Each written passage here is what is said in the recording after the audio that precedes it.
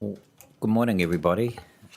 Welcome to day 5 of the hearing into the applications lodged by Willowbank trustees for regional and district land use consents to operate a quarry.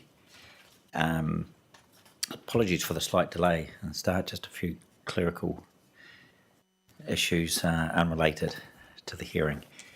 I think the program was that we would go with Ms. Ryan first. Is that still the note?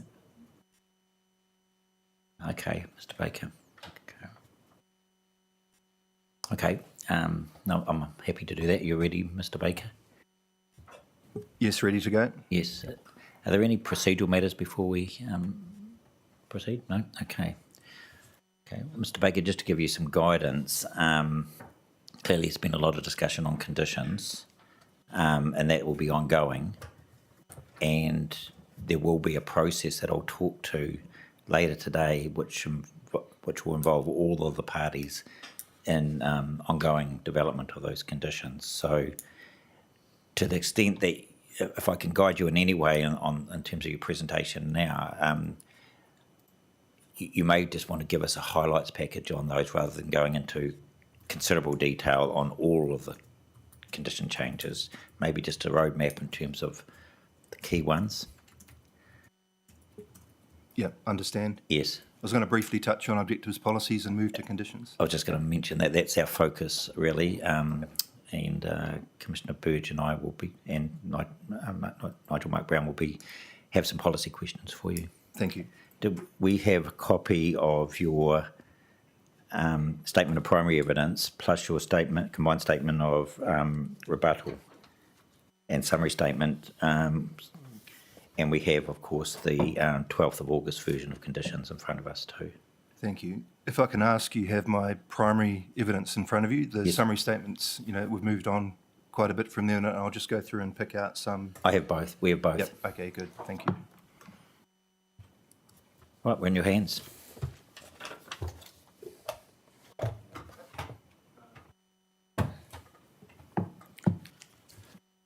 Kia ora koutou and good morning, everyone. My name's Nathan Baker, Principal Planner at Becker.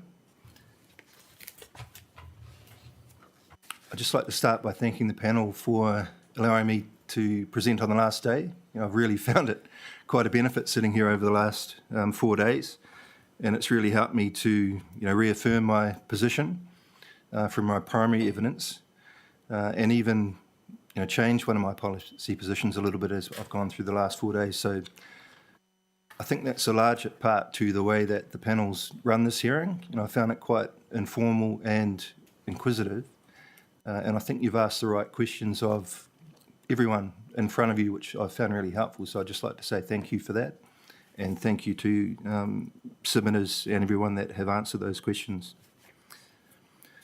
It's a really interesting time for me as a planner to be at this hearing. So we're on the cusp of RMA reform. And I've been thinking about that in terms of this project and, thinking about some of the benefits that RMA reform might bring, such as a single plan. But also I've been thinking about some, criticisms of the RMA, particularly the one around managing effects to the nth degree and losing sight of the big picture. And my opinion as a planner, I think it's really important for a complex project like this to manage effects to the nth degree. And I'll move to conditions towards the end of my evidence. But it is really important to understand the big picture of this project and what the objectives and policies and the plans say. So I would like to start with that if I can. So if you could please turn to 6.6 of my primary evidence. And I think there's two big pictures for this project in front of us relating to this project. And the first one is the benefits of quarrying and its role in human society. It's pretty rare in my planning evidence that I do take the time to cut and paste an explanation out of a regional policy statement. But I did find this one particularly helpful, and it was almost like the authors of the operative regional policy statement foresaw this very hearing. And I know Courts say not to put too much weight on an explanation, but in this case you don't need to because it flows into Objective 31 and Policy 60 that I have on the next page there. And my interpretation of the story of quarrying and aggregates as it relates to the planning instruments for this project is really quarrying is a vital component of a well-functioning human society. The aggregates that come from quarrying activities help build the roads and housing and social infrastructure for projects like the Porirua East Regeneration Project, for roads and housing and maybe a new primary school at the Porirua Growth area like Plimerton Farm, and even perhaps for projects like State Highway 58 improvements and a much needed roundabout at the end of Murphy's Road. So I think that's squarely in the objectives and policies in front of us. But they go on further to say, and to give a pretty strong direction for where quarrying should be located. And I can't say that any better to how Objective 31 there at my point, 6.7, talks to it. So I'll just read that out. The demand for mineral resources is met from resources located in close proximity to the areas of demand.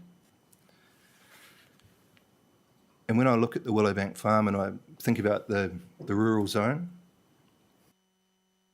I think you couldn't find a closer site as what was envisaged in the regional policy statement.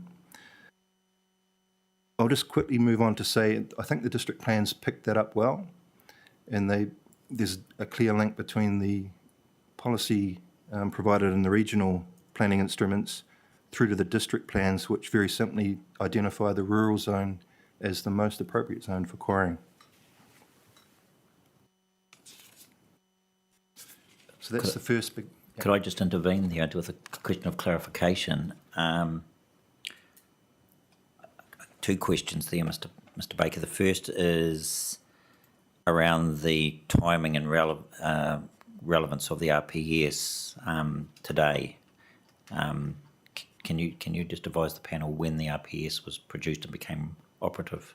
I think it was 2013 operative. Yep, I'm getting nodding from the Greater Wellington team. Yes. And are you aware of when it was first notified? No, sorry. Yeah. Yeah. Let's suggest it was around 2010, of that sort of era anyway, which is, some 12 years ago. Since then, there's been a number of, we've had the arrival of national policy statements in a considerable way, both there. Well, for example, we've had reiterations of the coastal policy statement. We've had various versions of the MPS FM 2014, 2017, and now September 2020.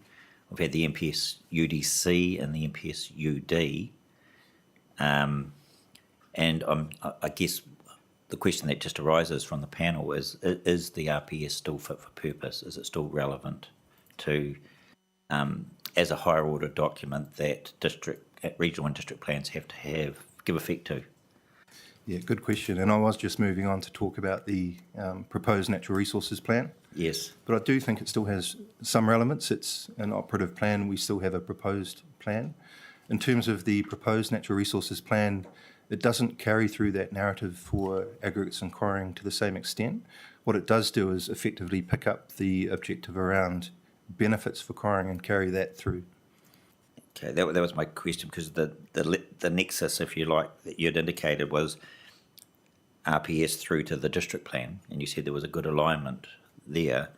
Were you talking about the operative district plan or the proposed district plan there? The operative in that case. Yeah.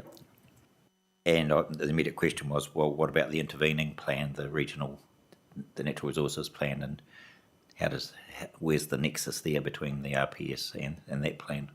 Yeah. The regional plans? Yes, yes. You talked about a good alignment between the operative district plan and the RPS. My question is, does that same alignment exist between the RPS and the NRRP? The regional... Only in terms of the objective carried through benefits of quarrying. Okay, thank you. Do you touch on that in your evidence in chief? Not specifically the alignment question you just mentioned there. Okay. Yeah. But do you touch on the way in which the NRRP deals with benefits? Correct, yes. Okay. Well, yeah, please proceed. No, thank you. I think the second big picture in the objectives and policies of the plans relates to the concept of mountains to sea. And as a planner, I'm a big fan of that concept. It's essentially integrated catchment management and very applicable to much of the conversation we've had around the Pahatuanui catchment and relationship with the Porirua harbour.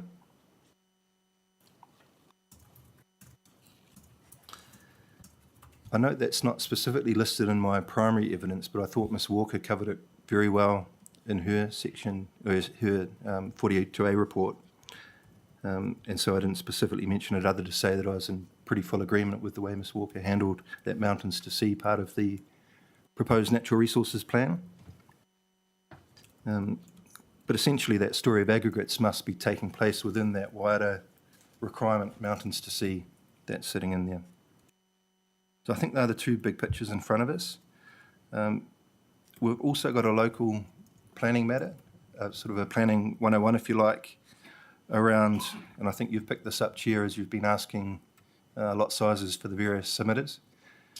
And that is, how do we manage when a council and a farmer subdivides their land over time and essentially creates almost a rural lifestyle along Murphy's Road?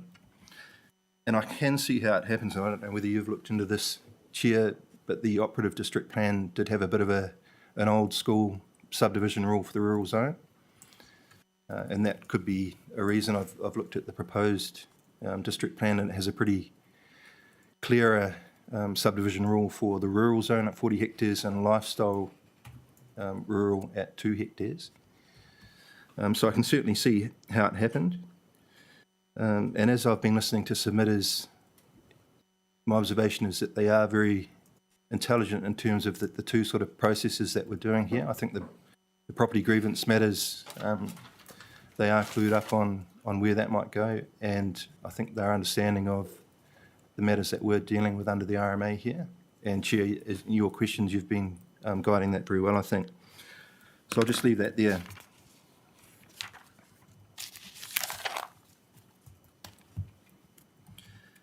I do now just want to move to the district planning matters land use. So if you could turn to page 42 of my evidence.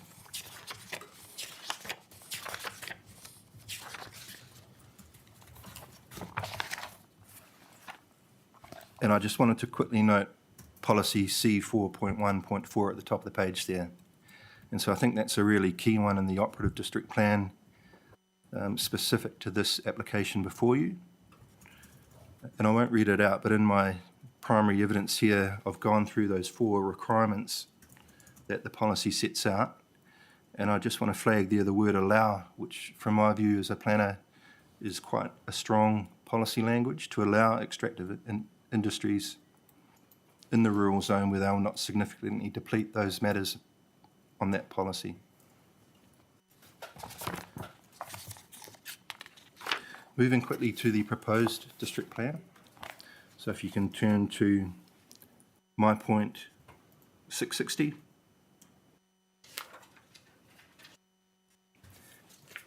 And I just wanted to note the proposed district plan moves to make this activity quarrying a primary production activity. And my point 661 there was just to note this is consistent with the national planning standards and the definition of primary production. So it's not unusual. It's where New Zealand's heading with how it identifies quarrying as a primary production activity.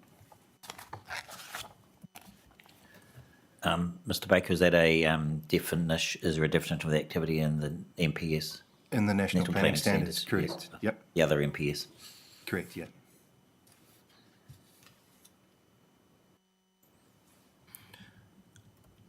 do want to move quickly to page 45 Yes, got that. and GRUS 02. And just reflecting on Mr. Robertson's evidence for landscape and thinking about Mr. Budden, that particular objective, I think, gives a very clear indication of the amenity that should be expected at Willowbank Farm. And I won't read those all out, but if you could just have regard maybe to the first one that talks of a rural working environment. But as I worked through each of those, I thought it sat very well with what I see when I walk around Willowbank Farm and think of this activity in front of us.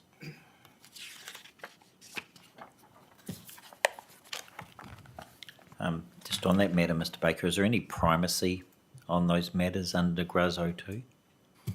No, there doesn't appear to be. It's four matters there to consider.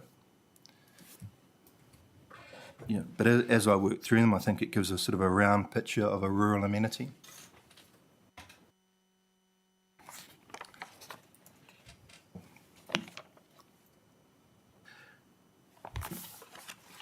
Did want to quickly move to page 46 and GRUS P1. And just flag again, it's pretty strong policy language in this proposed district plan. So the word enables used there for primary production activities in the rural zone. Just quickly touch on the next one down, GRUS 04, which again recognise the benefits of mineral extraction.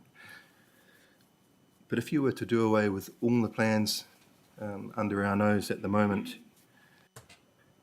the next policy at the bottom of that page, GRUS P5, in my opinion, goes a long way to carefully consider the matters for considering, in this case, a new quarrying activity in the general rural zone. And again, I won't go through each of those 6 matters in that case, but in my primary evidence, I've gone through and just considered each one of those because I think it does give a really good sounding board for this application. So I'll just guide you to that policy, GRUS P5 in particular.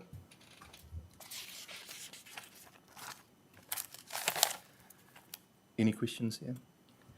I do want to return to the regional policy framework, but Yep. I'm just not sure when's the appropriate time to do that. I'm just moving on to regional now. Thank you. So just moving to the regional planning matters, all the plans in front of us are important because we're in a complex environment and all matters, you know, the quarry activity itself touches all aspects of the environment. So we have air, land, water, biodiversity, the coast in this case, to some extent with the Pahatunui Inlet and cultural matters. I think you asked Chair a question on the first day whether there's any direction in the regional plans that might direct this activity to land rather than freshwater. Was that your question? Yes, that's... Yeah. I know it might be contained in other regional documents, but in this case it's not.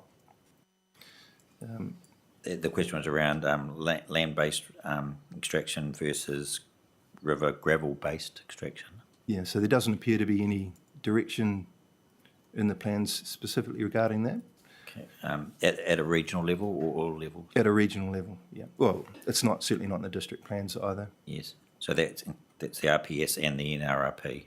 Yes, yeah. Yeah. Well, I think when you'd work through the requirements around wetlands and freshwater, it would certainly direct you to land. Sorry, can you repeat that, please? I think if you work through the requirements for wetlands, freshwater, it could direct you to land in terms of the complexity of getting a resource consent.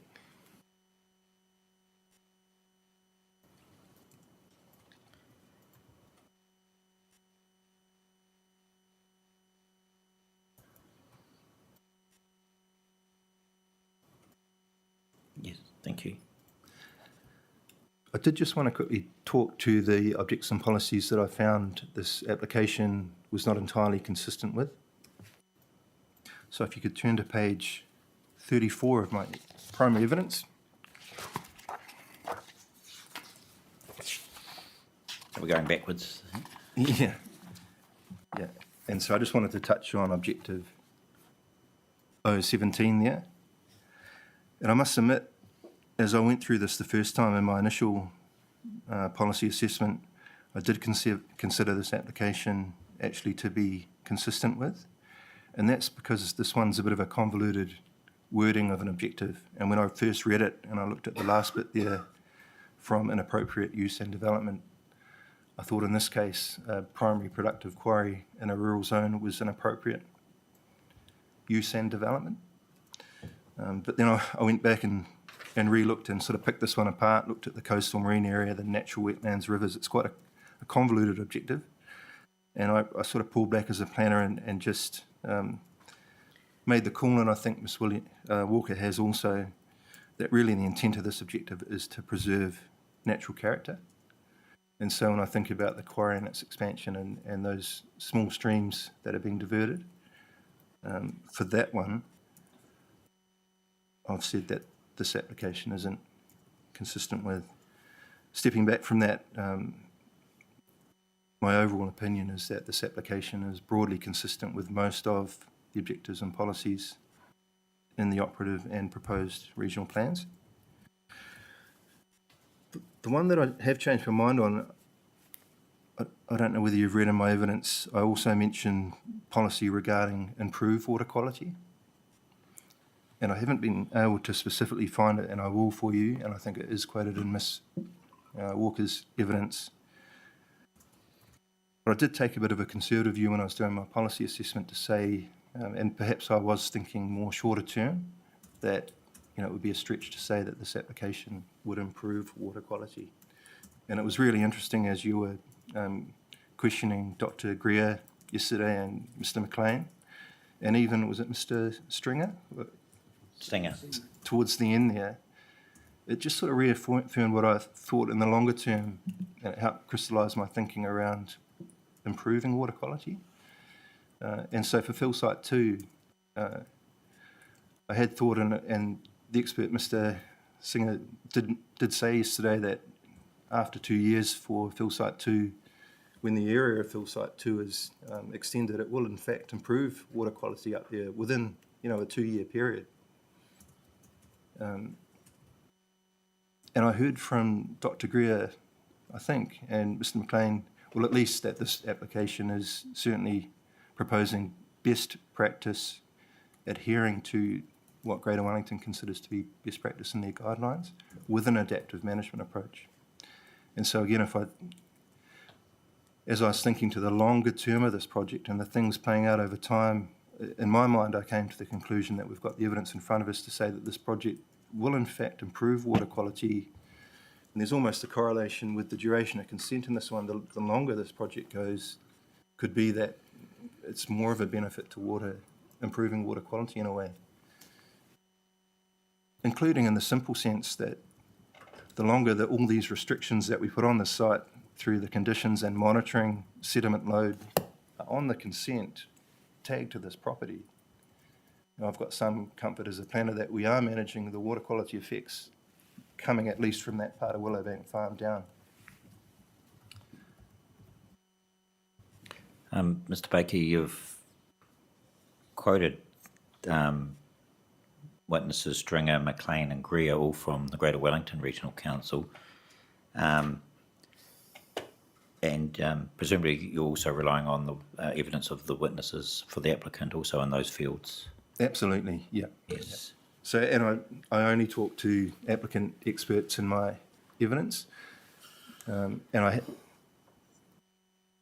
guess it was just not a revelation, but it just triggered in my mind as we talked and you asked the right questions of those experts. It just triggered in my mind the longer term benefits for water quality for this project. Perhaps if I just comment there. Yes, I mean, as I indicated by my questions, I guess I'd got from Mr. Pope's evidence that there's going to be a long-term reduction in sediment. I mean, he's fairly confident in that. And I guess what I got from the other experts for Greater Wellington Regional Council was that, yeah, that might happen, but they couldn't be sure, so they were sort of hedging their bets. So you're saying that, yeah, in your view, there is likely to be an overall decrease in sediment, therefore an improvement. Is that sort of summing up? Correct, yeah. What you're saying? Yeah. Okay. Yeah, thanks for clarifying that. Thank you. Can you just pause a moment, please?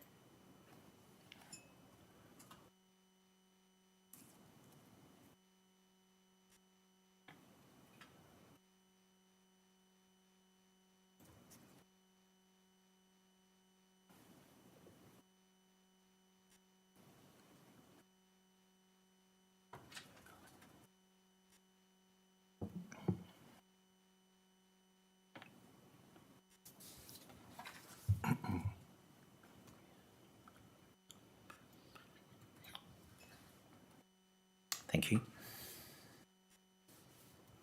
And that was all I had to say on the regional planning instruments. So if you had any specific questions regarding that, we could take those now. Yeah. Yeah.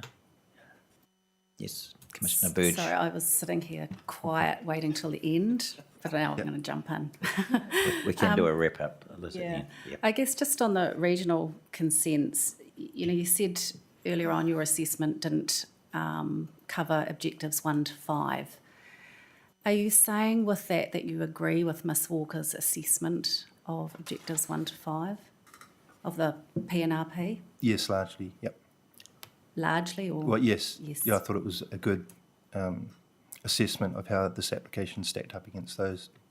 So can I ask, why wasn't that part of your assessment? What? Why? Really, it was the simplicity of trying to keep my evidence tight. There's probably 100 or 2 objectives and policies. But you're right, I have said in front of you now that mountains to seas are really important big picture here. But they're quite high level, and then we get into the more specific objectives and policies of the plan, so I sort of went there. It was under my impression that there wasn't a hierarchy in the plan. It was they were all to be read as together. But correct me if I'm wrong there. No, that's right, yeah. The wording of the mountains to sea objectives, try and I stitch guess, everything together. Yeah, I guess in this particular situation, when we've got a sensitive receiving environment, just the connection there was, to me, quite obvious. But Yes, yeah.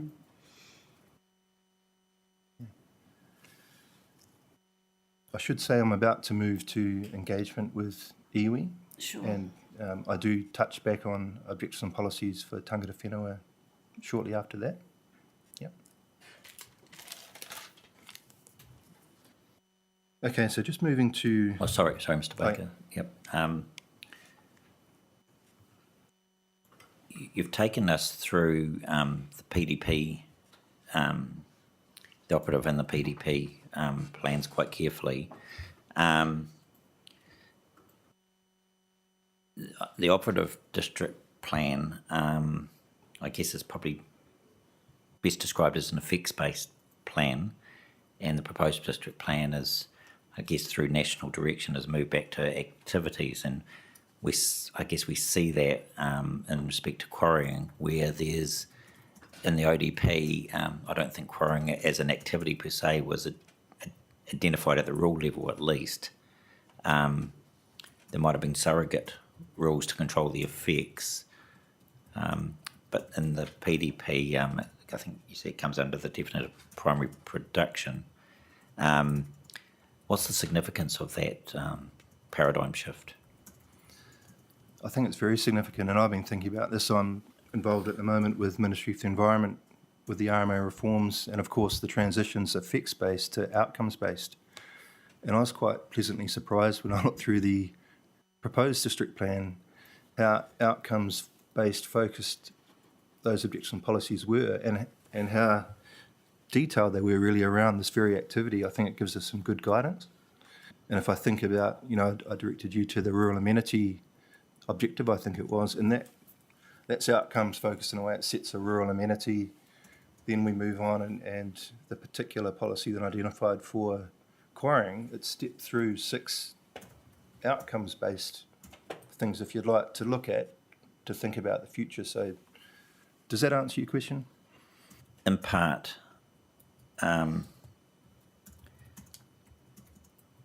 Just remind me what the activity status is under both plans. Discretionary. Under both the operative and the proposed. And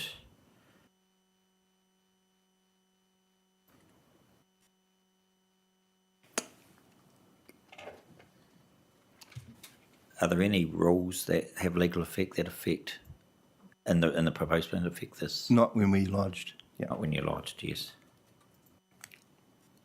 Yes, okay. So the activity status wouldn't have changed anyway from the...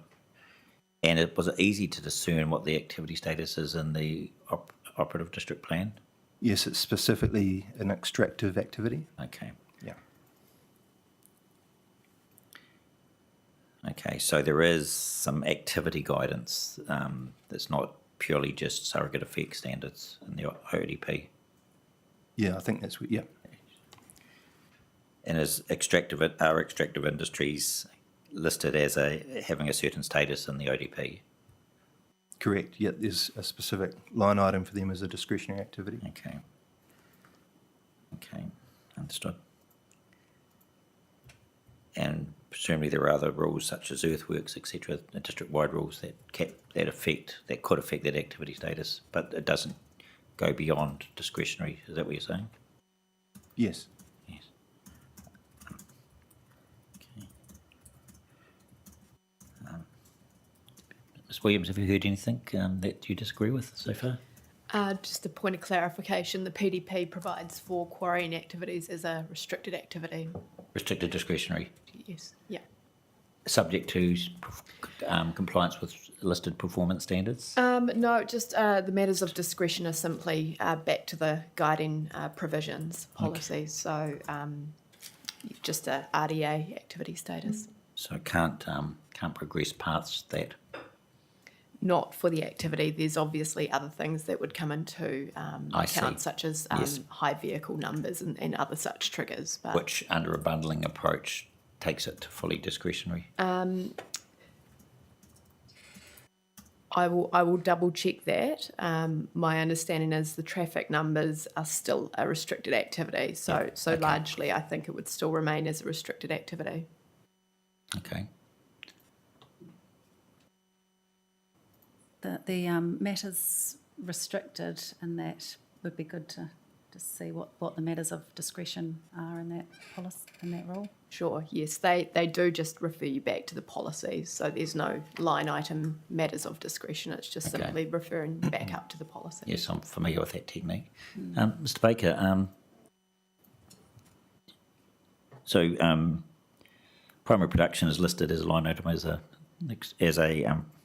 RDA, and there are other district-wide rules that must comply with, but Ms. Williams suggesting that none of those rules change the overall activity status in a bundling sense. Do you agree with that? Yes, yeah. And I must say, for this application, at the time of lodgement, it was the operative district plan with the rule triggers, so I looked very carefully at those. Yes.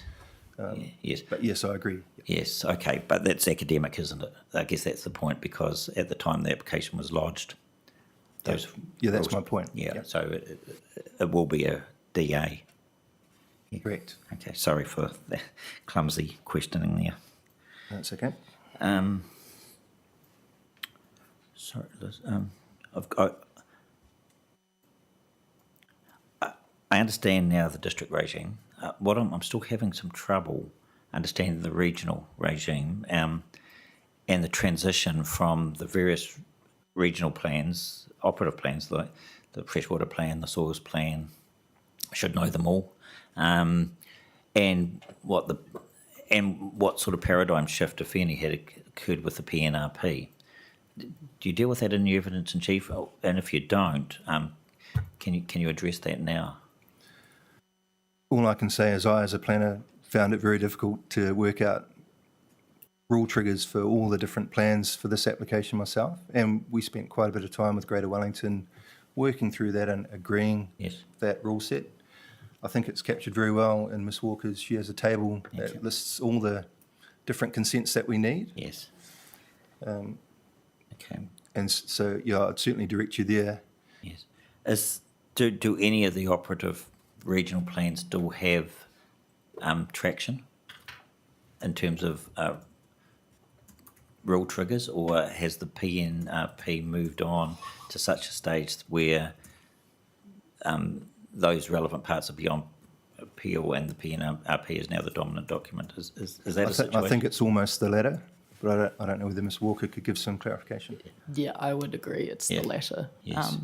But there obviously were some rule triggers in the old regional plans just based on the time of lodgement. But Yes. the NRP now, my understanding is almost all appeals are resolved and Yes. it's the primary document. Yes, I guess why I'm asking that, and it's just for simplicity and perhaps even laziness on my behalf, I just wonder, is it convenient and legally appropriate to largely ignore the the policies and rules in those former, Yes, I would agree with that. yes, and that's good to hear, and you're of that view too? To completely ignore The policies and rules in the the operative, rules, yes. Yes. Yep, in the operative plans, the Yes. operative regional plans. yep. Ms Walker's very comfortable with that, she says. As am I, yep. Okay. Well, that simplifies things, doesn't it? Or it Yeah, it means might. one less combined set of policies and provisions to consider. Yeah, it might halve the table of Miss Walker. Yeah, well, at the time it was a valuable exercise. Okay, so I guess just staying with that thing, Mr. Baker.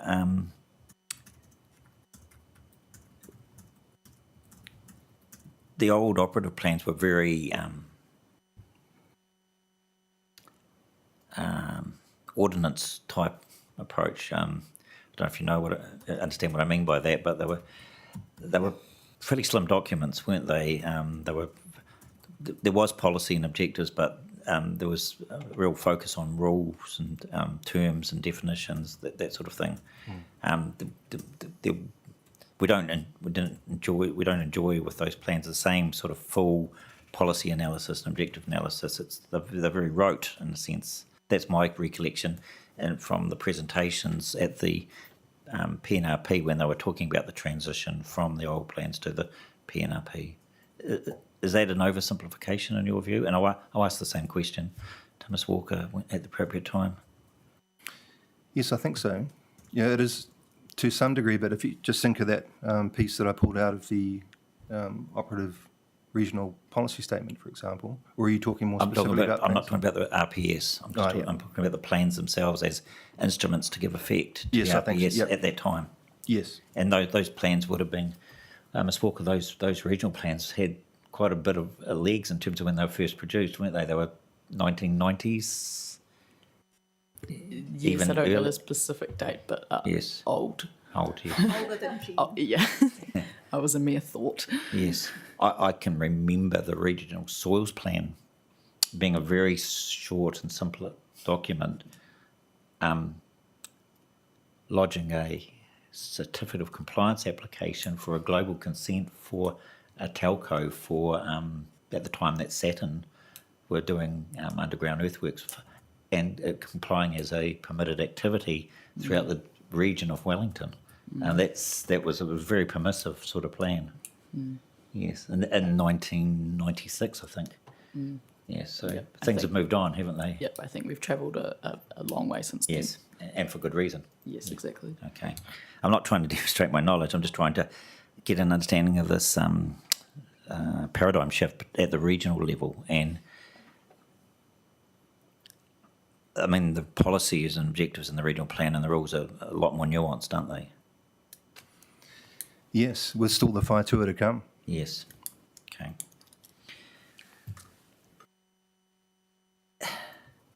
You did just touch on it earlier, but what's the change in, I know this is a bit of a cliche these days, the term direction of travel. What's the direction of travel flavour in the proposed regional plan now? You've given us an understanding of what it is at the RPS level, and we have a good understanding of what it's at the district level, both at the operative and proposed levels, both at a policy and rule framework. I'm still wondering what the direction of travel or the policy flavour and rule flavour is at the regional plan level, proposed regional plan level. Yeah, I understand your question. I think at the broad level, it's a drive towards whātua and catchment-based planning. And if you think of the whātua implementation plans and, communities and everyone working together to try and realise those implementation plans of the whātua. So I think what we've got in front of us at the moment at the PNRP is a broad framework, whātuas to come. The whātuas are a catchment-based concept. Yes. Is that helpful? It is. Commissioner Burge and myself know a little bit about the whātua process and the WIPs, and we've heard from Mr. Smale for the regional council at several forums about the progress on those since 2015 right through until actually presentations on the proposed district plan for Porirua, where he appeared as a witness for Greater Wellington to update us on the process. I don't know if this is the right term, but in the absence of the Whaitua process landing and being codified into the plan, my understanding was that the proposed district plan had an interim set of controls in terms of limits, at least, in terms of water quality and extraction too. But in terms of quality, is that your understanding? Yes, and again, it's quite complex. You know, there's a lot in that PNRP and where the Whaituas are heading. Yeah. But I'd also answer your question to say the direction is much more long-term thinking. I remember reading through, and Commissioner Burge, you might be familiar with it, the Wairapa whip, and it was it was generational in its thinking, and it's quite detailed in its ambition around what we're hoping to achieve out there. And so I can imagine the same for Porirua to come and the others. Yes. And just on that, what's it? I think you possibly just answered it now, but what's the name of the catchment? Is it the Porirua catchment, or was it For this project? Yeah. Pahatuanui.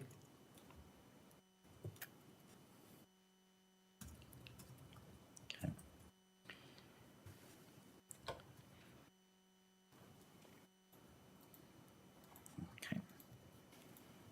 Okay, so what I'm taking from that is the proposed plan, it does have a paradigm shift. It's more catchment, Whaitua based.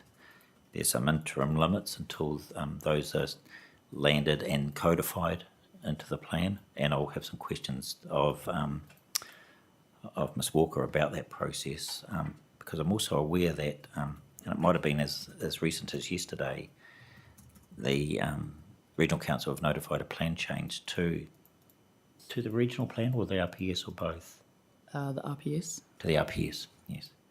Which I'm not, on an initial cursory reading of it last night, it seemed to be setting up an umbrella framework. I'm not sure whether it introduces new rules or policies, but it's certainly signalling what the intention of the regional council is in terms of giving effect to the MPSFM. Have you had a chance to? No, I haven't seen that yet. Were you aware that it was coming? No. Okay. No. Miss, will you talk? Have you captured? You haven't captured that in your evidence? No, I haven't captured the draft No. RPS. But will you be in a position to talk about it? No, I haven't reviewed it. I Yes. was aware it was coming out, but I haven't reviewed it. Okay. Is it relevant to these considerations? I wouldn't know. I haven't reviewed it. Okay. I need someone to tell me. But in terms of the timing, is it relevant in terms of the timing of this application, regardless of what's in it? Potentially. Yeah, it is. It is. Okay. Up until the date you make your decision. Yes. Or the hearing closes, actually. But Yes. Yeah. So it's not a matter of legal effect or weight or anything, is it? Well, it is obviously a question of weight, Yeah. but to the extent it's potentially relevant Yes. up to the time the hearing closes, Yes. until the new RMA replacement makes it easier process for everyone. Yes. Technically, it's relevant until Yes. the hearing closes. Mr. Matheson, could you talk a little bit more about that in your verbal later this afternoon, and then can you capture that? Yeah. Yes. Written. Thank you. Okay, I feel a little bit more knowledgeable about that space now. Thank you. Where were we at in your evidence? Well, just a quick point of clarification. I think you asked the question before, and I might have been a bit misguided in what you're asking there. In terms of the catchment, the specific catchment I mentioned was the Pahatuanui Inlet, or catchment.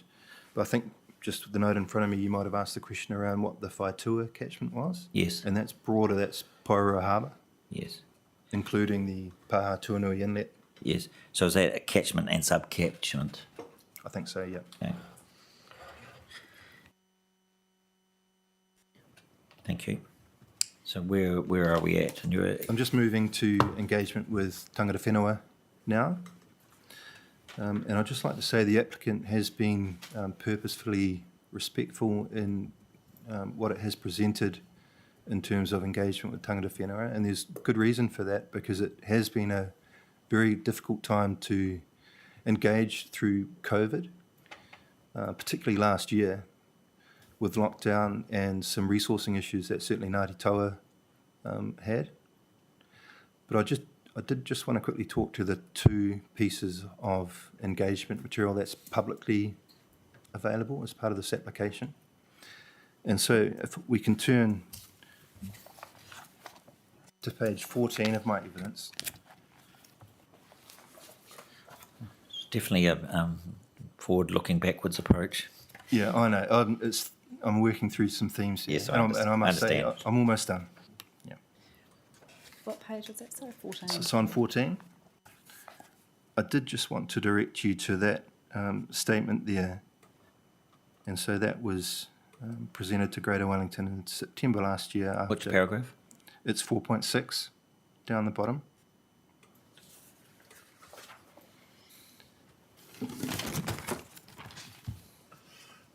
And so I just wanted to talk to that because that was a statement that I had agreed with Mr. Hippolyte Turi, who was the Ngāti Taua advisor at the time. And again, really difficult circumstances. We're in COVID lockdown leading up to that. Turi wasn't even in Porirua at the time, but we had agreed this statement together off the back of Greater Wellington asking for something in writing through Section 92. And we did carefully construct this together, and I wrote it myself. And I just wanted you to be mindful that it's essentially in three parts there. The first part was carefully written to say that the applicant recognises those things that are of importance to Ngāti Taua through the early engagement that we had had. So that's almost that bottom third of the statement there. The second third, if we move to the next page, is really that part about the applicant's commitment to providing for those things. And if you look at the language there, it's a commitment to provide. And so that's essentially that middle part. And then the bottom part there is really a respect for the process and all the difficulty that we were having around COVID and resourcing, etc. And it's really a respect for the statutory process we're going through that the applicant was in. And just noting at the bottom there, of course, with any adaptive management partnership, it's not just between the applicant and iwi, it's the role of council too. So we carefully constructed that together. The second piece that's publicly available is actually at the back of Ms. Walker's Section 42A report. So I don't know whether you have that in front of you. You don't need to. Yes. But I just, in your own time, I'll direct you to that piece, which talks about some hard mahi that we all had in constructing the iwi partnership conditions together. Is there a particular reference? Can you give us the reference? It's Ms. at- Walker's? It's in. Yeah, it was. You made it available on the website for to your 42A, Are you talking about the email? the Ngāti Toa position that's towards on the website for this application. It's pegged to your Section 42A report. Is it, That what email. is it? Is it a letter or is it an It's an email. It's an email. Yep. Okay. And it's attached. It's an attachment to the 42A from Correct. Ms. Walker. Yeah. Okay. We'll find that in due course. Thank you. And it may be that Commissioner Burge has found it already. It's on the website. I'm not sure I would call it an attachment to my 42A. It was an independent email sent by Ngāti Taua. Okay.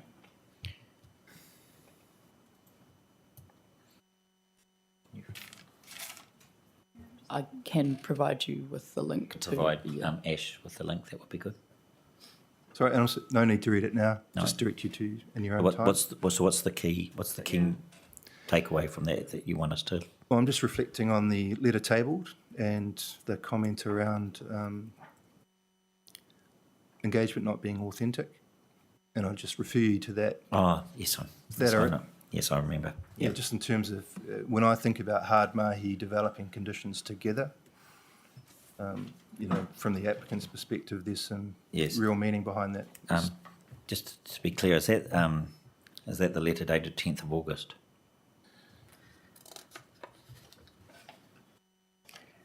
That I referred? 15th of July was the Okay. email.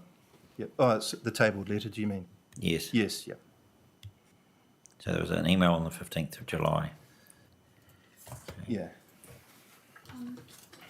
But I also have a letter from Ngāti Toa Correct, yep. dated the 10th of August. And I made the hearing aware of that a couple of days ago. Yep, thank you. And I think Mr Matheson might talk about that today. We have Yes. started to prepare a response. So, I mean, I know we're not going to discuss conditions too much at the moment, but in this situation, it might be important to look at the conditions that have been put together for that. I don't think there's too many changes on the table for that set. So, I wondered if you could take us through the conditions that you've, or whether you agree with Greater Wellington's ones. I think you do. And Yeah. just maybe take us through how that's supposed to play out on the ground. Yes, can do, yep. Do you want to do that now? Would you like, are you going to do At I that? could do some- it broadly, and then if you wanted to get into the detail at the end through the conditions, we could go through it. But very broadly, the iwi partnership conditions provide an opportunity for both iwi, so Taranaki whānui during the one or two summer earthwork seasons that Fill Site 2's in place, and for Ngāti Toa for the duration of the consent, but certainly at the front end of the consent, having the opportunity to view, discuss, and input into all the management plans that the applicant proposes, and with a view to their kaitiakatanga role, inputting into those plans. There's opportunity to be available and inputting into the annual adaptive management approach, should either iwi wish. But I think the main point of those conditions is really, that it's those management plans where the rubber hits the road in terms of how this application plays out and how environmental effects are managed.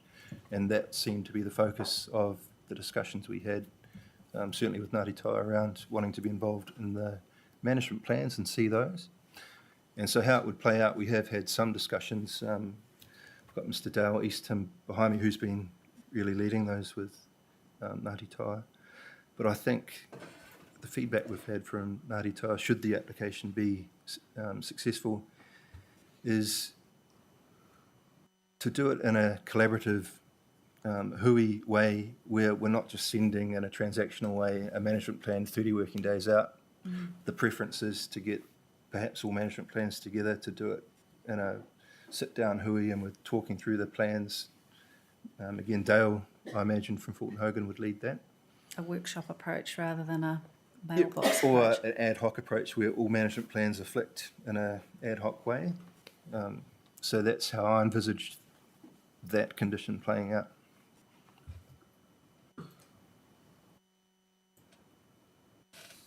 Was that helpful? Yep, Yep. thank you. Yep. Okay. Just wanted to quickly move on to Taranaki whānui. So I think the panel did have the opportunity to go up and visit Fill Site 2. Yes. Stand up there. So, certainly when I visited the site early on and stood up there and I thought about what was proposed, and I thought about, potentially Paul as the farmer could plough that paddock tomorrow with probably worse adverse effects than what I had described to me what was happening up there. And I thought at the time that it was a bit of it was an important story, but it was a temporary activity. And the project team, as we were thinking about iwi partnership, were really focused in on the Pāhatuanui Inlet long term. And I should say Ngāti Toa's rohi covers all, it's both catchments. So we envisaged iwi kaitiaka planning certainly being part of Fill Site 2, but just hadn't imagined Taranaki whānui. So I do say in my evidence something like we regretfully remiss that. But to the credit of the applicant, they requested these applications be fully publicly notified, not to exclude anyone and I think there's been some benefit in that. We've had the unformed legal roads, Mr Neeson, etc. I'm thinking of Phil Site 2 matters here, and Taranaki whānui showed an interest, which is great. And so the applicant is certainly keen for the temporary period of Phil Site 2 for a similar approach, those iwi partnership approach. Okay. Mr Baker, I've got a copy on the screen here of a document from Te Rananga Ngāti Toa. Doesn't appear to be dated. It's a very short cover, and then it has attached to it track changes on conditions. Is that the document we're referring to, or is that something else? Yes, yeah. So I was really referring to the email, but attached to that email were the very conditions we're talking about, with track changes from Anahera in that case. Okay. Thank you.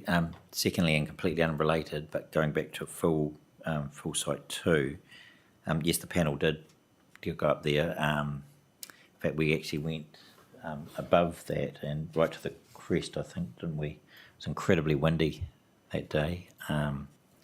We almost lost one of the laminated plans if it wasn't for the quick skills of Commissioner Mark Brown at fourth slip. I think that would have been across the Cook Strait. So that was good. But you've almost raised a permitted baseline argument there in terms of ploughing. That is that what you were intending to do? No, it was just my simple planning brain up on a farm thinking, what could occur here? Yes. Paul could plough the field tomorrow. Could he plough the field without the need for a resource consent? I believe so, yep. But I wasn't raising a permitted activity. Yes. Okay. Yep. That aside, if you were, though, is it a credible comparison or not, based on the farm management regime for Willowbank? I think so. As a bit of a geeky planner, when I was up there, I did think about the permitted activity rules, and the one that came to mind was the earthworks rule, which I think is 3,000 metres squared. In the district or regional plan? In the regional plan Does for the earthworks. district plan have volume and rule for earthworks? Probably there's normally a bit of double up with earthworks rules. Yes, for different reasons. Yeah. So, Ms. Williams, do you happen to know them offhand? I'll have to confirm Yes. that. I excuse me, I don't have the specific reference for Yes. the permitted level. Yeah, but presumably it's if it didn't comply, it would have been one of the triggers for non-compliance. Correct, and with- it would go to a discretionary Yes. activity. Yes. Yeah, that's a good point. Yeah. Okay. And so when I was up there, I was thinking, that I had that 3,000 in my mind and thought about 7 hectares. I'm not a mathematician, but it might be 20 times more that we're doing than what you could do as a permitted activity. Is that the 7 hectares the area of? I'll fill Site 2, roughly. Yeah. Okay. It'd be nice to get some closure on that from you and Ms. Williams, Yeah, we can do, yeah. and I guess from you, Ms. Walker, too, just in terms of 3,000 square metres. I can confirm now that's correct under Rule 99 of the PNRP earthworks rules. Yes. And But just one thing to note on that comparison, there are obviously still rules in relation to discharges. absolutely. Yeah, good point. Yep. Okay. So I guess there's two issues there. Is it really a permitted activity? And if it is it a credible comparison? Okay. So that was all my extent of my interruption on that. Commissioner Burge, did you? So just, excuse me, just to go back to the provisions in terms of iwi. So that the regional council obviously has a set of provisions there. One I was interested in is 25 in terms of the biannual kaitiaki monitoring. And I just wondered if there was a step before that in terms of developing that plan, for the kaitiaki monitoring. And I just wonder if that condition captures that.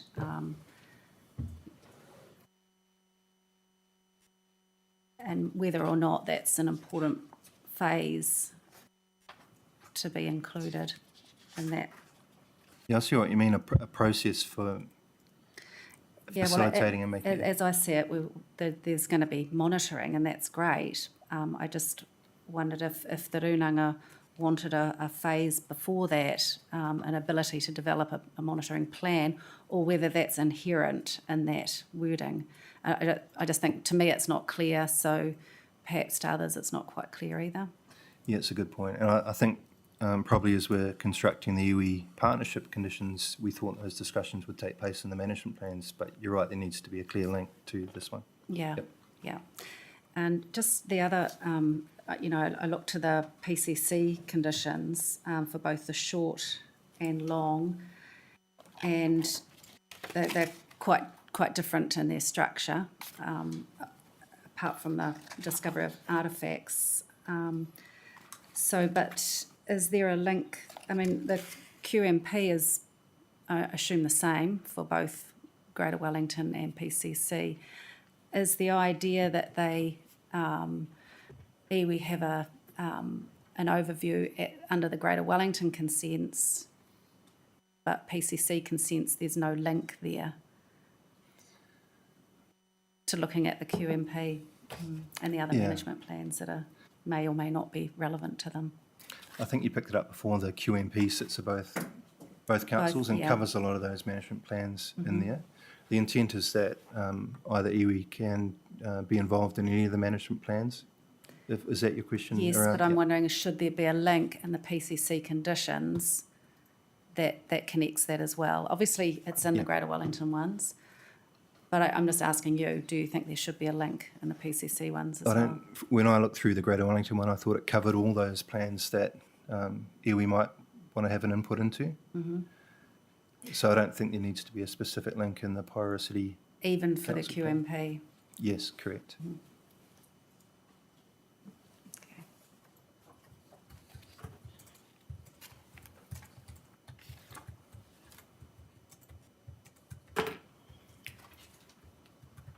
Does the do you think the matter of duration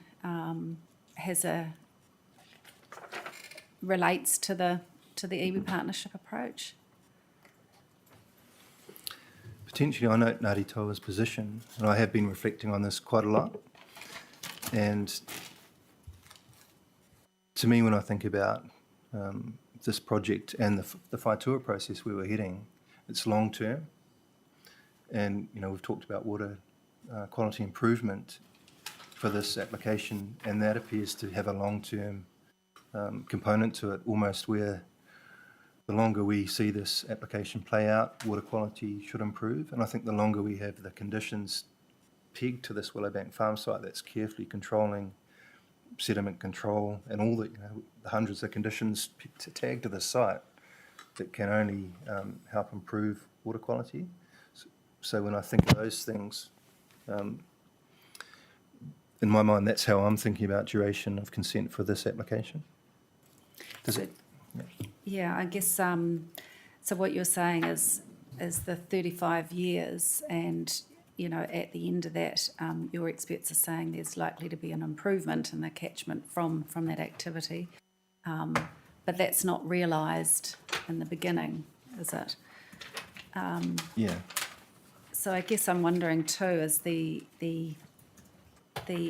agreement of iwi to those provisions for partnership and working towards kaitiaki monitoring, etc., whether that is based on a consent duration, and whether or not the conditions are, if it was a 35-year consent, are those conditions robust enough to manage that partnership through that time? Yeah, I understand your question. And again, I've gone back to the plans and thought about, and that might move us to objectives and policies around tangata whenua, but what I've done in my primary evidence is to put those all together in one place for you so you can consider them. And when I go through and sort of cross what those objectives and policies are looking for, the common words that come out are recognise and provide for. And I thought about that carefully for this application in terms, have we met that standard and obligation? in my opinion, as I think we have, the applicant has recognised those matters that are of significance to tangata whenua.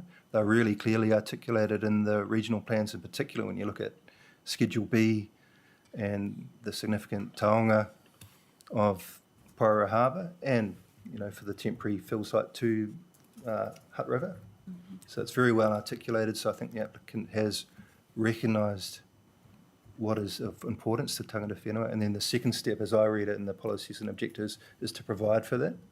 And so you can provide for that in a whole range of ways, and one is, from a Western world view, is to manage the effects as we understand them.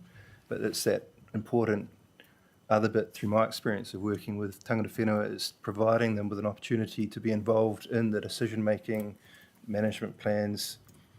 It's not enough just to manage the cultural values effects, it's providing for kaitiakitanga. And I think this application has done that. Thank you. Can I just take that up a little bit further, particularly the last point you made? If you can't now, at some point, could you point us to the condition framework where it does provide for involvement of tangata whenua in things such as management plan drafting and production? So, and which plans are they, and what is the detail associated with that process?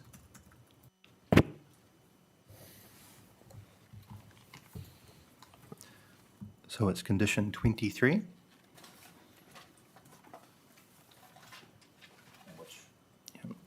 I should just caveat that to say, and I was about to move on to the soon with conditions, we have been listening carefully to your direction, Mr. Chair, but also, some of the feedback as submitters. Amy and I have been busily scribbling, and the clarity around conditions, and this one's no different in terms of what we've been working on with both councils in terms of being clear on purpose, Yes. requirements. So, Condition this 23 of which? of the regional consent, sorry. Okay. Yep.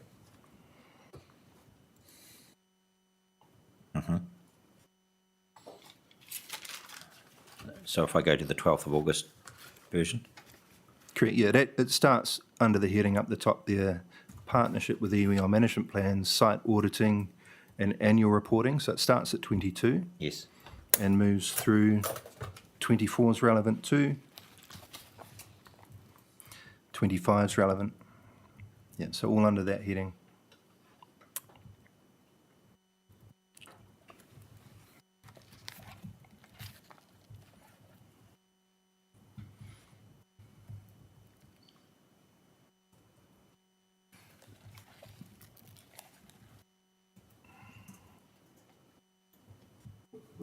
I do apologise. I thought the PCC had a role in the QMP, but I saw a wonderful diagram that you've given us. It's not quite right, so I apologise for that. That's okay. I guess it is another question though, that maybe the earthworks management plan, it's may have some role there, but Yeah. And the intent is both iwi have a hand on any of the management plans that they wish to. So if that's not clear, we can certainly make. But yeah, that's what I was meaning about. The PCC doesn't have any conditions. I know Greater Wellington consent does, but the PCC doesn't. It's only about, accidental discovery, if you like. Yeah. There's no link to any decision-making, management role, participation role, if you like. I think the solution could be in the regional consents is to make it really clear all management plans and have, Yeah. the ones that are excluded, include It's them. providing the opportunity Yeah. to participate, whether that opportunity is taken up or not. Hypothetically, if this is for a 35-year consent, we don't want to shut doors at the beginning. Agree. No, that's fine. I think you'd said either on day one or day two, Mr. Baker, that some of the plans, I think, for example, and I think your chart captures this in the blue shading, some of the plans will be common plans to both the regional and district regime. And so the earthworks plan, the hazard management plan, safety plan fit into that. I see that the erosion sediment plan looks like it's only a regional construct here, Correct. even though there are earthworks controls in the Porirua plan, albeit for amenity control reasons, dust management, for example. Are you going to reflect on that? A little bit, yeah. It's just one of those double up matters where regional councils and district councils have some crossover on earthworks at the moment. Okay. Is there something specific you'd like me to come back on? Whether there's a need for a replication of the erosion sediment control conditions that are in the GW set to be put into the PCC set, or whether, albeit for a different reason. Gotcha, yep. Could I perhaps provide some Yeah. clarification Yes, on please. that? I noticed there's condition 50 of the Porirua set On the long term, on the long term requires the certified erosion and sediment control plan to be provided to yeah, I thought there was that too, yeah. Porirua. So it's requiring the final certified set to be provided to Porirua. For what purpose? What's the operative word there? For information? Effectively for information to be sure that those matters have Yes. been adequately managed and controlled. So it's not anticipating that Porirua City Council will have a determining role in that certification process. It's deferring that to And the you regional comfortable with that, Ms Williams? Yes. Yes. And I see, now that you draw my attention to it, if we go down to 54, dust management is specifically in relation to the Porirua District Council's functions covered by 54 and 55, which refers back to the quarry management plan as opposed to the erosion soil control plan. Correct. I also note in regard to dust management, there are other conditions regarding earthworks that require actions to be taken to minimise dust coming off the earthworks. So that's in conditions 51 through to 53 as well. Yes. Yes, got it. Thank you. I think we understand that a lot better now, Mr Baker. I found my wiring diagram too. Yeah. Okay, Liz, was there anything else on that? No. Okay, we are interrupting a lot, but the flow's good. going quite well, I think. Yep. And I'm on to my final little page of notes here, so I'm certainly almost done. Yep. So just moving to the matter of duration. In my opinion, the longer the better in terms of water quality, certainly. But I did just want to touch on the matter of adaptive management, and you might have seen in my primary evidence, I make the point that in my experience with adaptive management, it's the annual, more repetitive adaptive management and annual monitoring plans that's the important cycle. And so my recommendation to the panel would be there's not really a need for some type of step back and have a performance review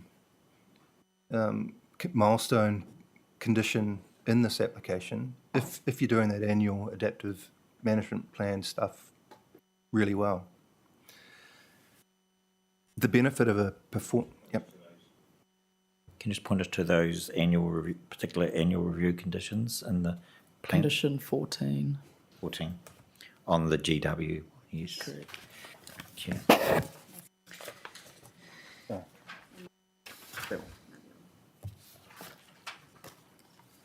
So I just wanted to make that point that it's that annual cycle seems to be a good cycle for adaptive management where you have the opportunity to get some monitoring done, consider it, package it up.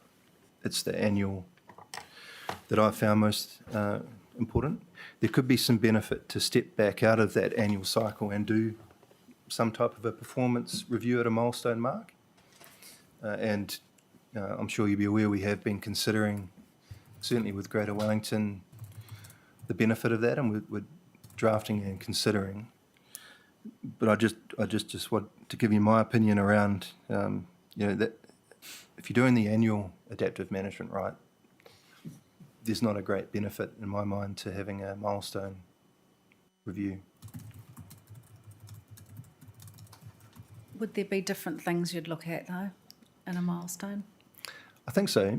So you could step back and the benefit of it is that you're not in the annual cycle, you're stepping back, so that the obvious ones are advances in technology.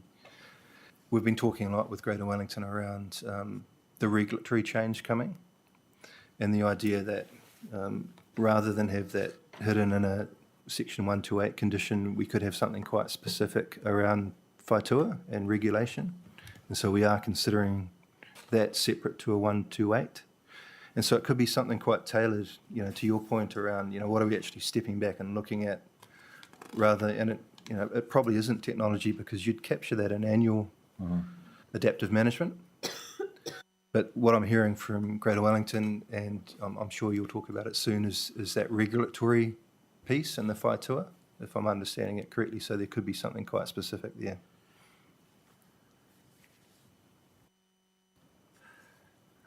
Yes, we will take that option to discuss that with Ms Walker. If that regulatory change involves a change to the limits, in the district, in the regional plan, bearing in mind that there are, for want of a better term, some interim limits established in most of the whaitua, I think. And I just can't recall what the situation is with the Pahatanui or Porirua one.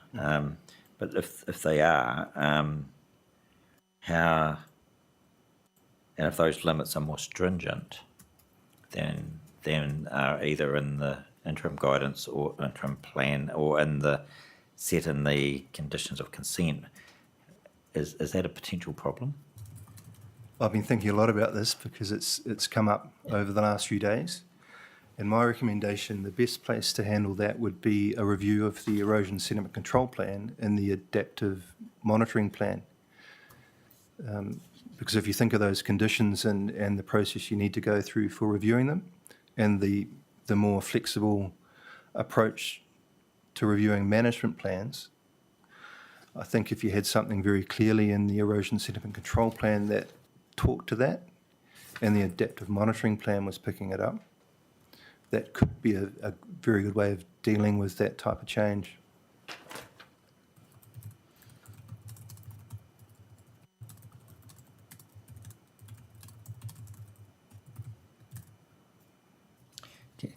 Well, let's go to this now. Can you bring up condition 14 of the Greater Wellington consent info?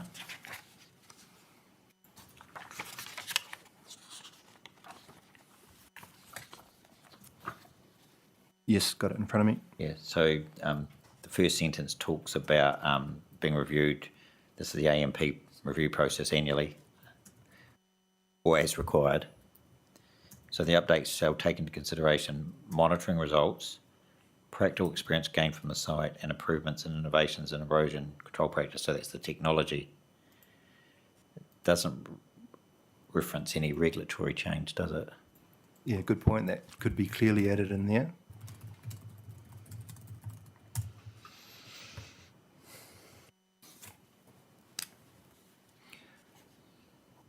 I'm not suggesting it should be. I'm just saying it at the moment doesn't feature. Correct. Okay. And so if that condition didn't change, that wouldn't support what you just told us. That Yeah. if it did not change, Correct, yeah. we couldn't rely on condition 14 to read the AMP review process to achieve that outcome. Yeah, I think you've picked up a good point there, and we can certainly look at adding something in around regulation. It could be the right place, Yeah. and get back to clarify that point. I'll be frank. The position that's in front of the applicant, in front of the panel, and I want to be clear on that and transparent, so you know our thinking. In the event that there is an approval, and in the event that it comes down to a question of duration, And if there's an evidential basis for a longer duration, I guess or if that's still contested, and we have to make a call on that, we have to decide what is the best. Well, we have to decide what is if there's some agreement that there is a possibility of having a consent that's longer than 10 years, whether it's 15, 20, 25, 30 or 35, we need to decide what's the best procedure for that. Is it granting a longer consent with the sort of review process that you identified in condition 14 and the step back milestone review, or is it more effective to require the applicant to lodge in fresh applications so all matters can be considered afresh? That's really it's a binary choice, I think, in front of the panel. So, and we're a long way from making a call on that. Yeah. But I just wanted to share that with you and Ms Walker, that's the binary choice that I think is in front of us if we're of a mind to approve the Greater Wellington long-term consent. Yes, understand. And I've certainly got an opinion on it. yes. If you'd like me to give it. Yes, is that have you covered that in your supplementary, your summary statement and rebuttal? I've covered it in my primary evidence, Okay, but I could clearly state it now if it's helpful. that's good. Can you just remind us of where it's dealt with in your primary evidence? It's the part where I'm talking about duration and asking some open-ended questions really at that stage around rationale. So what? Hang on.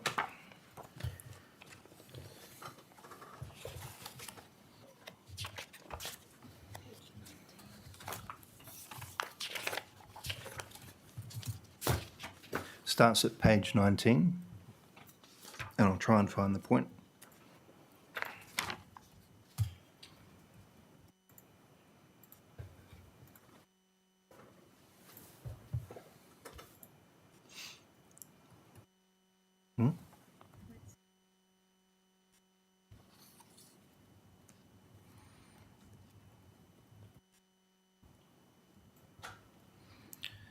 Point 434.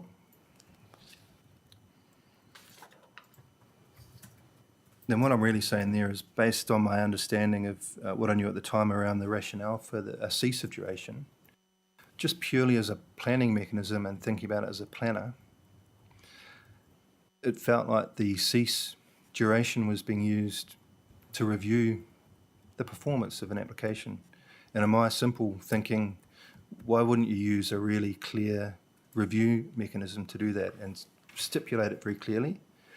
And then I went on to think about, what's our starting point here, and what might you do, what circumstances might you do to use a cease of discharge consent as a review mechanism? And it might be for those discharges like a wastewater to a stream where it's not best practice, and you're giving a council, you got 7 years or something to do your assessment of alternatives, clear out of the stream, go to land. That might be an example where you used cease duration. But I thought about this application. Our starting point's quite different. All technical experts are agreeing that we're using best practice here for the real issue at hand, which is sediment-laden water. So our starting point's a bit different. And also, I think all technical experts are really clear on the effects of what we're dealing with. It's sediment-laden water, and we're starting from best practice. So if we're starting from that point and we're clear on that and we're reviewing annually, why would you use a cease duration as a review is just my simple thinking. Okay, two questions that arise there. In your view, what are the main regional effects that would give rise to the consideration of a cease duration? Are they water quality effects solely as a result of sediment-laden water entering fresh water and ultimately? For this application? Yes. It could be any range of environmental effects. What's it's the full ambit. what's your understanding of the rationale for Greater Wellington for the cease duration? What effect category or categories of? I don't think it's effects-based. I think it relates to the regulation and the Whaitua process to come and the uncertainty there. And, that was my point around where we're starting from on this application is we're applying best practice. We know what sediment-laden water does, and we kind of know our place in the catchment here with this site. We're right at the top of the catchment. Okay. You can't point your finger upstream and say, in terms of cumulative effects at someone else. We can be really clear on this site what's coming in and out and do our bit in terms of the integrated catchment management Whaitua process, in my view. Yes. Okay, so it's in your interpretation, it's a regulatory-based Whaitua type rationale. I think so. So going back to condition 14, if that's recognised in that, how can that be given effect to in terms of either the AMP annual reviews or a step back review? What are the options available to the regional council in light of, and we might get a signal of this in 2024 as to what that change in limits might be? I haven't thought about all scenarios, but the one that comes to mind, what's the key management document for this effect? It's the erosion and sediment control plan. So what would the triggers be if something changed to the sediment controls in the catchment? The best approach would be to tweak that plan to suit the new circumstances. And then you'd apply that to your sediment control measures on site.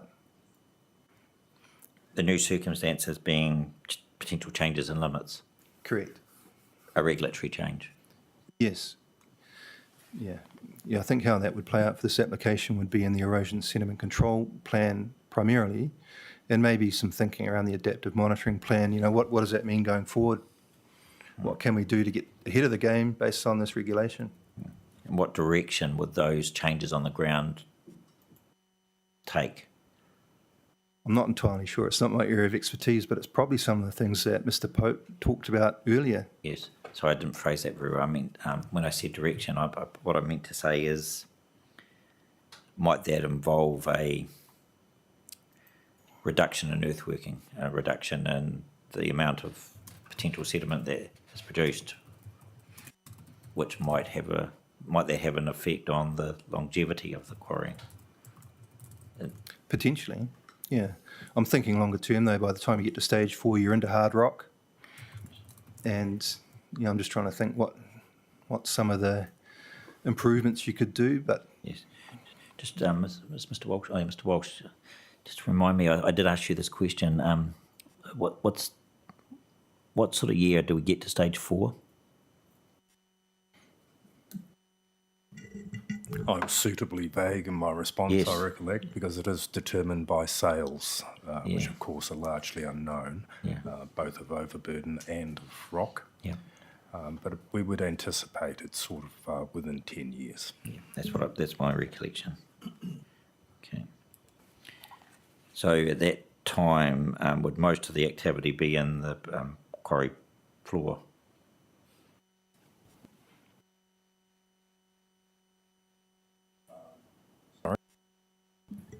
It would be below RL 242.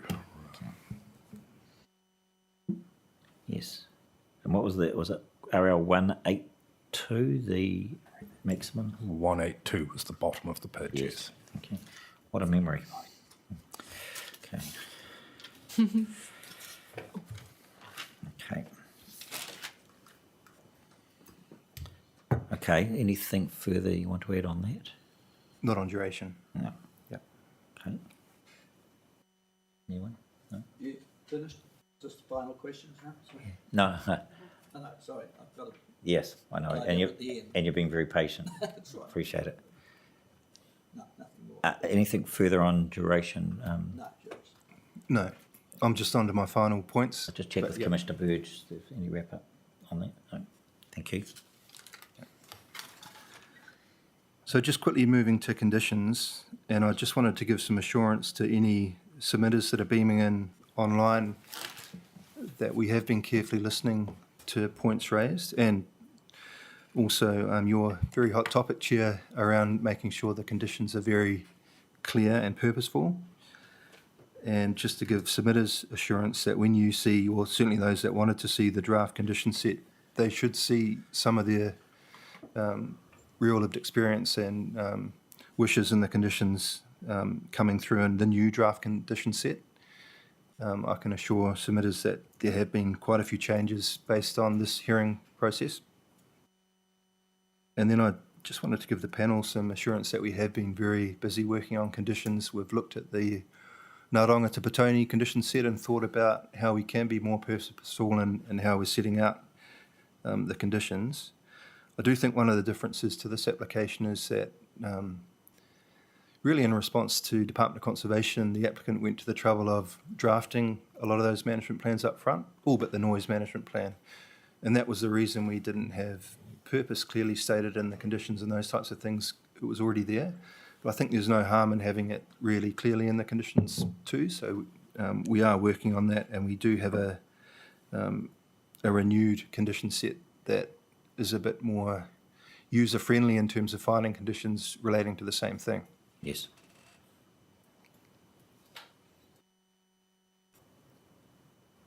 Are you talking also for the short-term consent there? Yes. You know, it's something I picked up from submitters. They sort of see a rollover of the previous one, and I just wondered if you have paid some attention to, you know, how their concerns can possibly be transferred into conditions for the 5-year consent as well. I know we're doing a lot of focus on the long-term ones here, but you know, there's the detail around that would be helpful to see. Yeah, good point. We are giving that same attention to the short-term conditions. Yeah. You know, I'm just sort of conscious that there's a little, I don't know whether there's still a disconnect or not between Ms Williams and yourself about rural amenity, and you know, there has been a disconnect. We're yet to hear from Ms Williams, so but up till now there's been a disconnect. So I want to see how, you know, whether those conditions have been massaged to meet to hopefully address that rural amenity aspect. That's a really good point. That's probably one condition that there's still some work to do. From my perspective, again, relying on the evidence of the experts that I'm relying on, a restriction to 60 events per year, from what I see, is acceptable. At the moment, I think council, well, I'll leave it in the hands of... Yes, Ms Williams can answer herself later. Yeah, I'm just sort of interested whether your mind has changed. You know, there could be a manner of things from the type of blasting, the intensity of the blasting, nighttime activity. You know, there's a lot of amenity issues there that were highlighted, and I know you've got expert opinion, but that's not the only thing that decides. No, decides well, an there's a couple of things there. I listened really carefully to submitters, and you know, their real life experience is real. But in amongst it, I did hear when the previous contractor knew that there was a compliance, they changed their operation, and you know, for example, blasting was less, the noise of trucks was less, and you know, through a silver lining in my mind when I was thinking about the conditions, it made me think, you know, a certain type of blasting provides a different result, and the management of trucks does. So, you know, that gave me a bit of comfort. What was the other part to your question, sorry? Well, it's whether or not those issues are going to play out in conditions. That's really my point. Is, you know, you've just hit the nail on the head. But I don't know if the blasting regime was the same as what's proposed now. I've got no idea about that. But yeah, no, absolutely will. Yep.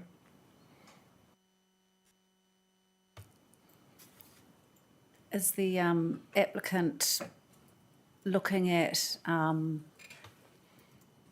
way of addressing past damage to properties that may or may not have attributed to the...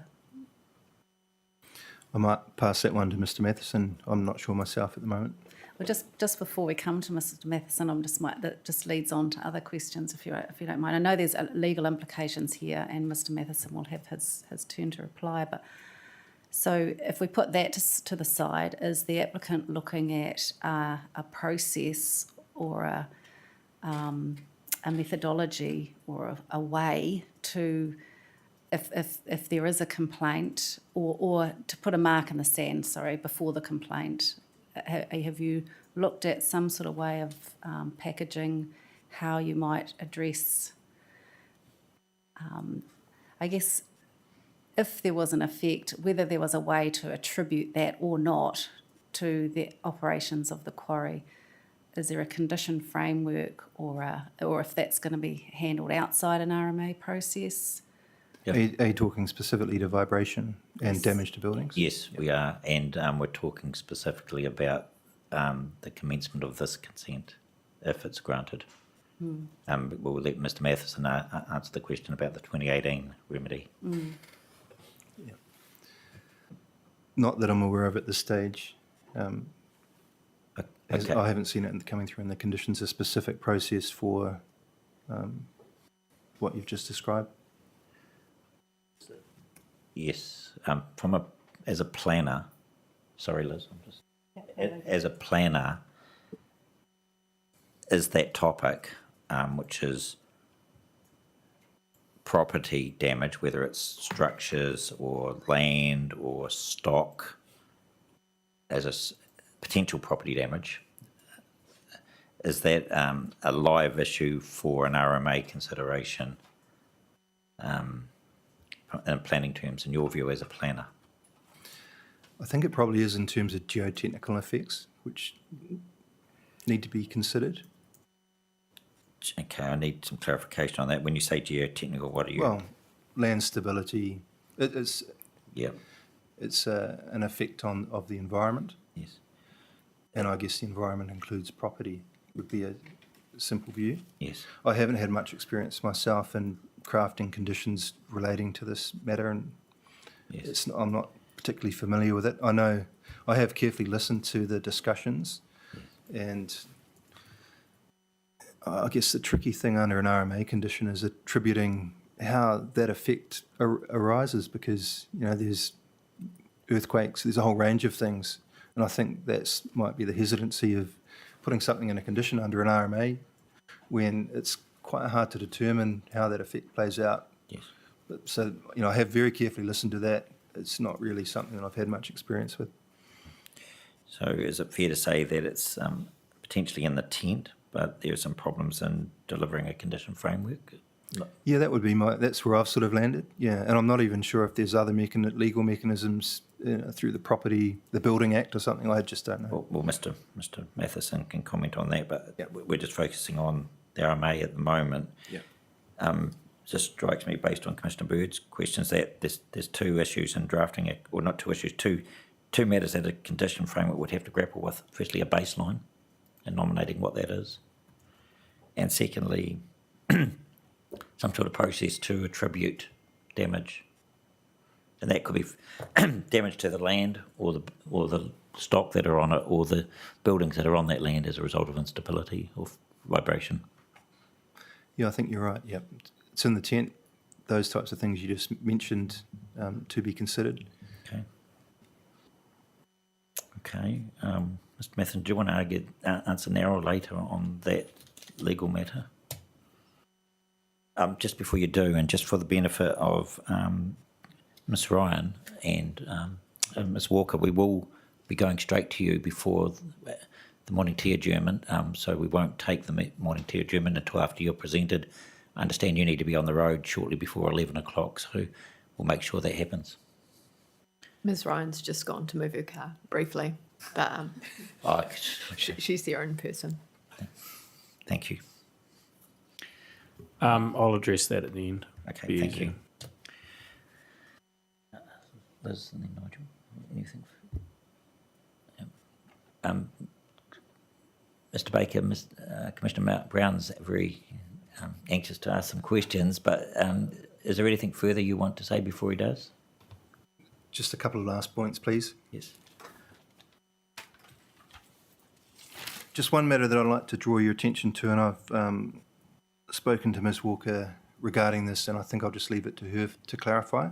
But I just did want to point out in her section 42A, and I only picked this up as I was sitting here over the last few days, in terms of her assessment of the New Zealand Coastal Policy Statement, and I'm trying to find that. 2010. So this is in Ms Walker's section 42A report, and it starts at point 349. I just note, and I've done this many times as a planner, as you're looking through hundreds of objectives and policies, Ms Walker's just misinterpreted policy 2 regarding to that, and it's strayed her assessment of the New Zealand Coastal Policy Statement. So I'll just leave that for Ms Walker to comment on when she comes to it. But it's regarding policy 2 of that New Zealand Coastal Policy Statement, which talks about early and meaningful engagement with tangata whenua. But the policy relates, of course, being a national direction, to the preparation of regional policy statements and plans, and not consents. And it's quite important. I just direct you to read that and how it might have affected some of her language in there as she went through. But I'll just leave that there. I've already had a chat to Ms Walker about that. And, What leads you to that conclusion? That it's not that it's a plan making, policy making provision as opposed to a consideration in provision? policy 2, it's specifically listed in there what that relates to. So that's 2B is the point. Okay. Yeah. Thank you. Yeah. And your final point? My very final point is just to be really clear on my overall recommendations. And in terms of the regional consents being non-compliant, it's my opinion that we pass both tests of section 104D, effects and policies and objectives. My recommendation is for a longer term duration, probably for this one, the longer the better in terms of certainly water quality. And then in terms of the Porirua City Council consents, both short and long term, acknowledging that the short term is a bit of a quandary like Mr Matheson has described, my recommendation is that they should be both approved, subject to all the conditions that we've been working through. Thank you, that's all. Thank you. Just, maybe- Sorry, just on the 104, so you maintain that you've made both gateways. So with your policy and objective assessment, regardless of not meeting all, I know there's not you don't have to meet all, but in your balancing, should I say, you balance that overall you are consistent with? Correct. And I would assume that you would have looked, obviously, at the directive language of some of those policies that you haven't met. Do any of those ones that you consider that you haven't used directive language? You know, like No, avoid. When we talk through Objective 17, for example, I don't think so. It's a bit of a convoluted policy. And like I said, when I first looked at it, I thought we were consistent with that one, because at the end, it probably should have stopped at preserve and put a full stop there. It went on to say from inappropriate use and development. And in my opinion, as a planner, I don't think this activity falls within that for the Willowbank farm site. But then, like I said, I took a very conservative approach and thought, well, what's it really trying to do? It's preserving natural character, and rather than pick it apart. But I'd just say that objective, there's a bit of a lesson there in policy drafting, perhaps. So there's no objectives in relation to, should I just say water management, that use directive language, is there, in the PNRP? Well, I think there is in terms of maintain. Do you mean maintain, improve? Is that what you're saying in terms of directive? I'm just wondering, I'm just trying to get a feel of whether the objectives and policies that you agree that you don't quite meet, but overall you meet them. I'm just trying to get a feel whether the ones that you consider that you don't quite meet, what the language is in those policies, without having to do it myself. I'd rather you do it. Yeah. No, I don't think there's a directive objective and policy that we're not consistent with. Yeah. Thank you. Thank you, Mr Baker. Commissioner Mark Brown. Yes, I've just got one question which relates to early on in your presentation, and it was the operative district plan C 4.1.4, which you pointed out allows quarry activities provided they do not significantly deplete a number of matters, including amenity. So if we look at the vibration or from blasting in particular, thinking that the noise and the vibration from blasting, number of submitters, well, I guess what I saw, there was a range. Some submitters really upset about blasting that's happened in the past. Some doesn't worry them so much. There's the issue of, well, is the future blasting with the proposed consent going to be as bad? We probably don't know. But my question is, do you accept that if the consent's granted and blasting occurs, there will still be some people that are quite badly affected by that? Yes, I do. But I've been reflecting on this one too, and it took me back to day one where Commissioner Burge asked a really good question of Mr Pope, which is, what is this application doing that's over and above? And that related to water quality, but I've been having a bit of a lens on that for all effects, including vibration. And you would have heard from Ms Wilkening around what the applicant proposes there, and it is over and above. The applicant is, they've understood submitters. We do have a bit of a Planning 101 issue with, rural land being subdivided on the fridge in Willowbank Farm. But in this case, an applicant is proposing something that's over and above the norm of 5 to manage to 3. And so... Well, that's for damage. I'm talking about more the actual blasting. So the blasting effect on, we've heard people get really upset by it. So it's not the... Yeah. So you're, okay, well, that's an important point. So my understanding is that the limit of 5 and 3 relates specifically to damage to houses. You've perhaps got an overblast limit sound, which might be more related to that. So you've probably got two things. You've probably got the sound and the vibration. Yeah, that's a good point. And it's an amenity effect. And it's probably more for the experts, and I'll certainly be asking Mr Stiles about that, who's reviewed it. But it also, I'd like you to comment on the point that Professor Irons made yesterday about Mr Stiles' comment that his overall evaluation was blasting effects are reasonable, involves assessment. Sorry, that's the wrong one. He said it's a balance, reasonable balance between allowing efficient operation for quarry and allowing only a moderate level of amenity effect. So he's saying it's a moderate level of effect. So I suppose you're relying on that expert evidence. So it's not to comply with that objective which says not a significant depletion. Well, for amenity, I'm really relying on Ms Wilkening Yeah. for that. Yeah. And Yeah. yeah. Okay. Okay. Thanks, that's all. Thanks, Nigel. One final from me, Mr Baker, and it does go to duration. Are you aware of any policy provisions in the suite of Greater Wellington regional plans and policy statements that provide policy guidance on duration? No, there's nothing specific. Okay.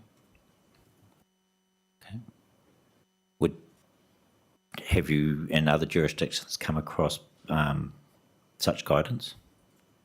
Yes. Okay. Yeah. Thank you. Okay. Thank you for your time, Mr Baker. Ms Ryan, we understand you're on a time schedule, so apologies for that. I actually had thought you were going to be going first this morning, so but in any event, have you got until just 11 o'clock, have you? I have got a little bit of flexibility. It is, Yes.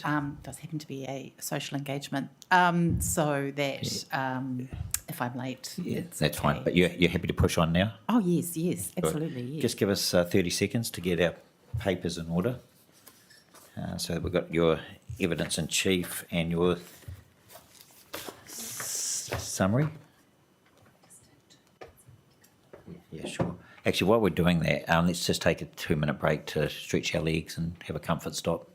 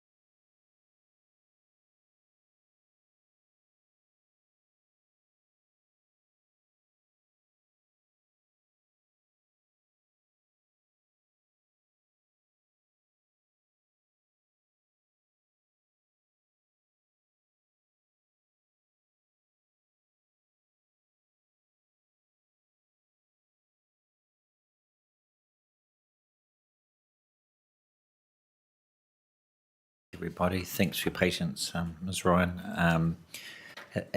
As I've said to other witnesses, we've generally encouraged people to focus on their summary statement and or rebuttal, but then you can draw down deeper into your evidence in chief as possible, and you'll possibly want to respond to matters raised during the course of the hearing also. So just in your hands, whatever you think is the most effective and efficient way of doing it. Kia ora koutou. I'm Deborah Ryan, a Technical Director with Petal Delamore Partners, and I have 30 years' experience undertaking equality assessments and providing air quality advice under the Resource Management Act. I prepared the technical review of the air quality assessment for Willowbank, and for the benefit of the panel, I also undertook the review role on behalf of Environment Canterbury for the Fulton Hogan Miners Road extension at Yoldhurst, and was similarly involved with the Royden Quarry applications and appeal proceedings for the proposed new quarry near Templeton. In undertaking those roles, I became reasonably familiar with the Moat Yoldhurst study, and this has been referred to during the hearing. I can speak to the application of some of the data from that study. That's useful. Thank you for that context. I wish to highlight some points from my summary statement, but also provide comment on some matters that have arisen at the hearing. I note that I do have speaking notes that I'm very happy to make available so that you have what I'm saying in writing. If you can email those at the appropriate time to Ash, and she'll make sure they go distributed onto the website. Thank you. I understand the concern from the submitters relating to the uncertainty of the potential for effects on air quality, and from a professional point of view, however, I am confident that the effects of the activities can be managed to comply with the permitted activity rule. In my view, the uncertainty arises due to the extent that the operator will vigilantly apply measures such as covering trucks and maintaining roads and keeping surfaces damp. If the operator does not comply, then I understand a resource consent would be triggered. I agreed with the assessment of effects, the methods applied by Becker, which are in accordance with good practice, and I agreed with the conclusions reached on the application of those methods. I've given further thought to the application of the IAQM method, and I consider that the method may have underestimated the potential effects due to topography. You'll remember that the method derived a negligible risk for the dust from this project. It's primarily driven by the separation distance of 400 metres to the nearest dwelling, or more than 400 metres. In thinking about the site and the way that the dwellings are located downslope from the quarry activities, if quarry activities are elevated above the dwellings, and they are not appropriately controlled, such as, say, a large vehicle moving on a haul road, if it wasn't suppressed with water or the like, then that cloud of dust under wind conditions, which are about 18.8% of the time by my estimate could flow towards dwellings, could carry towards the dwellings, and because of the slope dropping away, the dust is not going to fall out as quickly as we would normally expect. So if you're saying there's flat land, you've got this much distance for the dust to fall out of the plume. If you've got the land sloping away, you've got a longer travel distance. So taking that into account, I think that the IAQM may have underestimated the risk as negligible. However, I would still consider it as likely to be a low risk. The operator has committed to a condition to incorporate good practice management for dust into the quarry management plan. And since the ability for the GWRC to impose detailed conditions is limited by the permitted activity status, I agree with this approach, although additional details, including monitoring, could be provided in the quarry management plan. I note that the permitted activity status of the quarry is possibly anomalous compared to other regions. From a technical perspective, similar applications I've been involved with have detailed consent conditions, including prescriptive dust controls, dust monitoring, and minimum separation distances for the crushers. For example, I think the Royden Quarry and also the Windstone Wheat Sheaf Quarry, they have restricted the operation of the crusher to within 500 metres of a dwelling. Now, just moving to some of the comments from Mr. Kirkia. Mr. Kirkia stated that the assessment of effects of dust is qualitative, so that effects cannot be confidently determined. Just in my view, the dust effects condition is qualitative, therefore a qualitative assessment approach is not unreasonable. Becker used two methods to assess the potential effects, which are in accordance with relevant good practice guides. During the hearing, Mr. Kirkia commented that these approaches are not validated, but I note that the methods apply knowledge and experience from practitioners and include monitoring of dust from other dust sources and at quarry sites. And I provide as an example the IAQM document. This document contains graphs showing increases in PM10 downwind of multiple quarry sites, and those so they consider the background and then they measure the downwind concentration. There's multiple sites going into these graphs, and there's zero increase measured or measurable increase beyond about 350 metres based on the data from these sites on which this guidance has been derived. So I disagree with Mr. Kirkia regarding the appropriateness of the methods used. During the hearing, Mr. Kirkia stated that the workplace exposure standards are applicable to resource management, referring to the Ministry for the Environment website. And for clarification, the relevant reference is the Ministry for the Environment Good Practice Guide for Assessing Discharges to Air from Industry.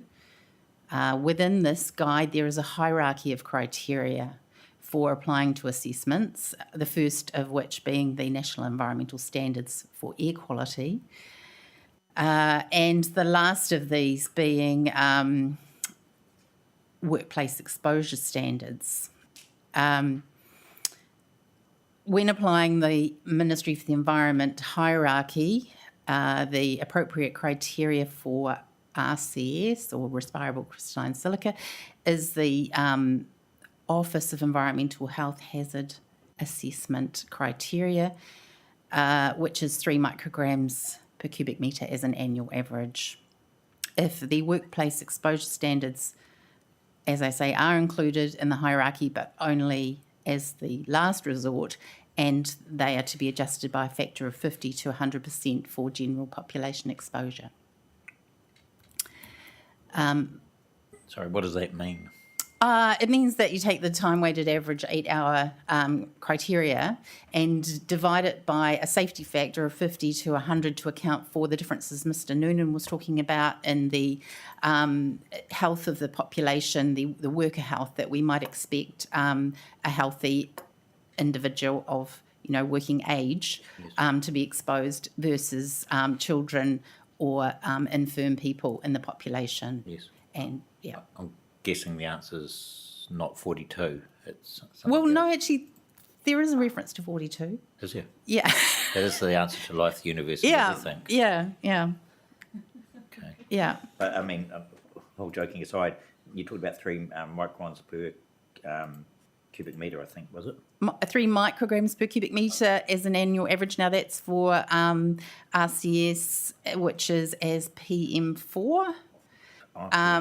So for comparison, the annual average for PM10 NESAQ is 20 micrograms per cubic metre.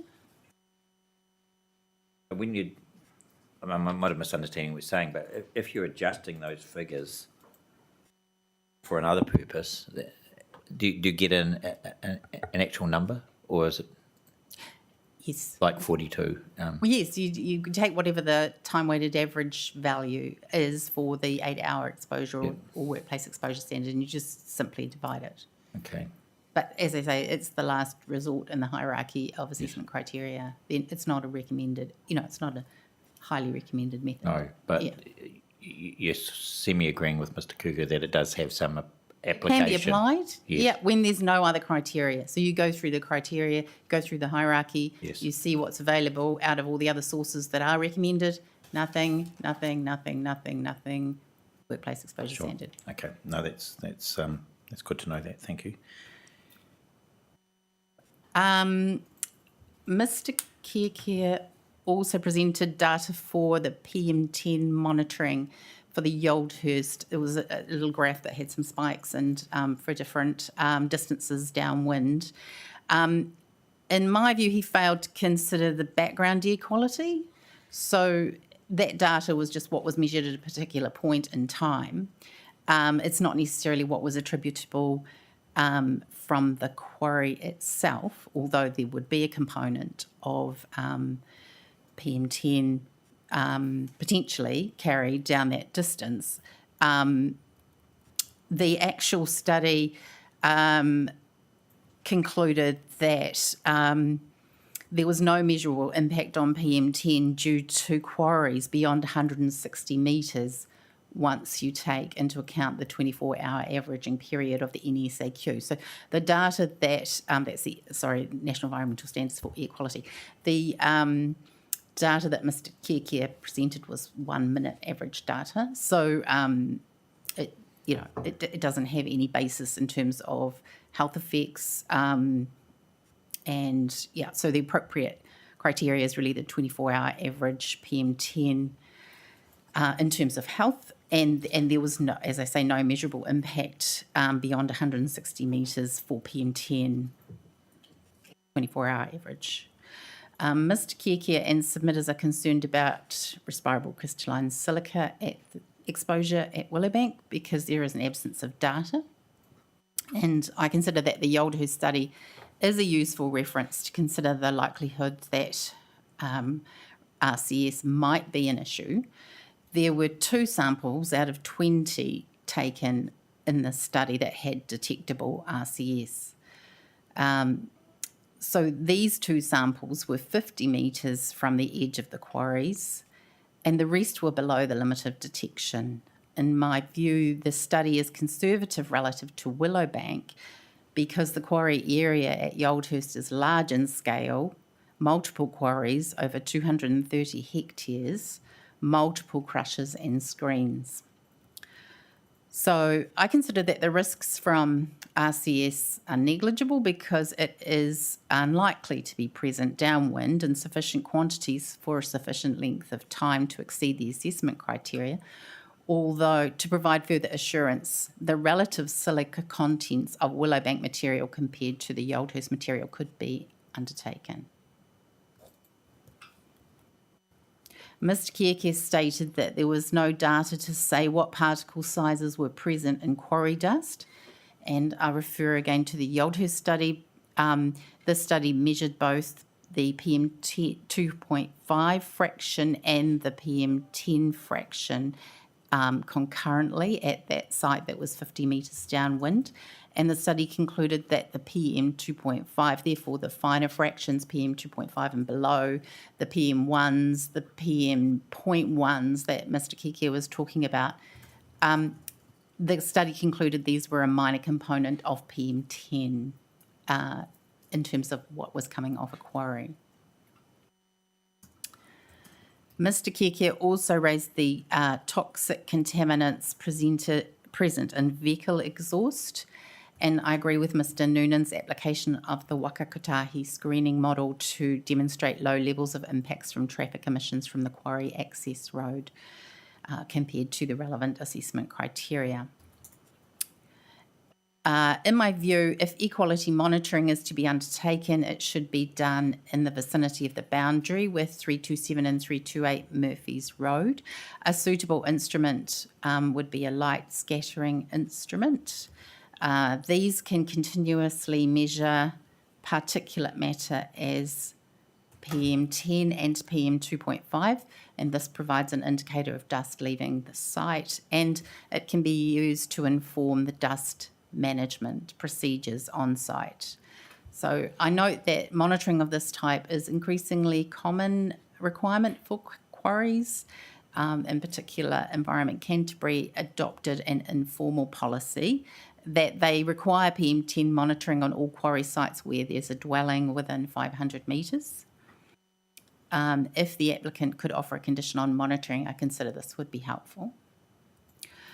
And one last comment on submitters' concerns about contaminants in the dust impacting roof water. The nature of the dust from quarrying does not contain contaminants as such and is no different in nature to the dust that will be present from farming activities, earthworks for construction, unsealed driveways, farm tracks and the like. If dust does deposit, it's more of a nuisance than a potential health concern, being inert in nature. That's all I have, so happy for questions. Thank you, Ms. Ryan. We're going to go directly to Commissioner Mark Brown.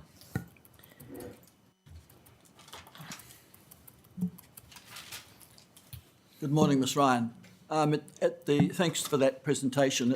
Early on in it, I was a little bit concerned in what you said, which was that the discharges of dust from the quarry are permitted activity. I mean, that's a fact. That's the planning rules. But if they were not complied with, then the quarry would need to apply for a consent to discharge.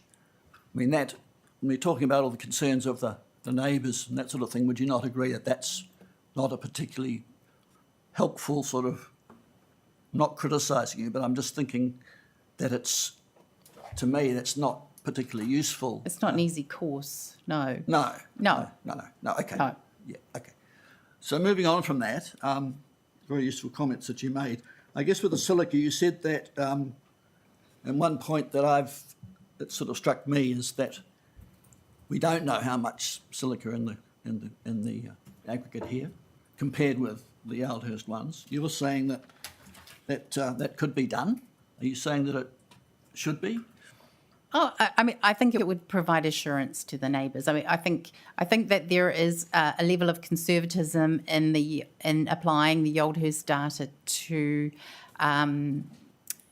the site. Yeah, I understand that. You know, because it's and bigger so and- I feel that there is enough information for Yeah. myself to be satisfied, Yeah. but that others may require further assurance. Yes, I mean, yeah, you heard some of the submitters and their concerns? Yes, Yeah. yes. I've been listening to all the submitters Yeah. and they made their points well. Yes. So the two main issues that I got from it was that they were worried about the dust in their gutters and water supply, and then they said they were worried about the contaminants in the dust. But I wonder whether they're really talking about the RCS as being So the contaminant. RCS is an airborne Yes. concern. Yeah. Once it's in water, it's no Sort of different. similar to asbestos. In Well, that way. It behaves the same way. Yeah. Yeah. So I just wonder if that is part of their concern, that they know that RCS is a contaminant. I did hear one person mention that they were concerned about RCS being in their water, Yeah, but yeah, I understand, and I'm not a health expert, but I understand that it's only a risk from inhalation. Yes, okay. So on the monitoring that you're saying would be helpful, would that include doing some analysis to check the accumulated dust for RCS? And, whether it came from the quarry? Because Well, that seems to be, the big issue. You've got dust and you measure dust. And I've had this experience with landfills. You get a lot of dust, but, where's it coming from? Unless you do, I think I've heard from other experts, unless you do some analysis to work out Yeah, what I the think components are. You don't some know where it's come relative from. ratios of the Yeah. quantity of silica versus the Yoldhurst, in order to just confirm that there's no sort of elevated risk compared to Yoldhurst because of the nature of the material, would give some assurance. So that's looking at testing the aggregate? you could use, I think you could use that as a surrogate starting point. Just say, well, the aggregate's like for like, so there's no reason to expect there to be more free silica as a result of processing this compared to processing Yoldhurst. Yes, but getting back to the actual monitoring that you said would be helpful if that is carried out using the instrumentation perhaps that you suggested would be appropriate. Would you need to analyse that dust to see where it came So from? it's a light scattering instrument, Yeah. so it doesn't actually capture a mass of particles that could be analysed for the RCS content. You'd require a different method for that. No. Well, I guess my question is, do you think that if monitoring was carried out, it should include some method to determine the nature of where the dust has come from, which could include looking at... I don't think it's necessary because if you're controlling PM10 and PM2.5, which will be given to you as an indicator by this monitoring method at the boundary, and as long as you're not sort of significantly exceeding, dust criteria, you're actually controlling and suppressing the dust at the source anyway. It's not moving off-site. That's the key. So if you... Essentially, the dust control PM10, which includes all the PM4, it includes the PM2.5, and therefore you can be assured that there's airborne dust is the finer fractions are also controlled and would not be impacting downwind. And then what would be the criteria for saying whether or not it was complying with the permitted activity? Well, rule? there's a guide in the dust guide. There are some what they call trigger levels. So they are just for management purposes generally, and one that's used is 150 micrograms as an hourly average, moving average, as an indicator as to whether or not there could be nuisance downwind. Obviously, we're looking at this potentially being a boundary condition, so it's not necessarily even, what's going to be at someone's house further downwind will be lower than that. But some sites use slightly lower trigger levels to kind of alert them to sort of go, something going on here, let's have a look, see if we need to apply more water to the roads or if the stockpile needs some dust suppressant on it or something like that. So if they, you might see a short-term spike and then you can get on top of that before it becomes out of control.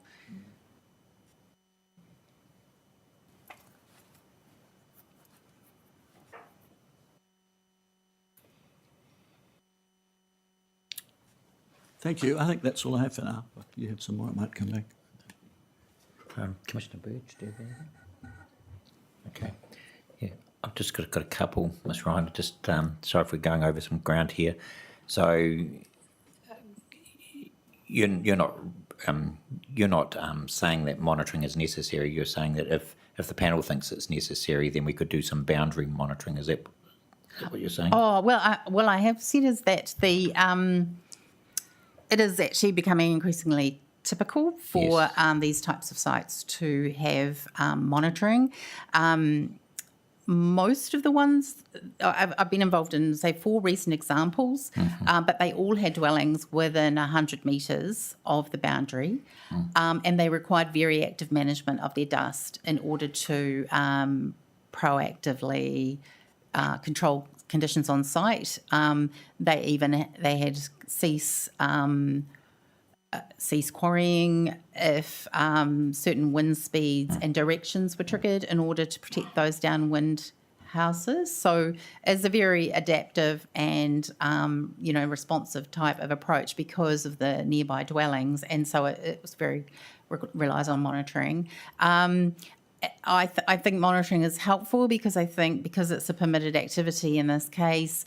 I was concerned that there's a risk of complacency of putting controls in place. I mean, that I guess the onus still falls on the operator to make sure that they're controlling dust to comply with their permitted activity, but perhaps the urgency is not quite there when they haven't got resource consent conditions that are requiring them to do such. And so I think, just as a matter of good practice and part of their site management systems, incorporating this type of monitoring is good practice. Yeah, understand.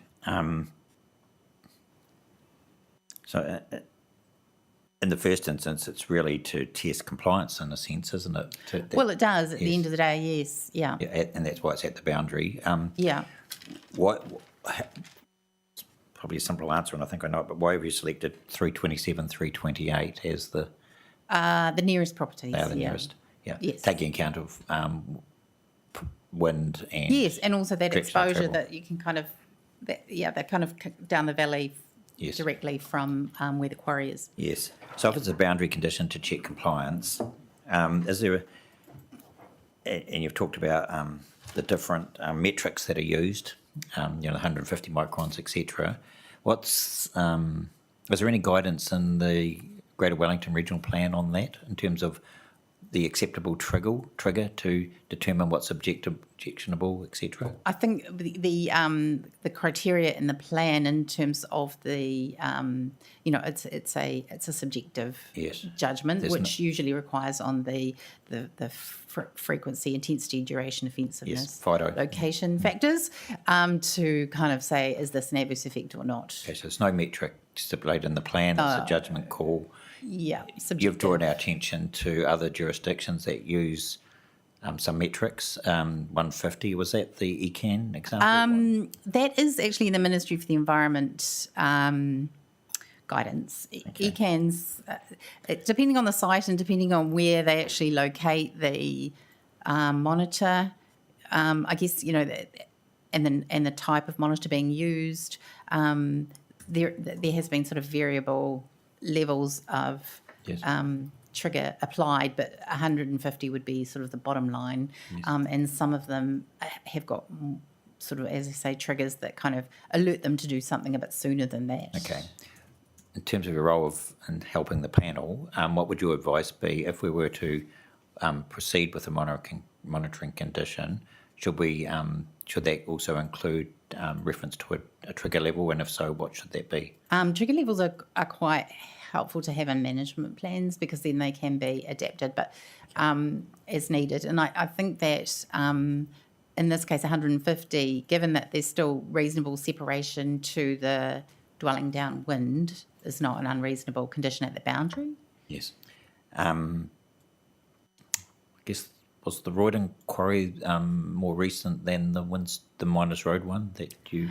Oh, they were sort of running similar timeframes. Yes. About they crossed over a little, Yes. I think. And there's another one in train at the moment, I think. There's a Windstone one coming up, but I'm not involved with that No, one. okay. I think my colleague is. Yes, I'm very familiar with the Miners Road, Old West Coast Road. Yeah. Okay. Okay, but the boundary monitoring is quite different to any monitoring for silica, though, isn't it? That's what I'm hearing from you? Oh, well, I mean, it doesn't tell you how much silica is there. No. If Oh, you mean the type of method? yes, Oh, yes, yeah. Yes. Yeah, because you need an actual sample to analyse Yes. for us, yes. So you need like a physical sample. yes, I think Yeah. I heard you say that one approach in answer to Commissioner Mark Brown was to test the aggregate at source. I think. Did I hear that correctly? Well, I thought, yeah, if data could be made available on the relative amounts of silica present, then we can feel more confident about extrapolating the Yoldhurst Yes, and- study that we haven't got sort of some kind of crazy amount of silica present in the material that's coming Yes. out of I think the term, Willowbank compared to Yoldhurst. yeah, the term you used was that's a sort of a surrogate for the presence, a surrogate measure of whether silica might be present. Are there any other, if that's the one approach, what are other approaches in terms of methodology? Well, it would be to analyse the dust samples taken from the. I don't know the specifics of the methodologies, but for RCS, but you would need to have some sort of, like I think in the in the Yoldhurst case, they used something called a beta attenuation monitor that actually takes a sample onto a piece of paper.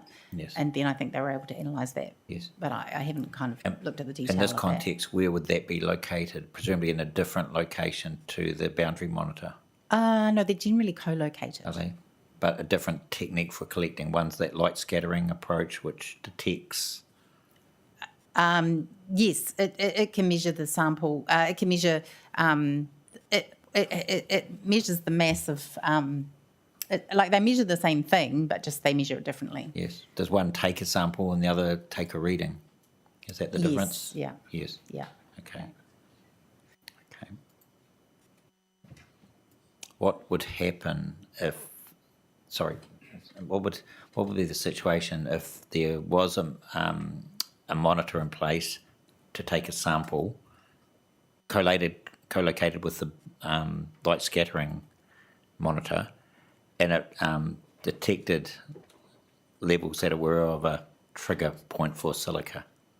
What would that tell us? I At the think boundary. that's very unlikely. I just think Yep. that it's to provide assurance to the neighbours. And I understand that, Yeah, but I mean, I guess that you could initiate a review of Okay. conditions. I guess what I'm saying is that conditions have to be for a resource management purpose. Yes. And the resource management purpose is normally to avoid, remedy, or mitigate an effect. Yes. Okay, so let's say we decided to run with that sort of condition because there was, in our judgment, there was a need for it, and there was samples collected that raised concerns, notwithstanding your view that it's unlikely, that involved measurements that were of concern at the boundary. What would that mean for residents and their properties and their? Well, it would still mean that there'd be further dispersion before it reached them. So again, very unlikely that the 3 microgram per cubic metre as an annual average would be exceeded. The just the physical, the prevailing winds mean that 80% of the time the wind is blowing away from the people. So as an annual average, Yes. you have to have some terrible dust storms for short-term spikes to kind of start seeing any Yep. effect on an annual average. I understand that. Does that go to a limitation on boundary sampling for silica? Does that highlight a limitation with that? In terms of exposure to the public. Yes. Or to people on private land? I think it can be extrapolated. Can it? Yes. Okay. I guess what I'm trying to understand, and perhaps I'm not asking the questions clearly enough, it just seems from what you've said that there's a number of ways you could look at the silica issue. The first way is the surrogate approach, and to see a test at source to see whether there's a presence of silica. You could go further. You could have something at the boundary, co-located with the light scattering to take an actual sample, and then you could extrapolate that if there were results, or you could do all of that and have monitors closer to properties. I find that when you start monitoring further and further away, Yes. it becomes, where does it come from? Yeah, Ms. Ryan, I'm not suggesting No, we but do that. I'm just yeah. I'm But just trying to this is what understand I'm trying to say, that I do not. Well, look, I'm asking you a question. Can you just let me finish, please? Yeah. I'm asking you: A, is it possible? Is it B, is it necessary? And C, how would you do it? Of course, yes. I mean, monitoring RCS in any location is going to be possible. In my view, the when you start monitoring at some location a great distance downwind, you kind of lose where that dust is coming from. As you know, I just pointed out that 80% of the time the wind is blowing away from people. But 20% of the time it is blowing towards people. So Yes, it's- but you're giving a sample that is from a whole lot of different sources. I guess it would tell you what that person is being exposed to. It doesn't necessarily tell you where it's coming from. So there will be, some RCS just from natural activities in a rural area. Have you visited the site? Yes, Have you been on the site of the quarry? yes, Have you driven up Murphy's Road yes. and Harris Road? I didn't go up Harris Road. Okay. I guess as an air quality specialist and expert, what's your recommendation on monitoring of RCS? Well, my view is that it's not necessary. Okay. Thank you. Any further questions? Just one, oh, sorry, just one. We heard from Mr. Walsh the other day saying there's several different types of rock, types of rock. As they go down, you get to the good stuff, if you like. Is it the same for RCS? Does that change? I'm not an expert in No, what don't know. RCS is present in rocks. No. No. So, One question I forgot to ask was that Mr. Kiakea advised us that RCS was, I think he said, genotoxic. In other words, they don't know what's an allowable or safe level. You referred to guidelines that do set levels. So do you agree with that it is genotoxic? I'm not a health expert, and I'm not like a toxicologist, so I don't know the end points, and I'm not familiar with all the studies and the Right. epidemiology. Sure. I think that's sufficient. I think it answer. is, yeah. Yeah. Let's Yeah. leave it at that, Yeah. I think. Okay. Thank you. Okay, thank you, Ms. Ryan. Okay, we are going to take a 10-minute break at the moment, and then we're going to return for the Porirua witnesses. Ms. Williams, can I just get a... Oh, of course, sorry. No, we're not. We're going to hear from Ms. Walker. Sorry, ambitious. We'll take a 10-minute break and we'll come back and hear from you, Ms. Walker. Ms. Williams, what's the likely order for your witnesses? I think if we could go with Mr. Ormiston first. Yes. He's online. We did have, I think, Dr. Mackay following him, but I note that Mr. Malcolm Hunt's present. Yes. To be honest, we have great flexibility Okay. in this space. So I'll leave that with you then. yeah. Okay. Let's come back at 20 past 11.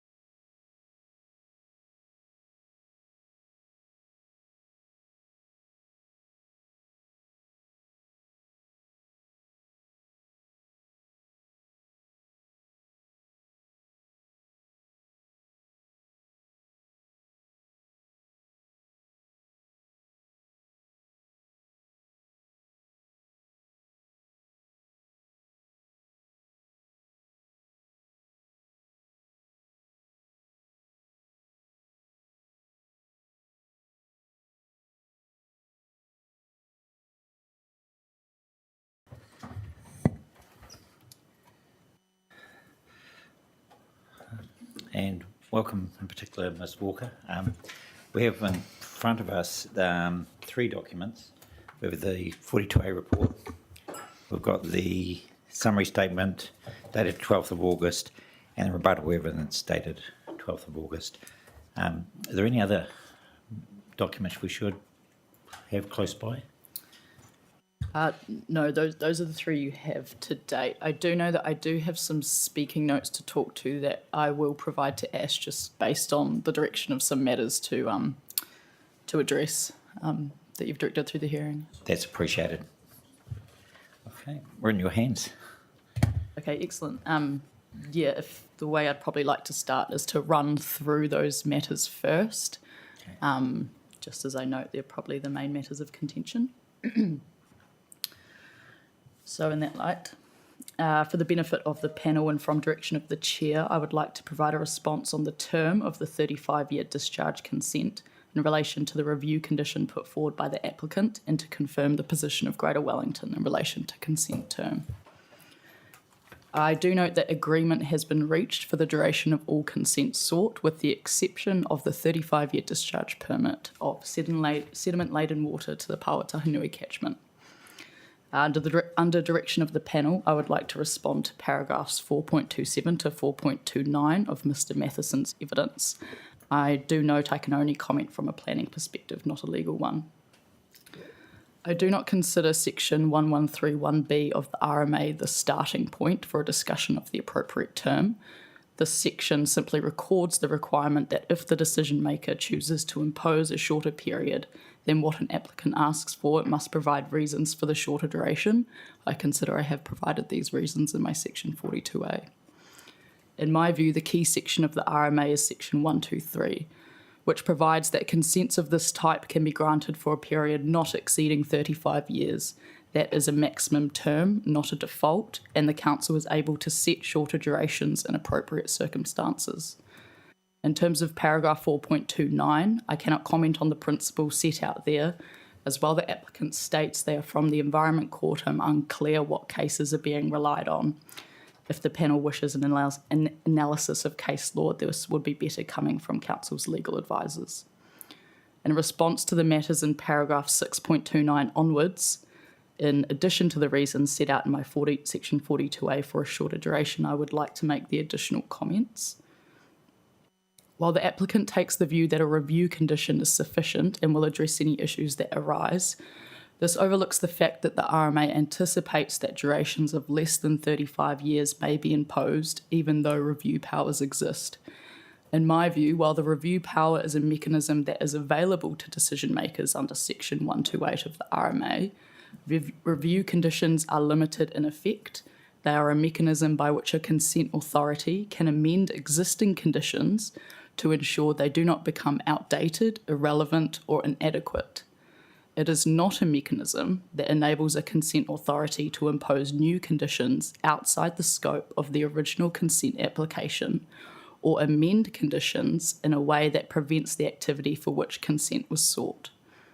Enforcement tools under the RMA can only be used if discharges from the site are non-compliant with the limits set in the conditions.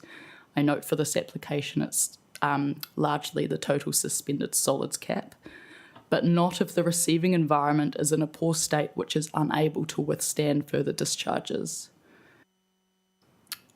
At this point, I would like to speak to the condition as requested by the panel for a best practical option BPO review process.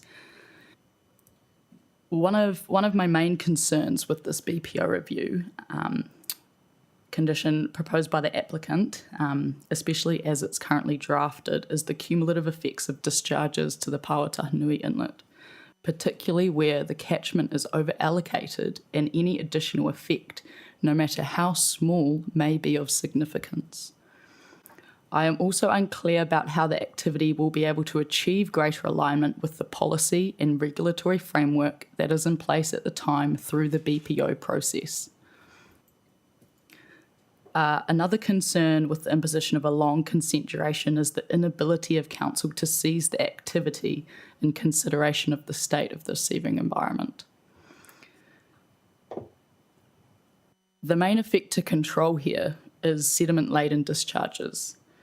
I note condition 14, which I don't want to repeat as we've gone into that with Mr. Baker's evidence. The main updates here that can be updated in this condition are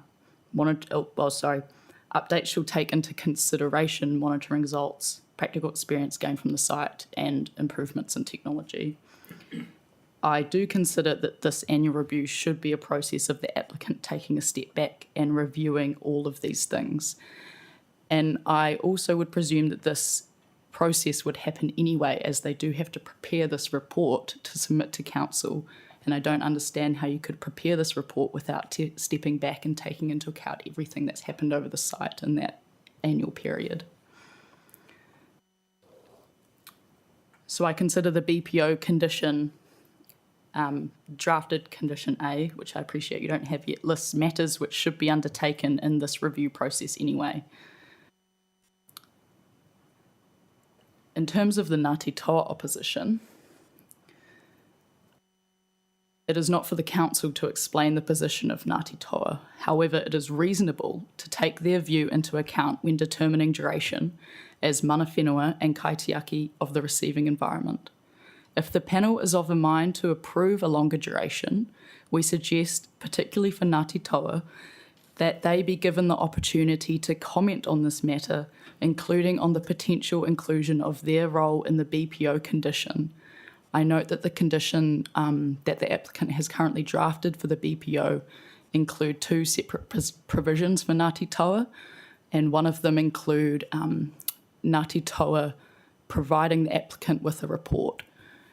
That condition definitely needs to be reviewed by mana whenua. Mr. Baker and Mr. Matheson both noted that Ngāti Toa and Taranaki Whānui have requested a maximum duration of 10 years for the discharge permits. Mr. Matheson notes that this decision by mana whenua is a principled one and it wasn't clear the reasoning or context for their decision. I do note that the applicant was aware of mana whenua's position in relation to duration prior to the hearing, and therefore the onus was on them to engage and understand the reasoning for their position better. I am not in a position to speak on behalf of mana whenua in relation to this matter or determine the level of cultural effects as a result of extending the duration beyond that mana whenua have put forward. In regards to community expectations and duration, as referred to in Mr. Matheson's legal submission, the whaitua process enabled the community voice to be central to decision making and provided clarification on the value of community input. The MPS-FM is also centred around relationships and regional councils engaging with communities and tangata whenua. I therefore consider that community expectations, as I've referred to in my Section 42A report, can be considered under sustainable management and should be taken into consideration when setting duration. I consider a 35-year discharge consent is not consistent with the community's expectations regarding the ongoing management of the affected water bodies.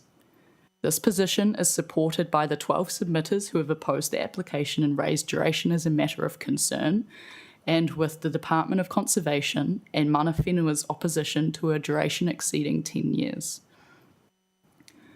My understanding is that the duration of a resource consent should be determined by sound resource management practice and the sustainable management purpose of the RMA, and it is not unusual for a resource consent to be granted for a shorter term than sought.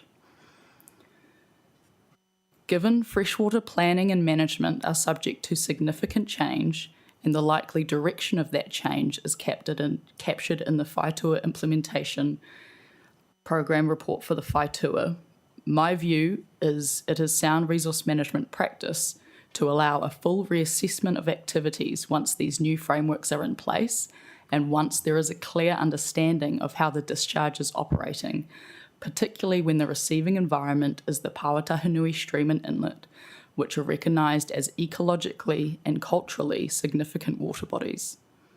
This policy direction at this time supports a duration less than the maximum specified in the RMA, even with a review in place. I do recognise that certainty of investment for the consent holder is a relevant consideration in achieving the sustainable management purpose of the RMA. However, in determining an appropriate duration, this certainty needs to be weighed against the sensitivity of the receiving environment and the changing policy direction in relation to this environment. To summarise our position on duration, in the absence of understanding where to draw a fixed line when balancing the national significance of the inlet, the financial investment of the applicant, and based on the views of mana whenua, I support a shorter duration than the 35 years proposed.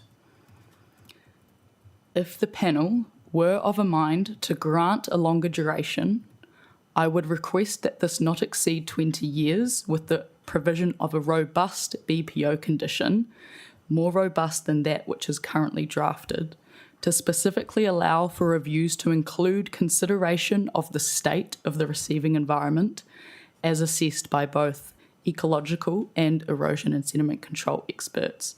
And Greater Wellington are agreeable to further discussion around such a condition. The maximum 20-year duration would somewhat align with the key dates of the whaitua, given the sediment target of a 40% reduction in sediment in the inlet by 2040.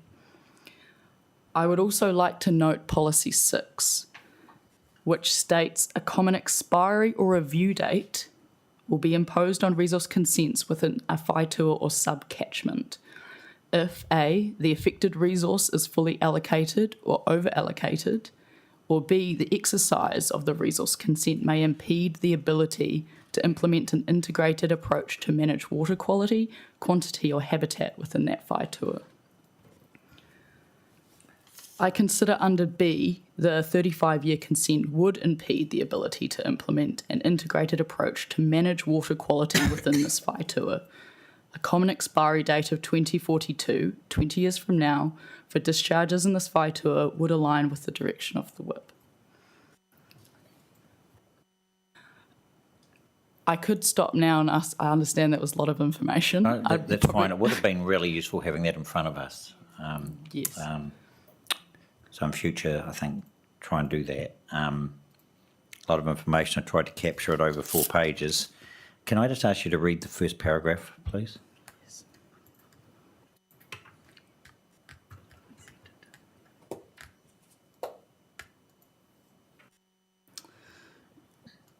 In terms of section 1131B, section 123, commenting in relation to 4.29. Can you just start reading again and I'll... Okay.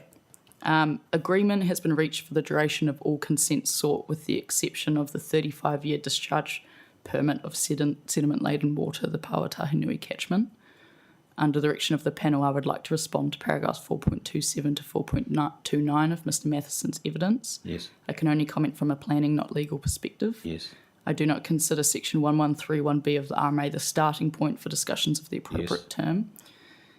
That section simply records the requirement that if the decision maker chooses to impose a shorter term, it must provide reasons. Yes. The key section, we believe, is section 123, that provides that consents of this type can be granted for a period not exceeding... Okay, yep, that's the one. Use the word "we" there. And later on, towards the end, you have a paragraph beginning in summary. The Greater Wellington position is... Now, I mean, Ms Walker, you're giving evidence as a planning expert that signed up to the code. You've talked about Greater Wellington's position. What we need to know is what is your position? Yeah, I do note, sorry, I have written here in my view, and below it didn't say Greater Wellington, that just came out as I was reading it. Okay. These are my positions. Thank you. That's important clarification. Yeah. Okay. Thank you. Is that the... no. Are you going to add anything further on the term? That's the crux of the duration. Yes. I do reference comparisons to other regions and other quarries based on some information that Mr Walsh presented. And then later on there's a part about bonds, but that is the crux of the duration section. Yes. Okay. Well, that's clear. That's your position is clear. Thank you for that. I'll just see if there's any questions at all. Yeah, just for the same reasons as Mr McMahon, could you just You had about 4 or 5 points about why the review condition is not appropriate. I just wondered if you could rattle those off again for me. Yes, certainly. I know you'll probably give us a written copy of this, but it Yes, just might help my definitely. brain. Specifically in relation to a section 128 condition, separate to the BPO condition proposed, my main points are the RMA anticipates durations of less than 35 years, even though these review powers exist. While the review power is a mechanism we can use, they are limited in effect. They are mainly a mechanism by which consent authorities can amend existing conditions to make sure they do not become outdated, irrelevant, or inadequate. My understanding of Section 128 is that it is not a mechanism for a consent authority to impose new conditions outside the scope of the original consent application or amend conditions in a way that prevents the activity for which the consent was sought. Sure, thanks. Would you like me to comment on those BPO condition main comments? So you went on to BP. Yeah, if you may as well, while you're there. Yeah, sure. The three main concerns, I suppose. The BPO review condition proposed by the applicant, it doesn't address the cumulative effects of discharges to the inlet, particularly where the catchment is over allocated and any additional effect, no matter how small, may be of significance. I'm unclear about how the activity will be able to achieve greater alignment with the policy and regulatory framework that is in place at that time through the BPO process. And with the imposition of a long consent duration, council are unable to seize the activity in consideration of the state of the receiving environment.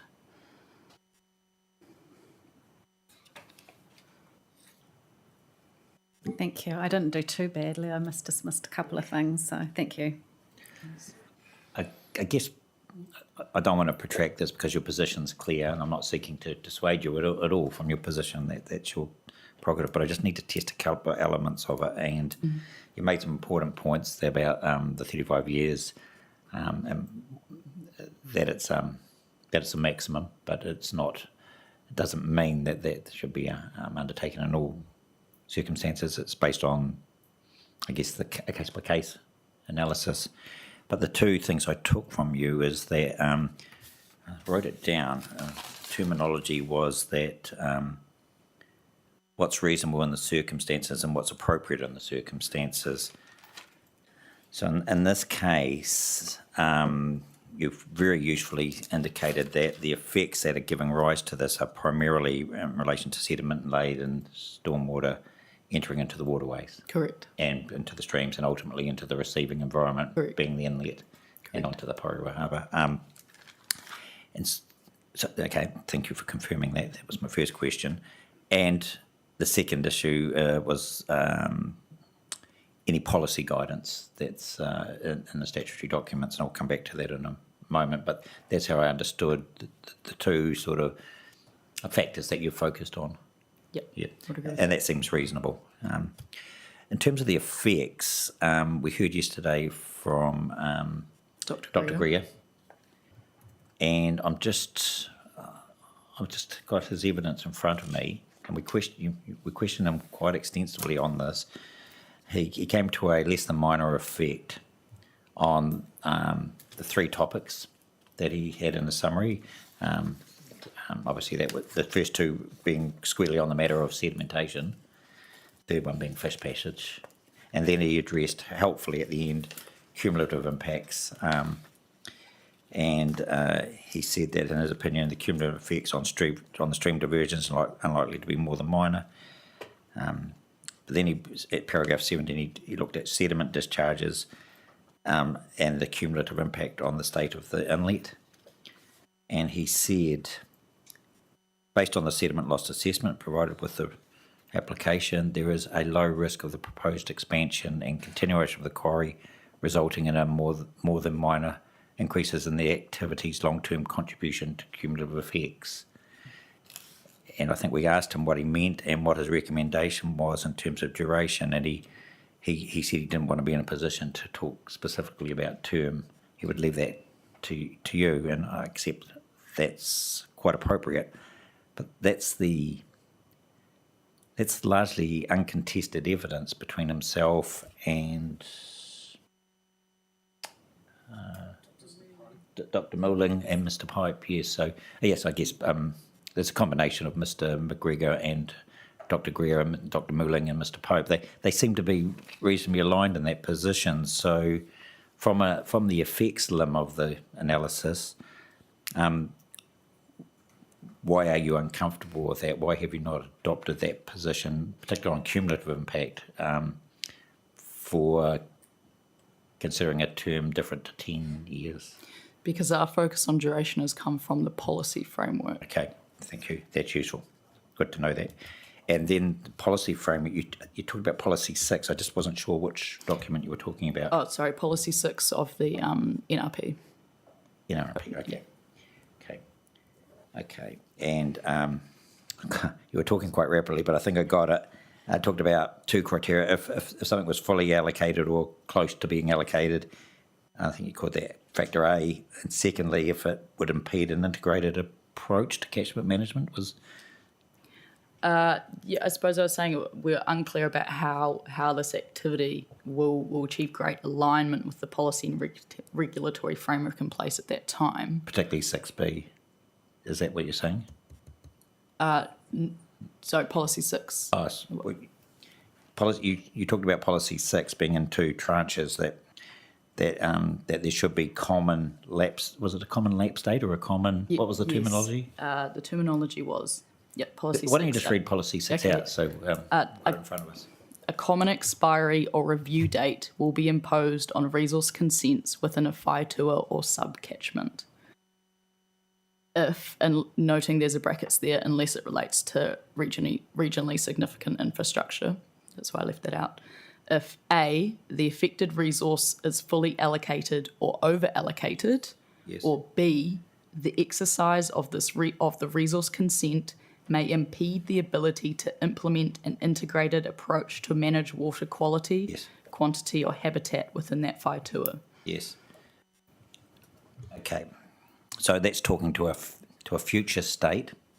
That Correct. policy is talking to a future state where either there's full allocation or over allocation. Correct. And is the word or and? Or. Or the grant of consent for a longer duration.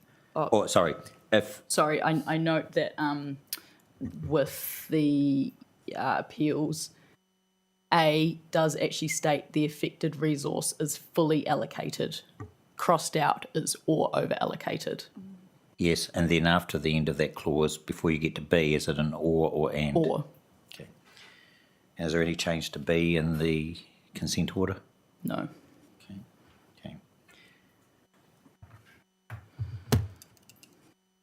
So that policy is talking about a future state where either of those circumstances apply. Yes. Okay.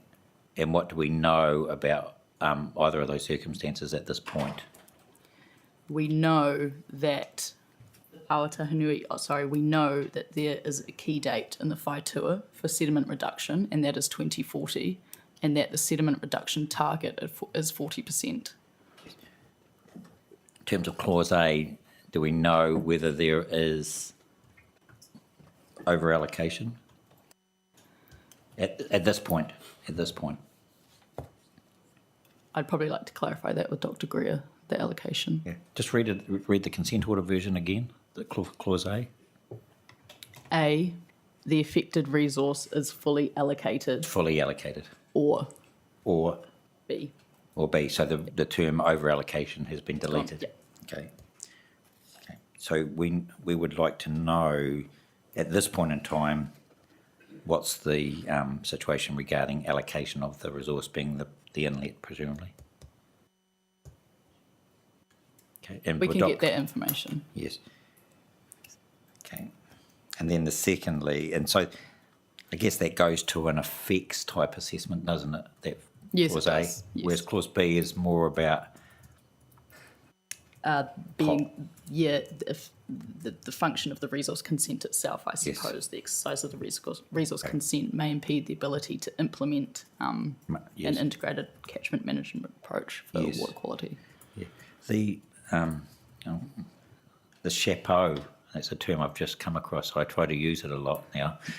The chapeau to that rule talks about, well, can you just read the chapeau, which talks about... A common expiry or review date will be imposed on resource consents within a whaitua or sub-catchment if... Yes, so that talks about a expiry or review date. So we understand what an expiry is. Correct. What's the reference to review date there? Because it's provided as an alternate. Yes, I suppose that could be referencing the two options we have today of a Section 128 review or a BPO review. Okay, thank you. That was all from me. Anything? No. Thank you. We now have a copy of your statement, courtesy of Anna. Thank you. Do you have a copy, Mr. Matheson? Oh. Look, I'm happy to hand mine up so that you've got a copy. Oh, that's fine. If someone just email it, I can download it. It's fine. You keep yours. Okay. Yep. Right. So that takes us. That's. Oh, did you want to? Well, why don't you carry on at your paragraph 31? I think would be the appropriate starting point. Yeah, sure. So I just wanted to touch on some comparisons from other regions or other quarries in the Wellington region. Only as Mr. Walsh and Mr. Matheson raised these recent approvals for similar 35-year consents. For the main one we were able to review was the Royden Quarry decision. The main difference between these two consents is that there was no consent sought or issued for a direct discharge of sediment-laden water to a freshwater surface water body. Yes. So with that in mind, I don't consider the Royden Quarry a useful comparison for determining an appropriate duration, as there was no discharge to surface fresh water. Yes. Do you know the area generally, Miss Walker? Not exactly where the Royden Quarry is. It's in an area known as Templeton, and south and west of Christchurch. So No, I typically don't go into that part of Christchurch. yeah, that's very wise. I can say that because I come from a township called Hornby, and if you watch a program called Outrageous Fortune or West Side, Hornby is Henderson in the South Island. So, and the term bogans is one that probably applies to me.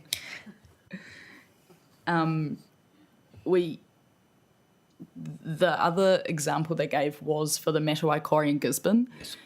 We weren't able to get a copy of that, of the officer's report from the Gisborne District Council. We could only get a copy of the Section 127. So I'm not going to touch on that one. Okay. I would like... Paragraph 33. Yeah, yours. Yes, or 32, just touching on other comparative quarries which have been granted most recently. 2017, there was Kiwi Point Quarry. 2015, there was Belmont Quarry.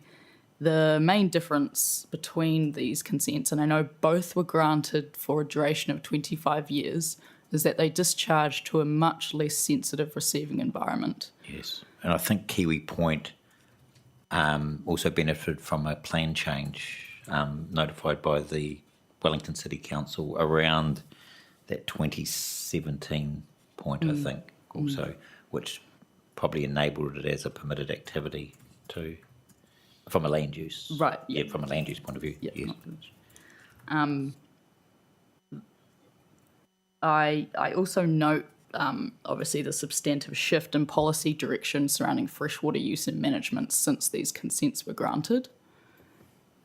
And with that in mind, notwithstanding the outcome of quarry applications in other regions or other catchments in this region, The application before the panel is for a 35-year discharge, ultimately to a Schedule A outstanding water body of high cultural and ecological significance.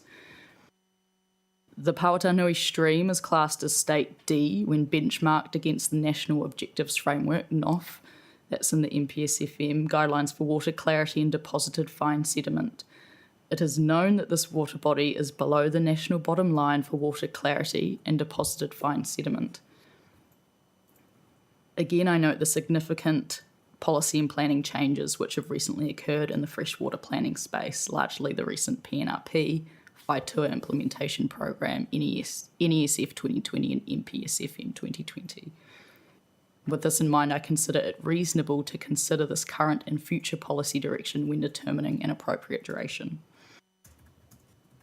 That's interesting in the sense that of those 1, 2, 3, 4 matters that you list in the second sentence, PNRP, Whaitua Program, the NES 2020 and the MPS FM 2020, we know what's in the PNRP.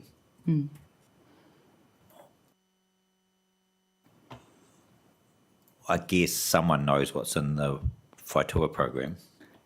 I have an understanding of the key objective, yes, which is the 40% reduction, and I think this the key objective in terms of earthworks, I believe, is objective 18 in the WIP. And is that WIP program document, is that finalised? The document is finalised in terms of the recommendation from the Whaitua group. It is not finalised in the plan yet and is scheduled to be included in the plan or notified mid-2023. As part of the direction under the MPS 2020. Correct. So that will be the method of codifying its recommendations into the planning framework. Correct. Yes. So at the moment, what's in an RMA sense, what status does the WIP document have?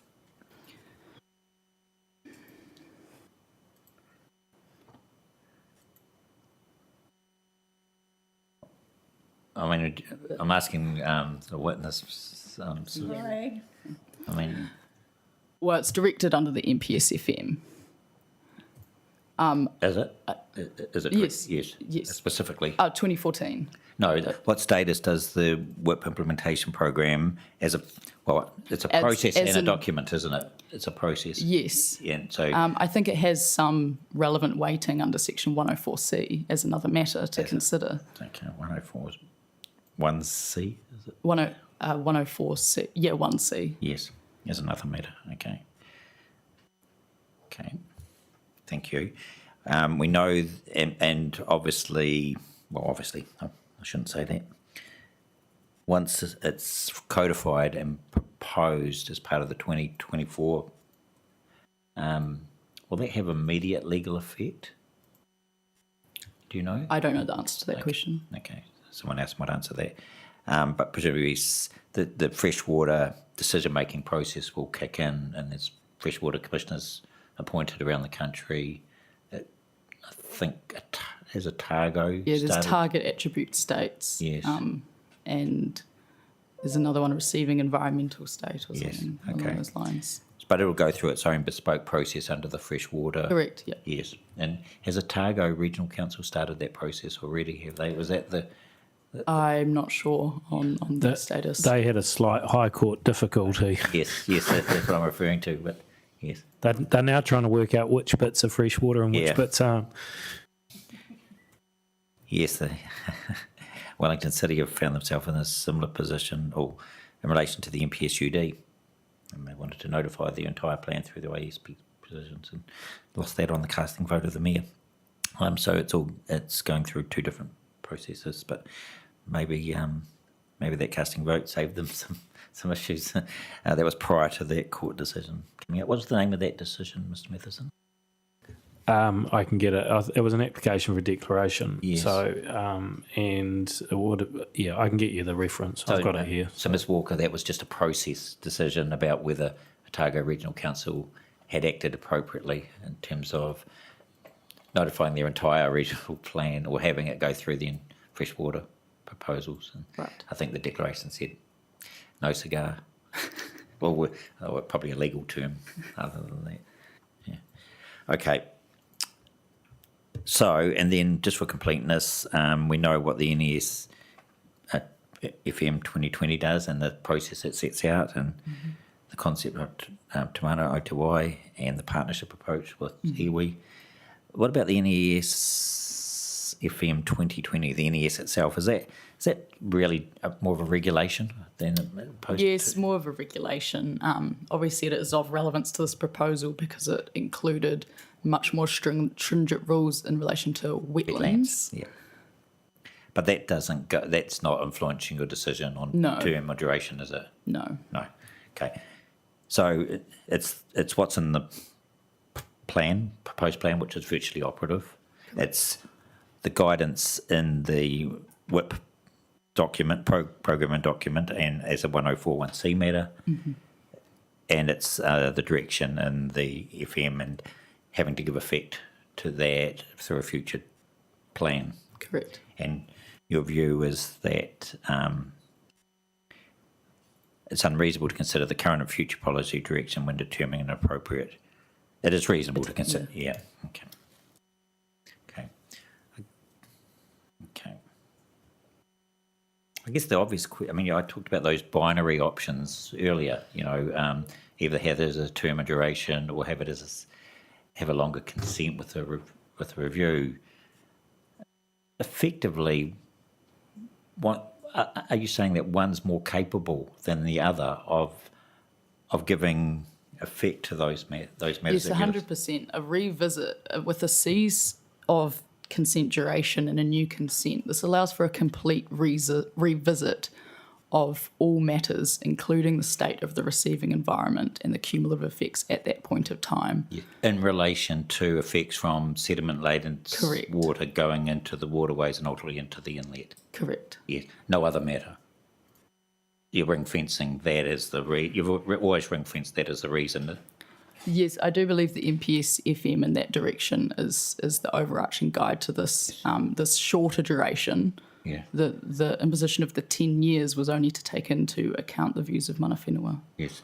So what's the effective difference then between cessation and a new consent versus a longer term duration with combination of annual reviews through the ADM and BPO type condition? If they're the two binary options, Yeah. what's the effective difference? There is no ability for council to cease the operation when considering the state of the receiving environment. Yes, and whereas the cessation is an automatic cessation. Correct. Although there could be a 124 if 124 survives Correct. the NBA. Correct. And how critical is that? I think it's extremely critical. We're talking about an estuarine environment of national significance. Okay. It has high cultural and ecological effects. Yes. Ecological value to mana whenua. Yes. Are you saying, therefore, that in terms of sediment-laden water going into that facility, and we don't know whether it's allocation status at the moment, do we? No. No. Are you saying that sediment-laden stormwater going into that water body, if the effects of that will increase over time? Is that what you're saying? Well, I suppose we're talking about cumulative effects here, Yeah. and I think Dr. Greer laid that out in that there are effects of sediment-laden water going into the tributary at this point in time, and activity will continue to do so. Yes, but he went on to say that those effects will be no more than minor. Yes, but I'd also understand that that assessment was largely based on the USLE provided by the applicant, which also has its limitations. Okay.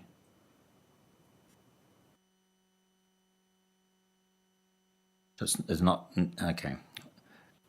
Dr. Greer relied heavily on the evidence of Mr. McLean, and the evidence of Mr. McLean and Mr. Pope seemed to be aligned, and that my understanding it was modelling framework based on 35 years.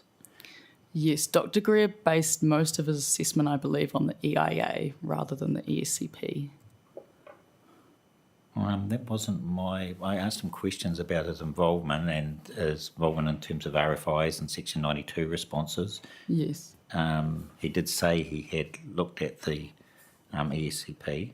Yeah, he had looked at it, and his main assessment was formed on the basis of the conclusions reached in the Section 92 USLE Yes. and the information provided in the EIA. Yes. But I guess he was relying on Mr. McGregor and to a extent To Mr. handle, Pope. yes, Yeah. the sediment-related factors. Is the ESCP fit for purpose? And I don't think, Mr. McLean seemed to think it was.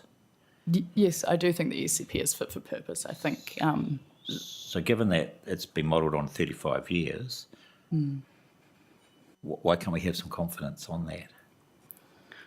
It's not, I guess you've already given me the answer. You said it's not an effects issue, is it? It's a policy impediment. correct. I think something that was missing in Mr. McLean and Dr. Greer's evidence that they gave is that, to my understanding, the USLE doesn't account for uncontrolled discharges and incidents.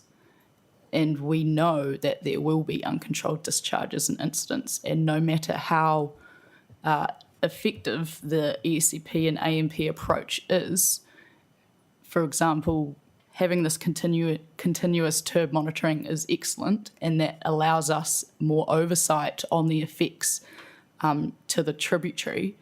However, no matter how good the remediation process is, once there has been a trigger which exceeds the cap we have placed on this consent, there will be effects, and I believe that is known. And when you say the cap, you mean the cap in terms of total Correct. TSS? Correct. And I understand the applicant is aware of that there will be effects also, because that condition, which refers to TSS, specifically allows for an exceedance in the event of the 2 hour, 6 year duration. It's known that when there are these sharp, short rainfall, highly erosive rainfall events, that the ponds will not be able to maintain that 150 milligram standard. I believe that the condition offered by the applicant shows that there will be effects over and above the 150 milligrams. That's something, well, two things there. Mr. McGregor, I think, acknowledged that. Yes. And Dr. Greer didn't seem to be perturbed by that. Yes, he was focusing on the freshwater ecology side, though. Yes, okay, which is directly affected by the quality of the receiving environment. Yes, his view on it was that there as long as there's a TSS cap for compliance purposes, then that's okay. Okay. Presumably that scenario that you've outlined, I've got no reason not to accept that it's plausible, could apply at any time within the 0 to 10 or 0 to 20 consent timeframe also. Yes, correct. And Commissioner Mark Brown rightly pointed out yesterday that there is benefit in the USLE in determining those high-risk periods, which will happen at the beginning of this consent with overburden stripping and fill site 2, noting that overburden stripping is going to continue for a period of 10 years if the 35-year consent is granted. Yes, but I guess my question therefore is, are you saying that the receiving environment is more sensitive in the 10 plus or 20 plus period to those, what do you call them, not unforeseen but uncontrolled discharges? You understand what I'm asking? Of sorts. I'm just wanting to understand why it's acceptable or condoned, if you like, in the duration that you're proposing, but it's not in a duration outside that. Yeah, well, I think that just comes back to the matter of the duration matter isn't one of effects. No, it's one of policy future state and regulatory change. Okay. And I do believe there is clear direction in the MPSFM of the concept of Te Mana o Te Wai.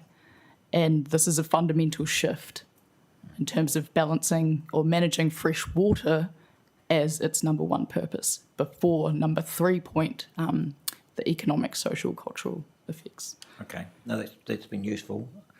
Just check, anything further? No? Okay, do you want to talk about the bonds in any way? You've got 4 paragraphs on it.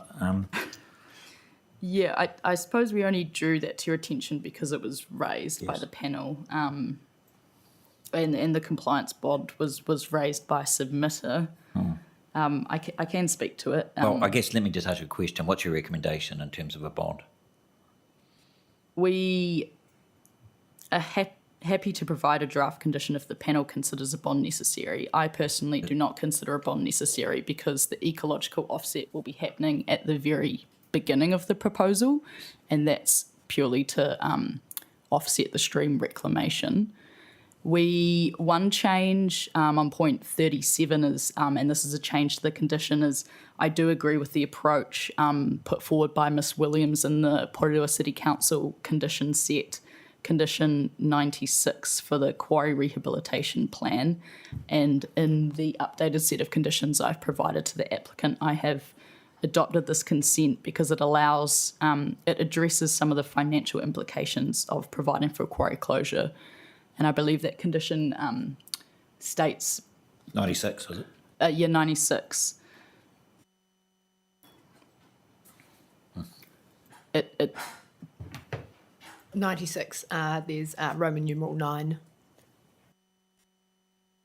So that requires itemised details of post-closure landscape costs Yes. and details of a funding mechanism for provision of the post-closure ongoing rehabilitation of the quarry. Yes. When is that required? At what stage? That's required when the quarry rehabilitation plan comes into effect, which is 5 years, 5 years. prior to the decommissioning of the quarry. Okay. Okay. Apart from what's in your written statement, was there anything else you wanted to draw to the panel's attention? Two things just based on questioning to Mr Baker before. I can now confirm that the first RPS began drafting in 2005 and was first notified in 2008. 8, thank you. Okay. And operative in 2011, was it? 13. 13. Gosh, it's a long process, isn't it? Oh, and the second thing was that I do want to acknowledge that my policy interpretation of policy 2B under the NZCPS was incorrect. This is a plan-making process. However, I don't consider that this changes my substantial assessment in terms of the MPSFM and the PNRP. Thank you. Okay, I'll just check if there's any final questions at all from the panel. No. Thank you very much. Thank you. Okay. It's my expressed desire that we finish today, Miss Williams. Likewise. And I think we can. And the reason is I now have the batting order. So Mr.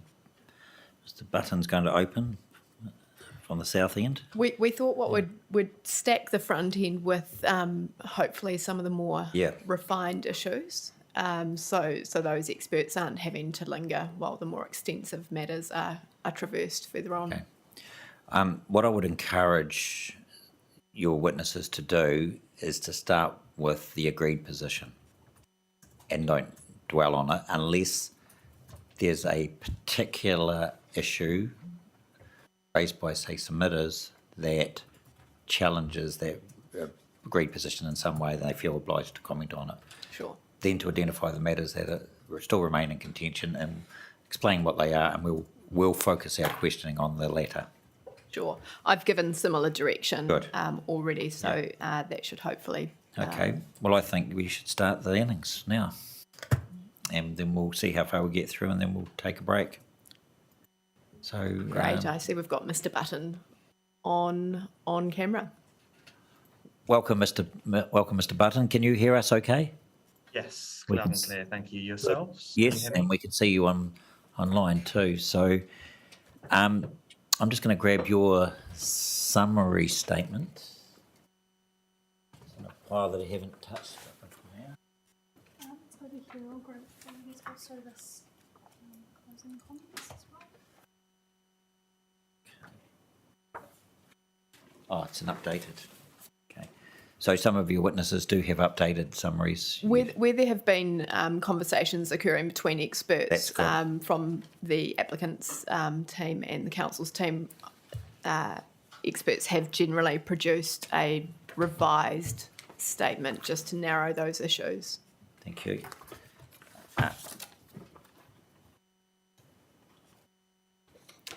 Mr. Button, why don't you start from paragraph 3 then? Yes, thank you. So, kia ora koutou katoa. I have reviewed the landscape and visual assessment and subsequent Section 92 received information prepared by Becca and have read the evidence in chief and summary statement of the applicant's landscape architect, Mr. Robertson. I've also undertaken further conferencing with Mr. Robertson earlier this week and this morning as well. And in my opinion, and as outlined by Mr. Robertson on Monday, we are largely aligned in our assessments and the levels of effect arising from the proposal. So, as directed by the hearing panel, I will focus this presentation on matters of disagreement between myself and Mr. Robertson, which are actually now resolved. So, to confirm, and as outlined within my original summary statement dated the 12th of August, the sole remaining area of disagreement between myself and Mr. Robertson related to the landscape treatment of the mitigation bund along the Quarry access road.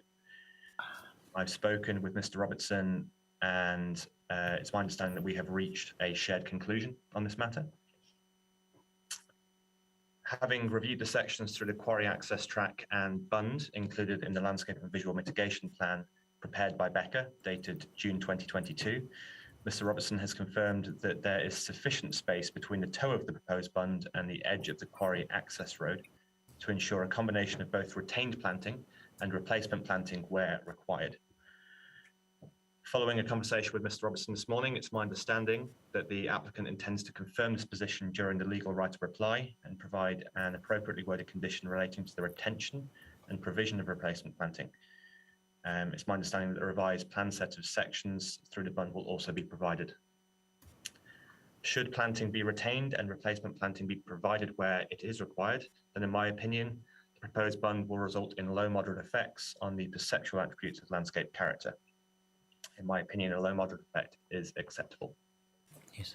Mr. Button, I'm just going to ask two questions there. In terms of your paragraph 9, is it your expectation you have further input into the condition wording?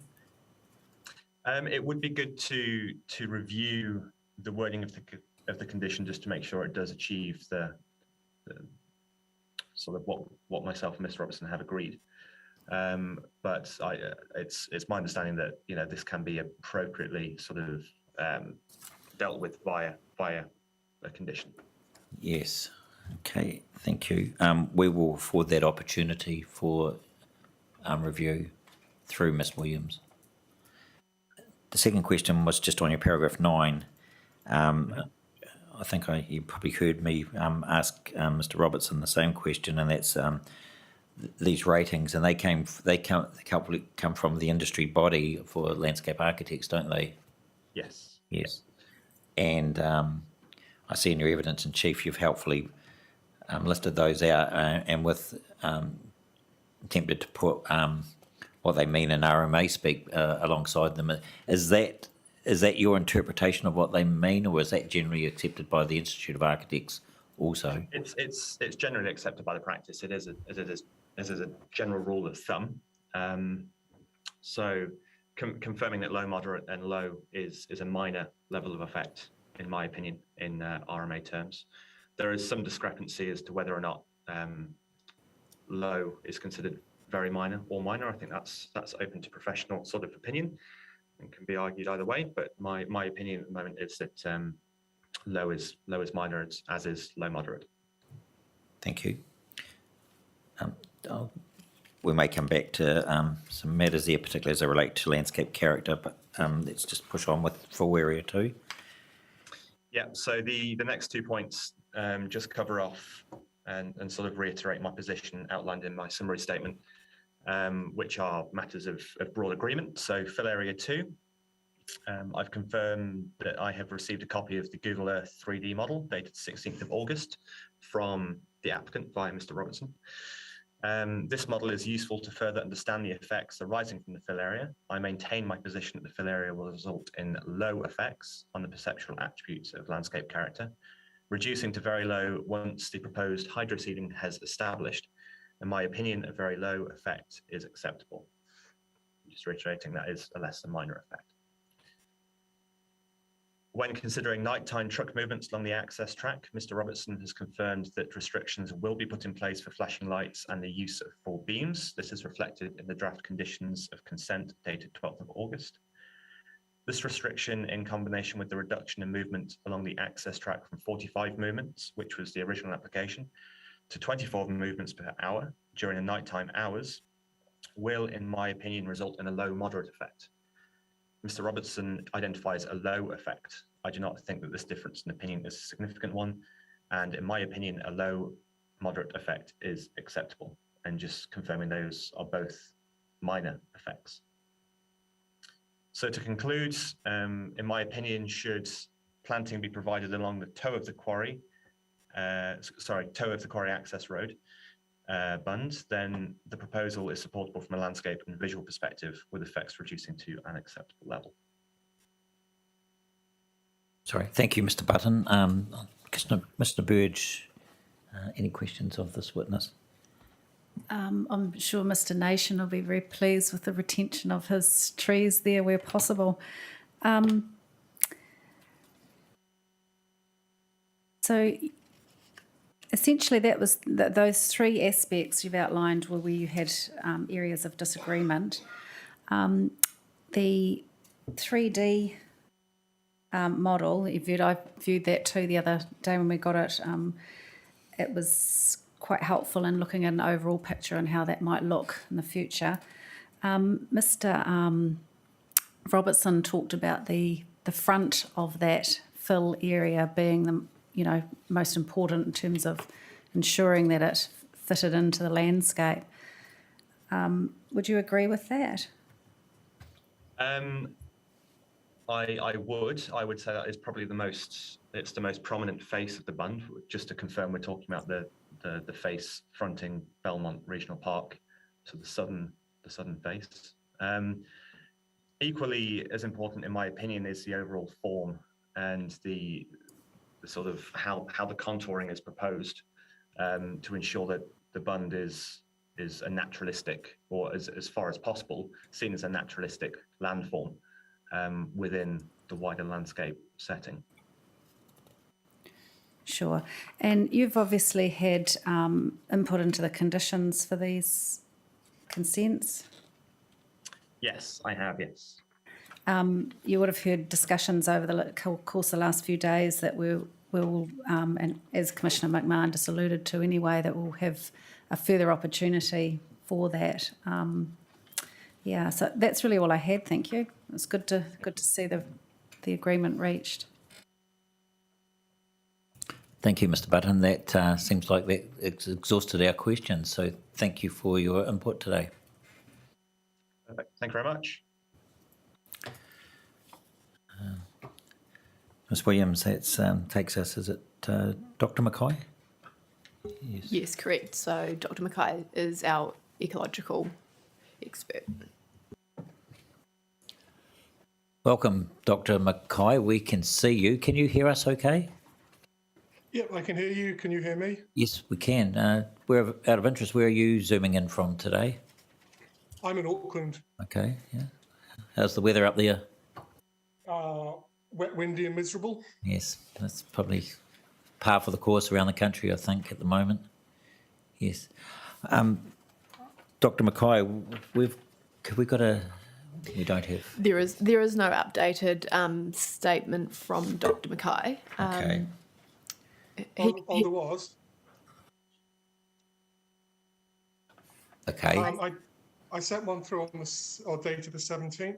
Karen, did that one make it through? I stand corrected. I'll just send that through to Ash now. My apologies. What date was that, Dr. Mackay? The 17th of August. It was 2 days ago, yes. Yeah. Yes, because we had a summary statement dated the 12th of August, which is last Friday, wasn't it? And some rebuttal. But those are superseded by the 17th document, you're saying? Okay. Yeah, so You got it? essentially the discussions with Dr. Mullings around the offset target for native canopy cover in the grassland in Pigs Gully and the use of gorse as a nursery species were the kind of the two main outstanding areas of disagreement, both of which have now been resolved, as was outlined in Dr. Mullings' memo the other day.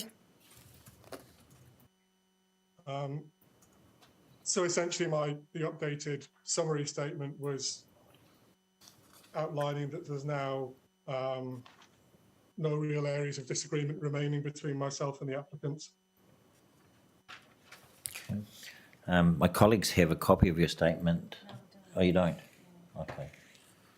We've got the summary and Yeah. map 17. I haven't got it. Sorry. My apologies for this. I've just sent it through to Ash. Yeah. I'll print it off now. Can I just have a look at it on the screen?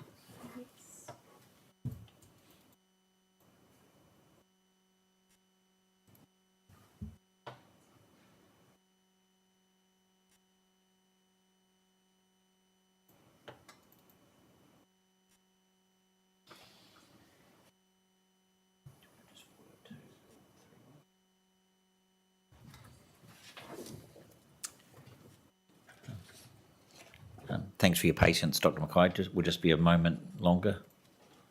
That's okay. We are just in the process of receiving an electronic copy of it.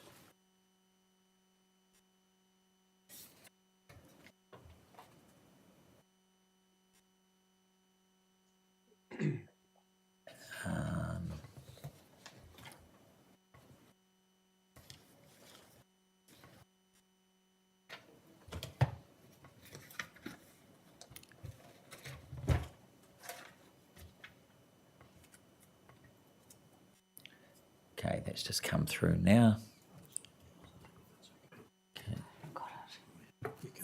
Oh, I've not even got my emails going. Okay, that's okay. Yeah.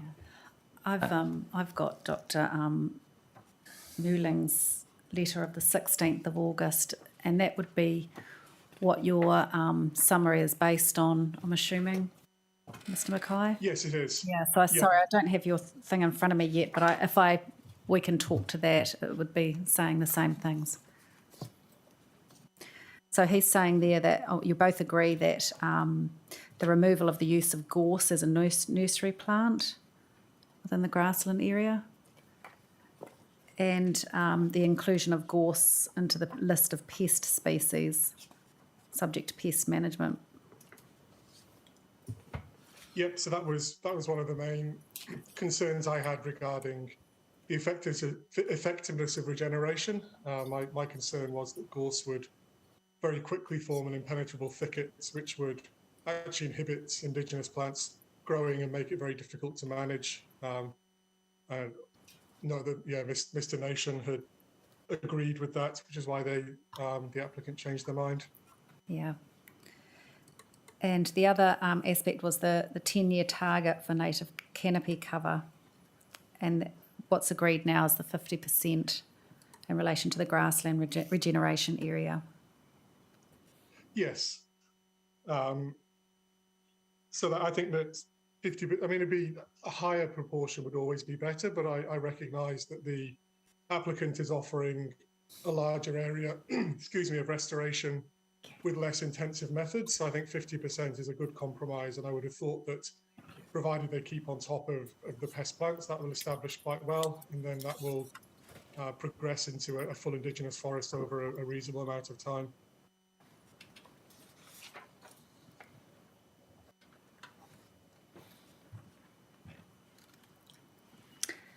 And so we've now got your summary in front of us, so we'll just, the only other thing we hadn't discussed, so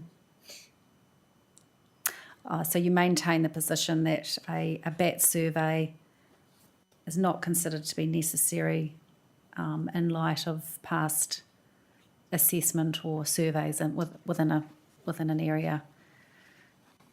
Yes, I do. I think I think there's quite a lot of evidence that bats aren't using the area. Did you listen to Dr. Sterneman the other day when she was presenting? I'm not sure. Yes, I did. Yeah. I mean, her position was that just because they weren't there then, they might be now. Is that something you would agree with, or?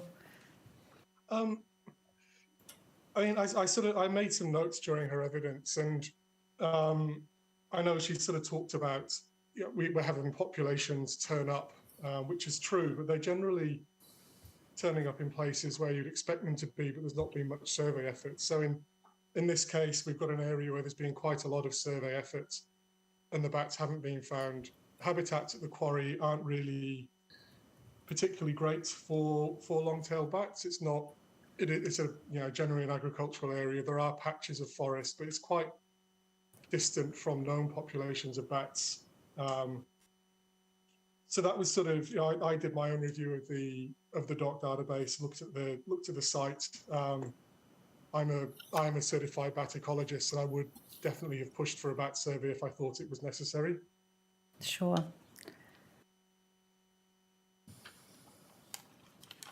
Excuse me. I mean, and also the other aspect of my decision is that there's not much of an impact on habitats as a result of the quarry. So if bats were using quarry, the sort of quarry lands, I don't think that the actual works at the site would have a massive impact on bats. There's very, very few large trees being removed, and if there are large trees, it would be pretty straightforward to do a roost assessment and decide whether or not it's worth doing bat management.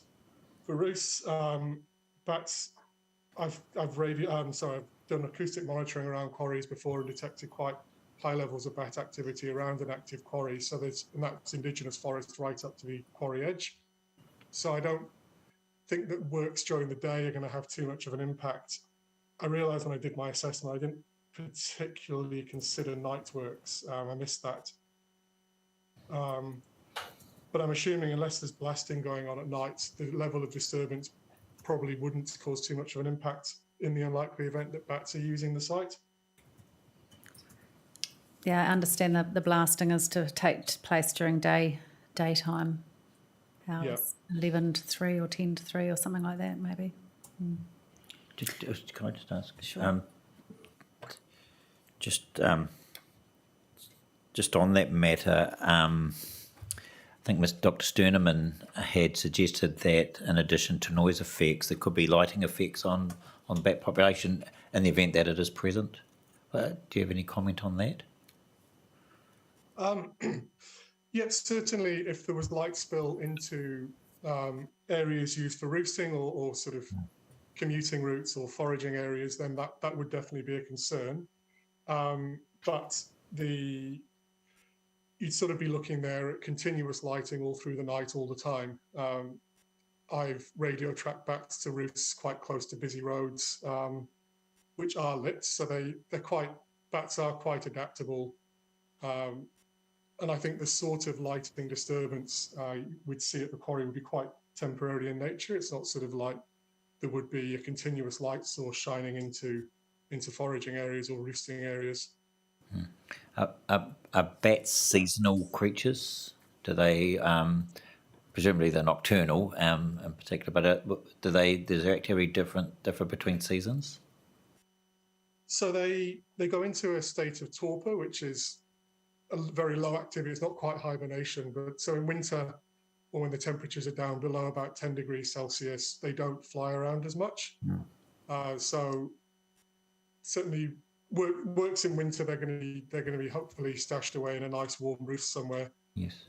They do change. They roam very, very wide distances. So when you're trying to identify a bat zone, you look for records within 25 kilometres of the site of interest, because that encompasses the largest home range of the species recorded through radio tracking.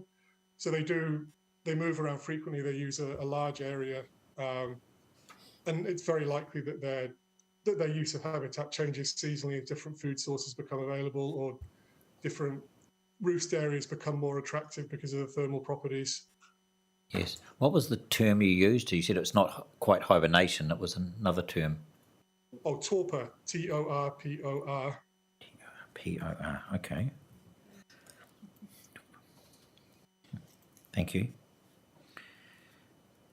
I'll try and get And that. that's the reason why bat surveys are only undertaken between October and April.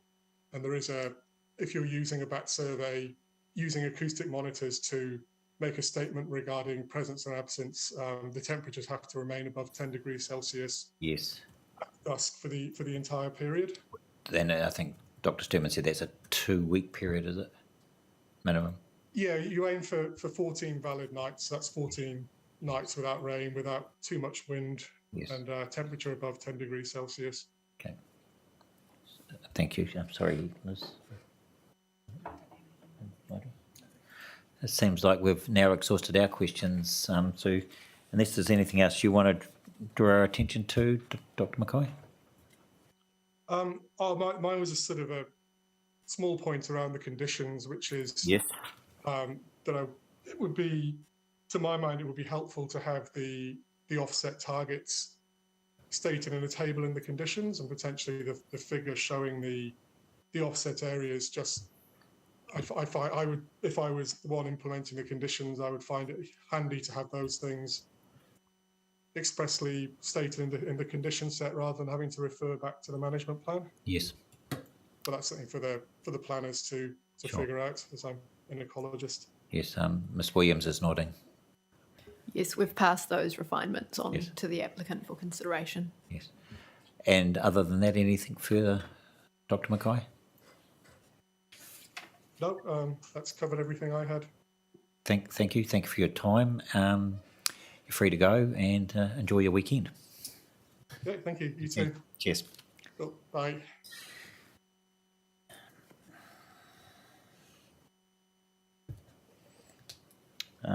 What's your feeling, Ms. Williams? Should we take a break or should we carry on? I would suggest, if we can, we take Mr. Ormiston. Yes. That's the council's geologist, Yes. expert, and then leave Mr. Stiles for the lunch break. After the lunch break, after which time Mr. Hunt can also follow at that point. And then Ms. Fraser, and then yourself. Yes. Yes. Yeah. Okay. Have you have you produced a written statement? I'm just saving the final version, so I intend that to be with you for your lunch break for some Yes. enjoyable reading or Let's go to consideration. Mr. Ormiston. Is he online? Is he present?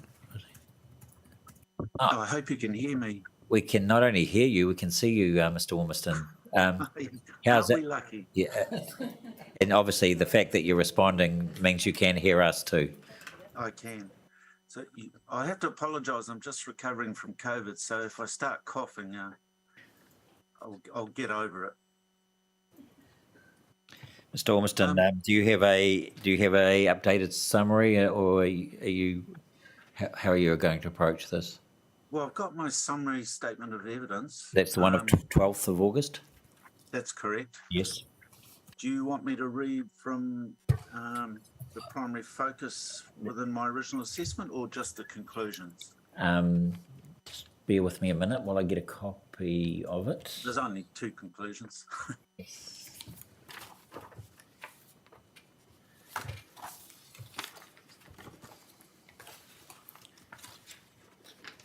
Okay, thank you. Look, it's short enough for you to read, I think, from paragraph 5. 5. Right, so number 5. In this statement, I revisit the key matters addressed in my original report. 6. I continue to support the proposed quarry extension, subject to conditions of consent, having had regard to matters relevant to my area of expertise. 7. Quarry batter slope stability risks to neighbours. 8. Well, hang on, these are the primary points of focus within your original assessment, aren't they? That's correct. Yep. Okay. Overburden dump site preparation, placement methodology, fill stability during construction, and final long-term stability. 9. Prior to initiation of quarry and overburden dump site development, the applicant is to submit a quarry management plan, QMP, detailing specific quarry batter slope design, fill placement site enabling works, fill placement methodology, and both short and long-term fill stability to Porirua City Council for approval as required by proposed conditions of consent. Responses to submitters' concerns including stability risks, the need for quarries, exclusion zone between quarries and dwellings, and vibration risk to dwellings. So that's in my original evidence.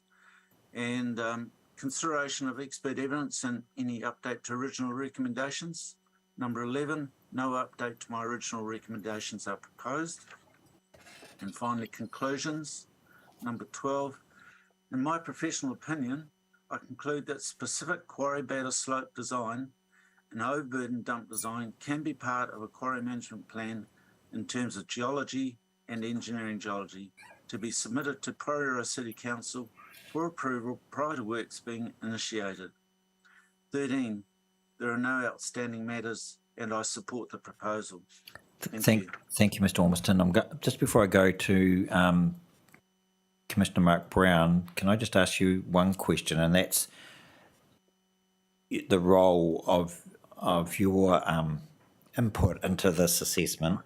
Your client's the Porirua City Council, and you say in your primary evidence that it was to undertake an independent professional review of the geology and proposed quarry, the quarry batter slope design and overburden dump fill design information provided by the applicant as they relate to the proposed quarry. So as essentially, is that and don't read anything into the terminology I'm about to use, but is that essentially a desktop assessment of the proposal? That's correct. I was provided with some information by the applicant, which I queried requesting more detail on how the quarry is going to be designed. And they responded basically by saying, well, as it's basically engineering that's required, that they would do that as part of a quarry management plan if the consent were granted, because it's quite an expensive process going through all that design, which may not be necessary. Okay, just if you can pause there. We don't have any expert evidence coming in from the applicant or any other submitters on geotechnical matters, but I'm aware that the application as lodged included a geotechnical assessment prepared by Becker, I think. And is that one of the pieces of material that you reviewed?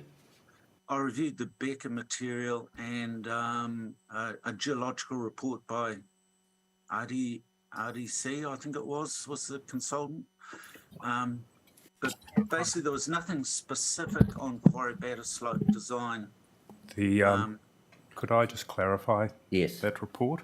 So the report that was sent up to Sandy was from RSC. RSC. And they gave a geological review of the quarry, which included drilling information, etc., borehole information. And we also supplied cross-sections and battered design slopes for the quarry that were done internally, plus a staging diagram. Yes. And thank you, Mr. Is that correct, Sandy? Well, that's correct, but it wasn't actually specifically related to the rock mass discontinuities, so it needs refinement in terms of the full quarry design. Yes, let's just come back to that in a moment, Mr. Ormiston. So I just want to ascertain what information that you had in front of you when you conducted your review. So you had the Becker report, right. you had the RSC information that was provided at a later date. How would you categorise the Becker report? What was it? Well, I'd call it more of a high-level report because it didn't provide any specific batter slope investigation and design in terms of discontinuities of fractures and bedding within the rock. Yes. So, and how they relate to a batter slope and the stability of that slope. Was it a geological description of the quarry area instead? Was it? Well, yeah, it had some batter slope heights and angles, but in my experience, within a quarry, depending on which way the batter is facing, because you've got more than one batter, in this case, you're going to have one batter facing north and then probably an east and a west. Yes. So the quarry batter slope angles will vary depending on the joint intersections with those batters. Yes. And and we haven't seen a design that picks that up as Okay. yet. I'd like to say I understand, and I'm sure Commissioner Mark Brown understands better than I do, but all I'm trying to ascertain is what was in front of you at this stage, just what was in the tent in terms of what you were assessing. So the Becker report, the RSC report, was there anything else?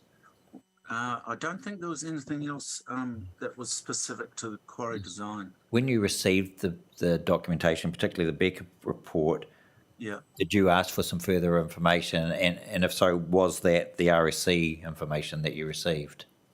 Yes, I did ask for more information and I got the RSC report, but I also asked for, that specific batter slope design. Yes. And the response to that was, or the suggestion was that they could provide that if the quarry consent was granted, and then they would do specific investigation and design at that stage as part of the quarry management plan. Yes. And do you accept that position, Mr. Ormiston? Is that a reasonable position, or is there an element of risk associated with that?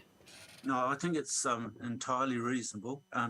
Just to point out that quarry management plan is to be provided to Porirua City Council for review and approval before any works are carried out. Yes. Well, can I just stop you on there? I think the wording is for review and certification, but I'm happy to stand corrected on that. As far as I know, it's approval, but certification is sort of a different meaning. Yes, it is. Well, let's. May well be that I'm wrong also. So, Mr. Baker, can you just clarify that and what condition it is in terms of the Porirua long term? You're talking quarry management plan? Yes. Yeah. So, just while Mr. Baker's finding that information, Mr. Ormiston, there was a draft quarry management plan included in the documentation as lodged. Did you see and review that also? That didn't cover the aspects that Okay. Yep. that I'm wanting to see. Yes.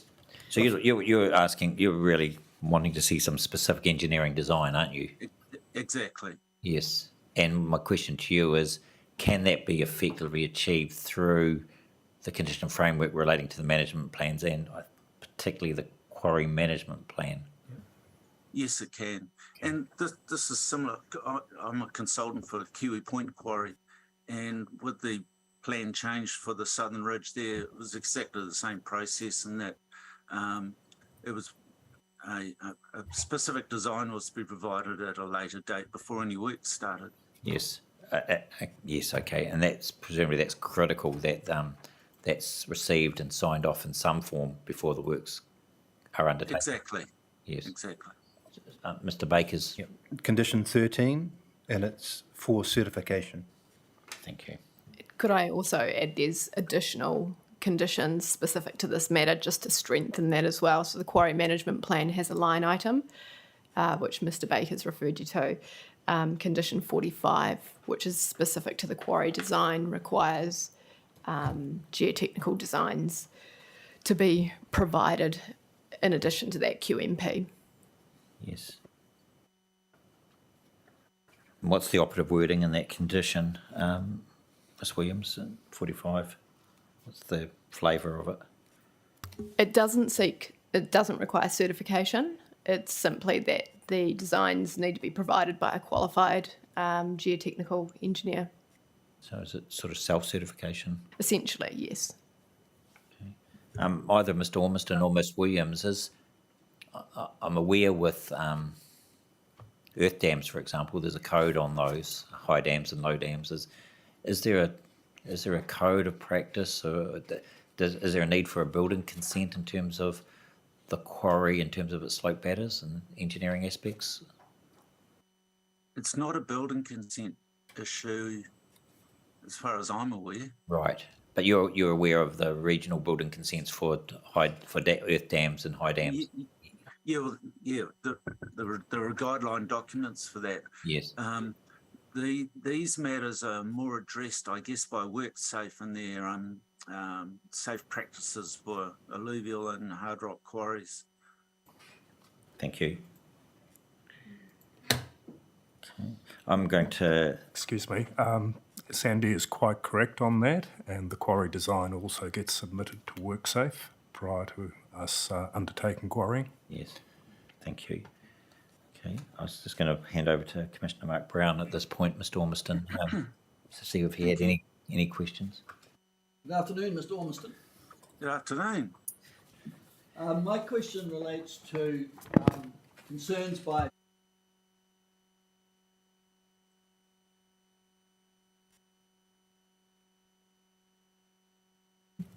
I've lost you. Sorry, I have my mic on now. My questions relate to the concerns by submitters about effects of blasting on buildings and on slope stability. So in paragraph 29 of your evidence in chief, you do talk about that. And you say that it's your understanding that blast vibration and the effects of damage on buildings can be managed through industry blast techniques. And Mr. Stiles addresses that. So you've got nothing to add there.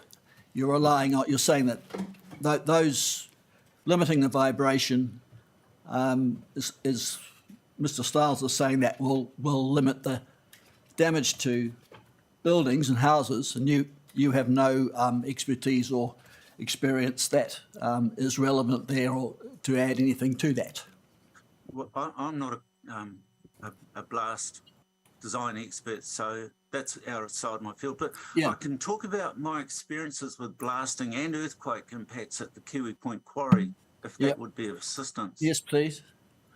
So Kiwi Point Quarry is adjacent, was in the Noronga Gorge, Johnsonville, right next to State Highway 1. Yes.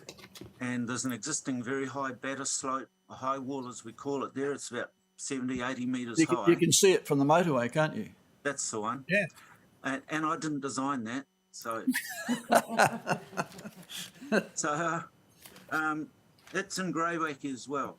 So that quarry, in the process of its operation, it has been subject to Kaikoura earthquake and the Seddon, I think, earthquake. The impact of those earthquakes, which were a good shake, was only small pieces of rock falling off that face. We didn't see any large-scale or even medium-scale failures. And neither did we see any failures in the very steep natural slopes within the vicinity. So moving on to blasting activities at the quarry, because obviously they were doing blasting there as well. Sorry, Mr. Ormiston, sorry to interrupt. Yeah, sure. But just going back, that you didn't notice any failures after that. Was it the Kaikoura earthquake, did you say? Was Kaikoura and this, I think it was the Seddon earthquake, which was also quite large. So when you say the other slopes, are those slopes with fine grained material over the rock? Yeah, these are natural slopes. Yes. So they're grassed, and it's just part of the weathering profile over the rock. Now, it's quite a rocky material, the weathered zone. Yes. So, but we didn't see any slope failures. So would that be similar geology to the Willowbank quarry? Very similar. Very similar. Okay. The geology is the same, effectively. Okay. Yeah. Thank you. The slopes are similar. Yep. So also at that quarry, we're undertaking blasting activities, and that's within 200 to 300 metres of occupied houses. So we haven't observed any slope failures in the main batter slope from that blasting, and neither have we seen slope failures within the natural slopes, which these slopes are steep. They're 35, 40 degrees.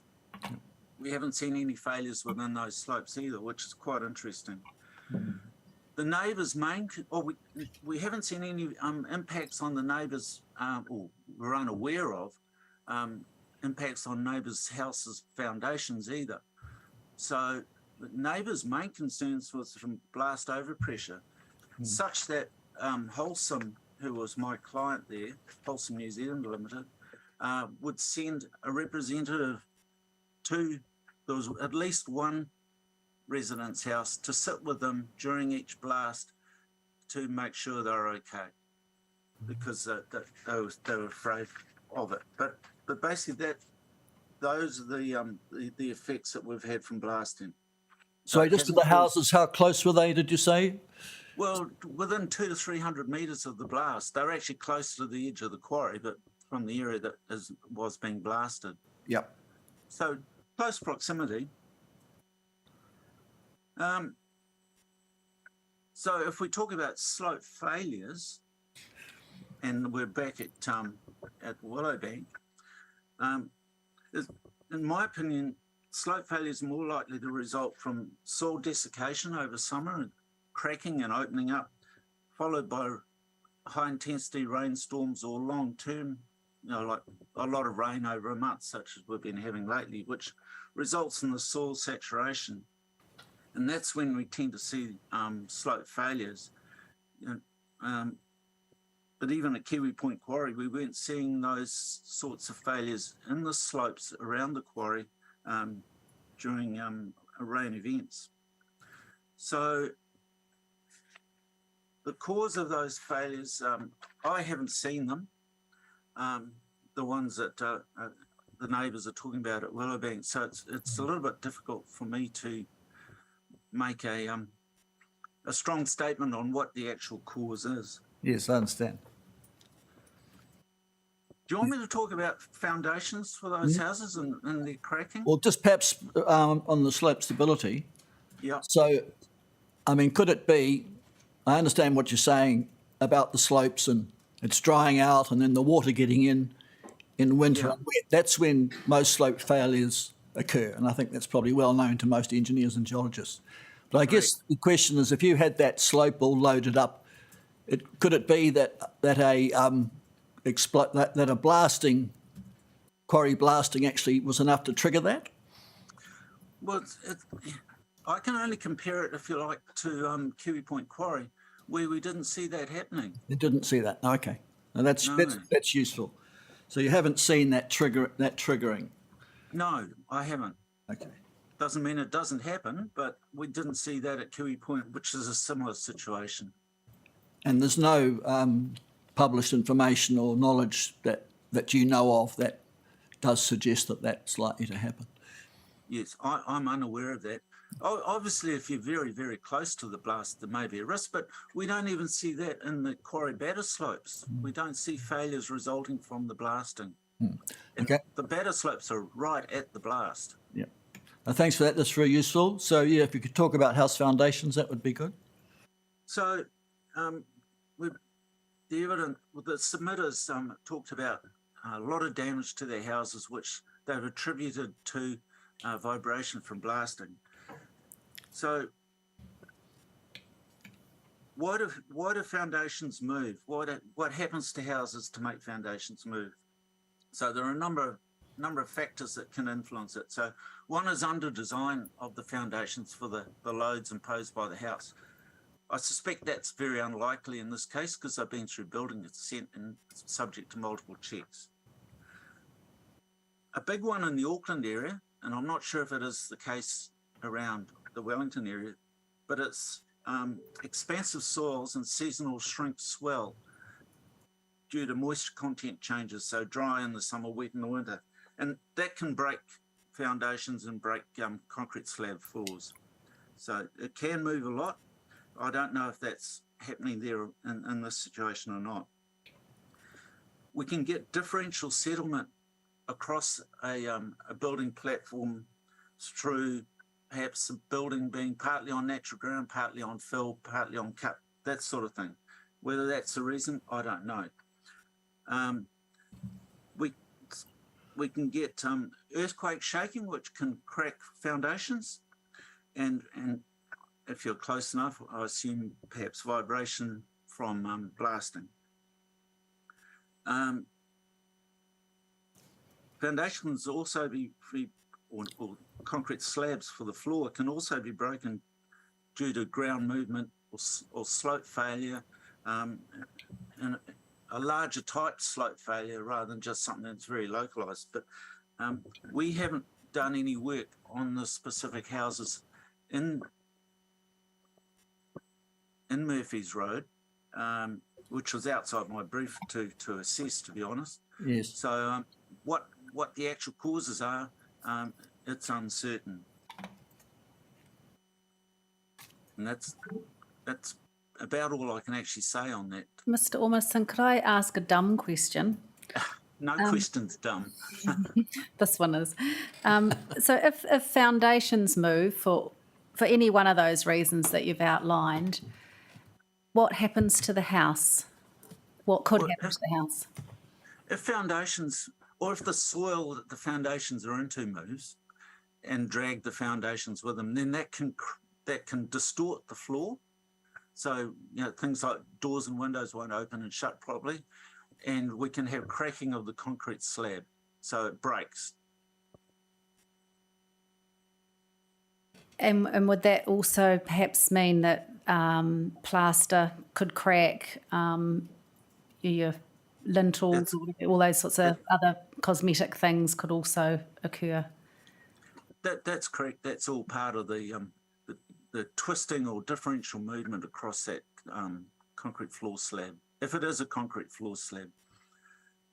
Timber houses tend to be much more flexible versus concrete floors.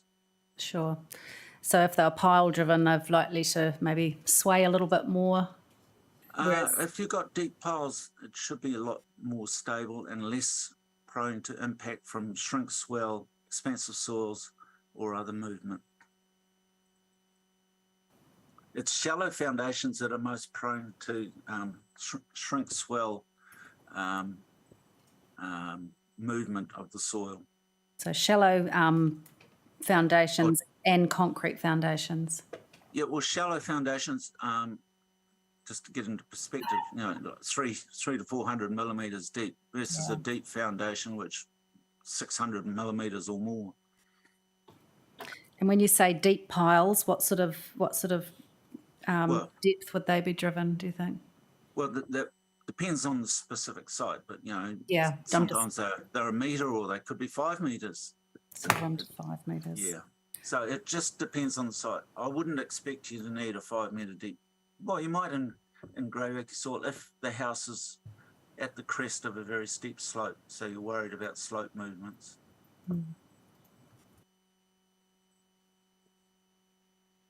So really what you're saying, there are a lot of variables from the type of foundation to all the aspects that I wrote down about your soils, your potential under design, part full, part hard ground, earthquakes, blasting. So the only way to ascertain, what one of those aspects, or there could be a combination, would be an in-depth individual assessment on each property. Is that what you'd suggest? That's correct. You need a specific geotechnical review and structural too. So geotechnical and structural. Yes.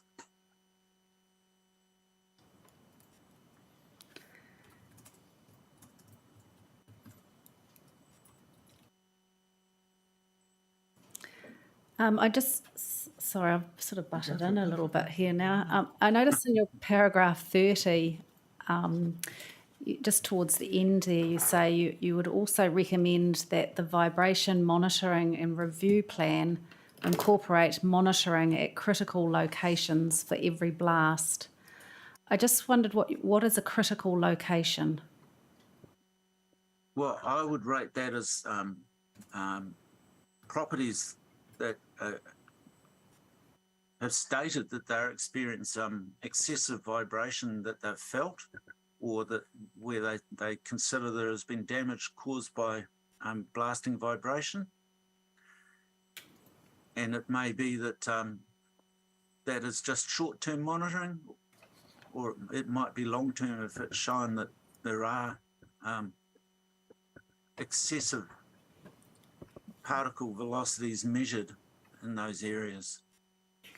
So if you like, it's a looking to see what's going on and is there an issue from vibration or not?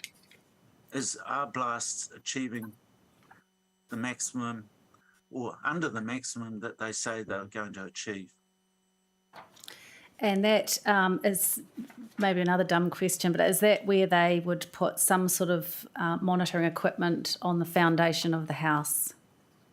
Well, you'd put it next to it, probably in the natural ground, because you want it to have a good contact with the material that's moving. So you put it next to the house. I'm not an expert on this, but that's what I would think. Yeah, so that's interesting. We've had both scenarios, so I'm not an expert either, so I don't know. Yeah. But you also say at the end of that paragraph that in your experience that this is aligned with industry practice about incorporating monitoring at critical locations. That's correct, and that's based on my experience at Kiwi Point Quarry. So at Kiwi Point, there monitoring at dwellings near to the quarry site? There were multiple monitoring sites around the quarry at the boundaries. I can't remember if they were at the individual houses or not, and so they were looking to see at the boundary what was the maximum particle velocity, and in all cases it was less than what was allowed by their limit. So if that was at the boundary, would you consider that? I'm just trying to get a handle on whether at the boundary or at submitters, people that have identified potential issues at their place. So is it both or is it one in terms of industry practice? Well, in my opinion, to actually be able to answer submitters' concerns, I think you'd be better off having monitoring at the specific sites. Sure. And then there's no argument. It is or it isn't. And then would you, if that was ascertained, whichever way it went, would you think that any further monitoring should occur at perhaps the boundary? I think you should have ongoing monitoring at the boundary. At the boundary. Yeah. Okay. And that should be monitored every blast. Sure.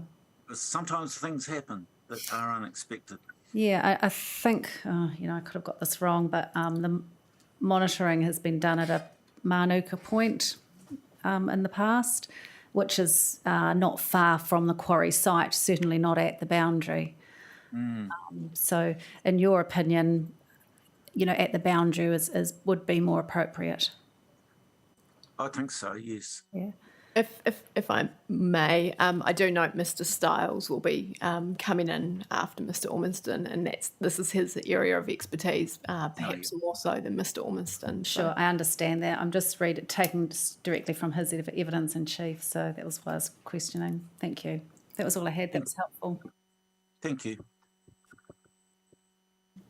I've got one more, final one, Mr. Ormiston. So Mr. Stiles' evidence, my understanding is he says the only way to determine whether damage to a house is due to blasting is to have a condition survey immediately before the blast by a building surveyor or geotech engineer, and then one immediately after the blast to rule out other things that you've mentioned that might happen due to shrinkage, swelling, other things. Would you agree with that? Well, it certainly dispels arguments over that it was there before and it wasn't there before and it's there now, which is always going to be a problem. Yeah. So you'd agree with what he's saying? I'd agree with. Yeah. Okay. Thank you. That's all I have. Thanks, Mr. Ormiston. Just one final. I think I might have asked this, but just in case, have you been to the site? Yes, I have. Yes, and it was in February this year.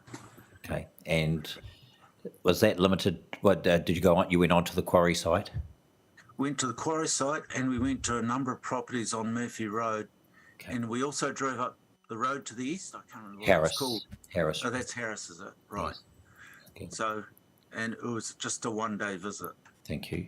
And Karen Williams, she was chaperoned us around, if you like. yes. Okay. She's good like that.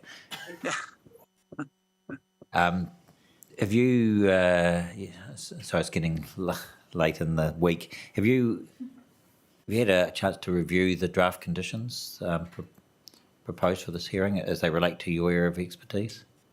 Yeah, I did go through those. Yeah. They look fine to me. Okay. Thank you. Well, that's all for us. I think we'll let you get away and get some lunch, and we'll do the same. Thank you for your input. Thank you very much. Cheers.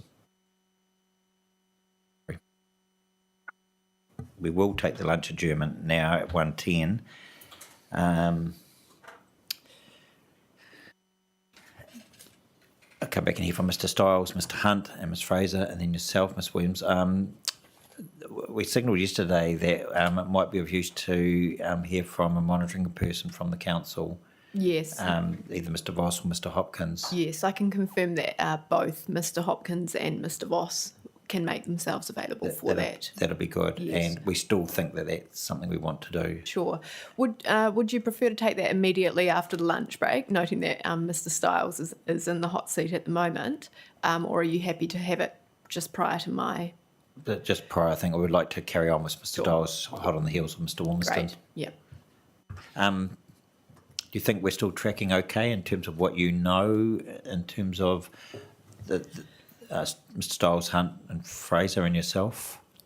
I do. I do note that the matters to come are perhaps the more considerable matters. Yes.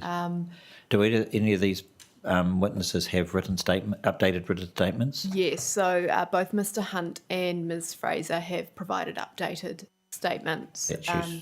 Do you know the length of those? Ms. Fraser's is perhaps more lengthy. Is it in double figures, for example?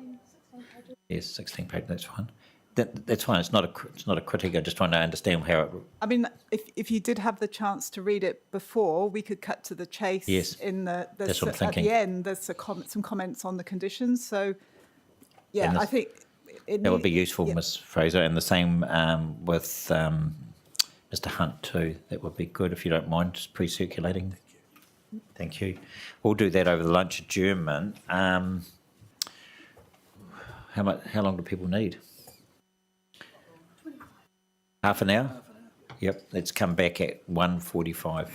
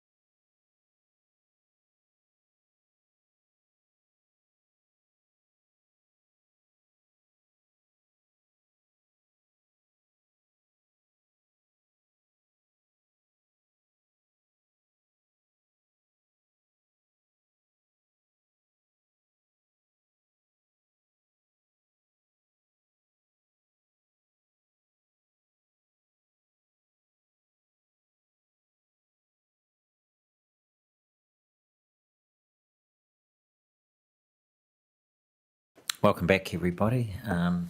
Possibly for the last session of the day, although we might just take a stretch around 3:30. Right, so this is the afternoon session on Friday, the 19th of August. Mr. Stiles, are you present? I'm indeed. Can you hear me okay? We can hear you. We are just waiting to enlarge you on the screen. There you go. I see you appropriately attired today. Indeed, I am. Yep, I knew this time. Yes. It goes to what's known as the 5 Ps, which is, I'll leave you to determine what that is. My dad always used to run those past me when I was a kid. Poor preparation prevents proper performance. Are they the same 5 Ps? Yeah, well, prior preparation prevents some type of performance. I won't say what that final P is, the second to final one. I think it's a derivative of the army, actually, or the military, where that term comes, but yeah, who knows.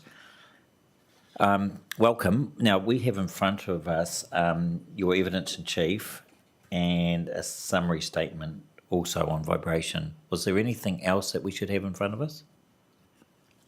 No paper. No, I don't have a updated statement. I do have a few points to run through, but I don't have anything for you in writing. I intend to keep it quite brief. Right. And between having heard from you last time and today, what have you done in terms of in preparing for today? I have listened to all of the relevant submitters that raised vibration issues. I listened to Mr. Ormston just before. I've listened to the applicant's presentations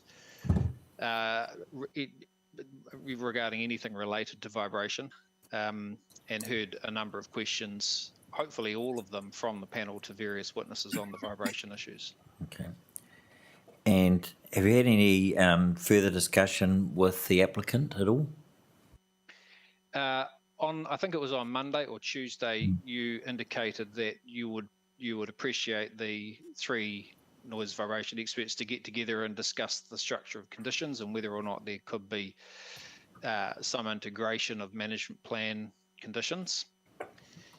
We have done that, and the 3 of us resolved that the vibration conditions and the structure of those conditions and the way the blast management plan works is all best left separate to the noise conditions. Yes.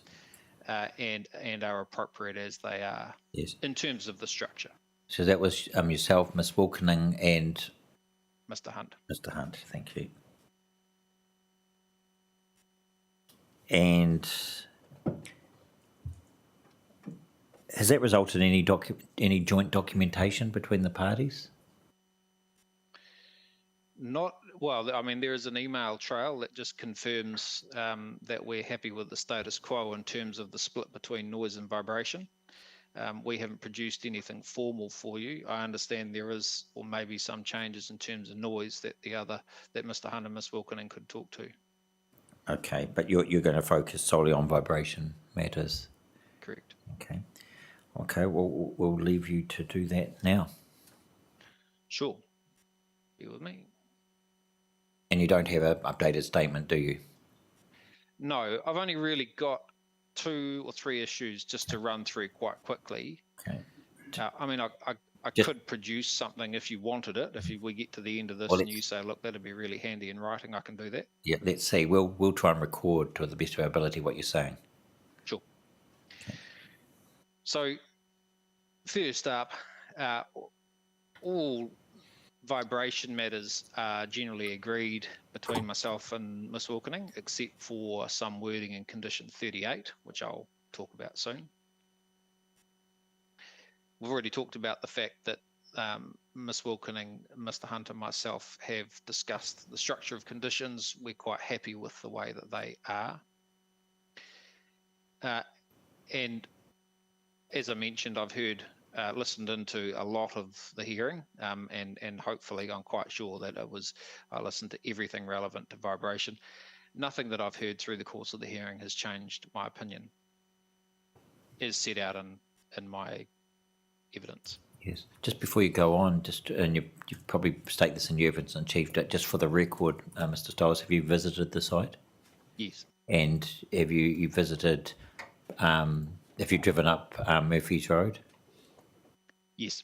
Yes. So you know the location of properties and their distance, relative distance to the access track and to the quarry face. Absolutely. We had Ms. Williams and I went to the quarry. That's right. And were shown around by Mr. Walsh, and we visited. I think it's 4 submitted properties, maybe 5. I can't remember the exact number. I think it's 5. Yes. All towards the top of Murphy's Road. Yes. Okay. Thank you. So there has been a little bit of discussion about the potential for lowering the vibration limit and therefore increasing the number of blasts. I alluded to that possibility in my evidence, and I just wanted to bring to your attention some of the disadvantages of doing that. There is definitely a relationship between the vibration limit that needs to be complied with and the number of blasts. And you know, in a very general sense, the higher the vibration limit, the more explosive can be used and the more fracturing and the greater the degree of yield from that blast. And the same on the other direction, as the vibration limit decreases, then the maximum instantaneous charge has to reduce and the yield reduces. My understanding from the original assessment from Ms. Wilkening and from my discussions with Mr. Bastow, who's the current contractor, again, I talk about this in my evidence. My understanding is that the blasts could be designed and fired in a way that would achieve a level or comply with a level of 1 millimeter per second at the houses. And hypothetically, if that was set as the target,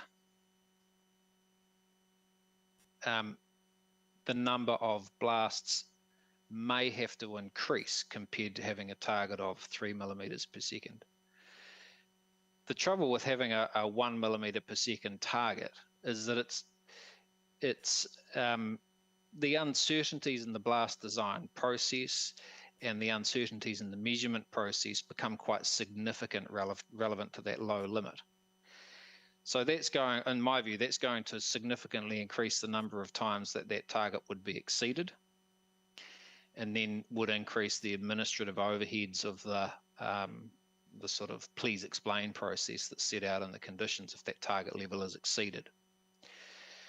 So Mr. Stiles, sorry, just the target level being the total number of blasts in a given period. Is that what you're referring to? The target vibration limit. At the moment in the draft conditions, it's set at 3 millimeters per second with an upper cap of 5. I'm talking about the possibility of dropping that target limit down To 1 millimeter. to 1. Yep. And I'm just not understanding that in doing that, okay. And you're saying that that brings a higher likelihood of that lower level at 1 millimeter being exceeded. Correct. I think it would be very probable that it would be exceeded on a reasonably regular basis, just because of the uncertainties in all of this. And that's no criticism of the blasting contractor. It would just be very difficult to make it comply with 1 all of the time. Notwithstanding your earlier comment about your discussion with Ms. Wilkering and Mr. Bastow, that it would be possible to design the blasts and their level of charge to comply with 1 millimeter. I thought that's what I heard you say. Yeah, well, my point there was meant to be, and maybe I need to restate this clearly in the exact words. My point there is that that adequate yield could be achieved while complying with a level of 1 millimeter per second. And I use the word complying there in a little bit of a loose sense because there will be a few overs and unders. So if it were to be a target limit, I think that adequate yield could be achieved. Okay, thank you. I appreciate that's not too straightforward, that aspect of things, but hopefully that's clear enough for you. But I still remain of the view that the target of 3 an upper limit of 5 millimetres per second is quite typical for quarries and will result in what I describe as a moderate level of effect. And I set that out in my evidence. I'm happy to put different words around that if you'd like me to. The degree of vibration effect is discussed at section paragraph 5.5 and 5.6 of my evidence in chief. Just if you're looking for it. Yes, we've got that. Moving on to the monitoring location, my view is that that location should be on the foundation of the dwelling that is being monitored. That's for two reasons. One, that's where the concern around amenity is most important or most relevant. That's where people are most likely to be affected by vibration in terms of annoyance and amenity. Secondly, it's very important that it's measured on the foundation of the dwelling if there's any concern about damage. There is always going to be a loss between the level of vibration in the ground and the level in the house. That loss is commonly referred to as a transfer function, and it can be anywhere up to around 50%. So if you measure a level of 2 millimetres per second in the ground, you might measure a level as low as 1 millimetre per second on the foundation of the dwelling. And it's important that that loss is captured in these measurements essentially, and that we are measuring on the dwelling.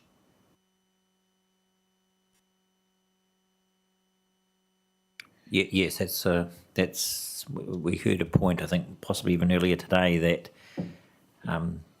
any monitoring equipment should be on the ground near the dwelling, and you're taking a different view on that. Absolutely. For the reasons that you've just outlined. Thank you.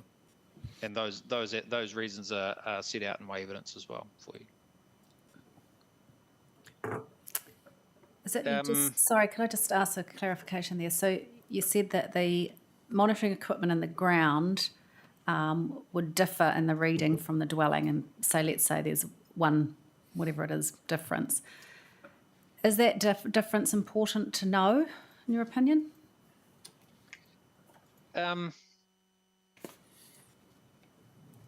I think it's useful to understand, but I don't think it's important in terms of the administration of these conditions.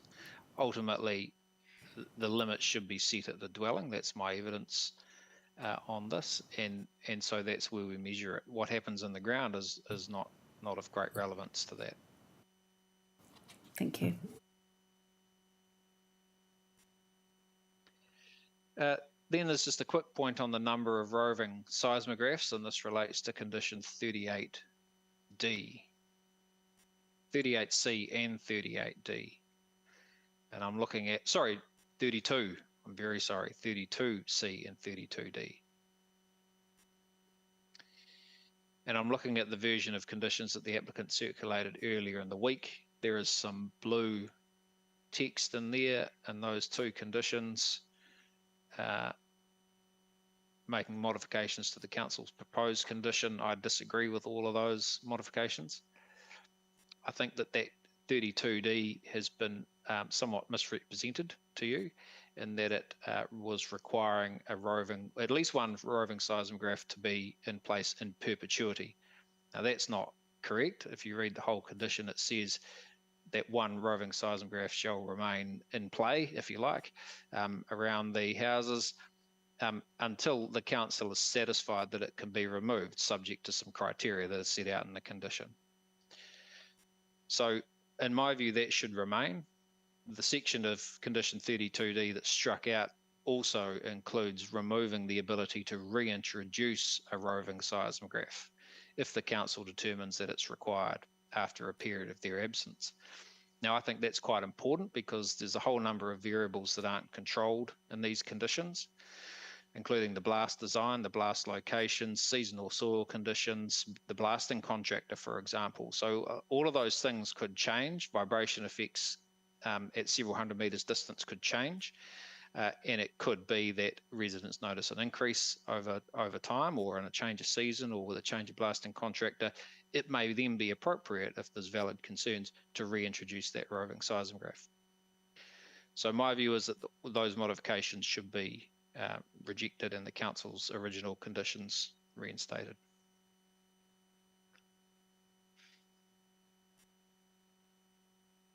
And then the only other thing that I have comment on for you is the precondition survey issue.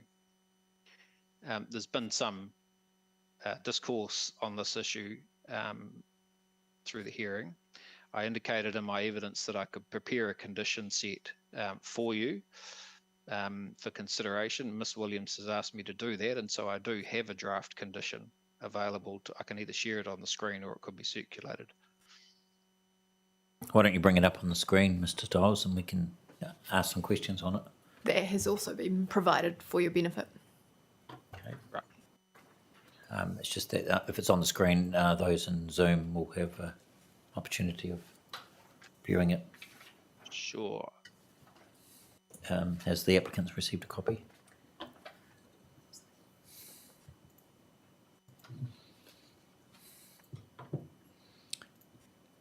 Bear with me. I just had to find which out of 782 windows I needed to share. Just while you're doing that, Mr. Matheson, is Miss Wilkin show online? Yes, okay, thank you. Oh yes, I see Wilkin. So is that large enough to be read clearly? That's fine. So look, there's a lot of yellow in this condition. They are placeholders for what you and perhaps the applicant might want to comment on as being reasonable in the circumstances. And those are things that are not strictly related to my expertise, which is why I've left them in yellow. Yes.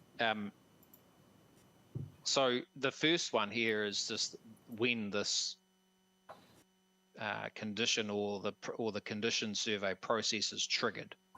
It could simply be within 3 months of the commencement or some other time frame. Could be prior to the first production blast event, following trial blasting. There's a number of different time triggers that you could use to have this condition come into play. It's relatively simple. I've set an objective at condition 1A, which is to accurately record and document the condition of the relevant dwellings, pools, retaining structures, paved areas, and other buildings, which I've defined as structures, immediately before and after a single blast event to determine whether there's been any damage or worsening of existing damage or defects. And then if so, is it reasonable that the cause was the vibration from blasting? So at point B, the condition talks about a time frame between 1 and 2 weeks to make contact with the owners and occupiers of the properties listed, and I've just said they're listed in Appendix A, and if you want some advice on which properties should be included, I can provide that. I suspect the answer is probably yes. Mm-hmm. Yes, it is. That contact shall be to communicate the objective and need to conduct the surveys, to communicate the desired timing and access requirements. People need to know that the surveyor needs to get into the house and will spend some time in there, half an hour, an hour. Twice, before and after the blast. Confirm that the documentation produced by the surveys will be provided to the owners of the dwelling, and that's not that particular point is there simply for transparency. In my experience, it is really important that these processes are fully transparent. And also to confirm at Roman 4 there that the surveys are in fact desired. Some property owners will just say, no, we don't want it, we're not interested. Sure. We're fine. There's some sort of administrative parts in C and D. Mm-hmm. Part E, now I do have to say that this condition is, if you like, an amalgamation based on my experience, and also a condition that I worked with a structural engineer to draft for a very recent proposal that involves construction blasting in town. And this list in E was produced by the structural engineer as the specific requirements that needed to be satisfied in the survey.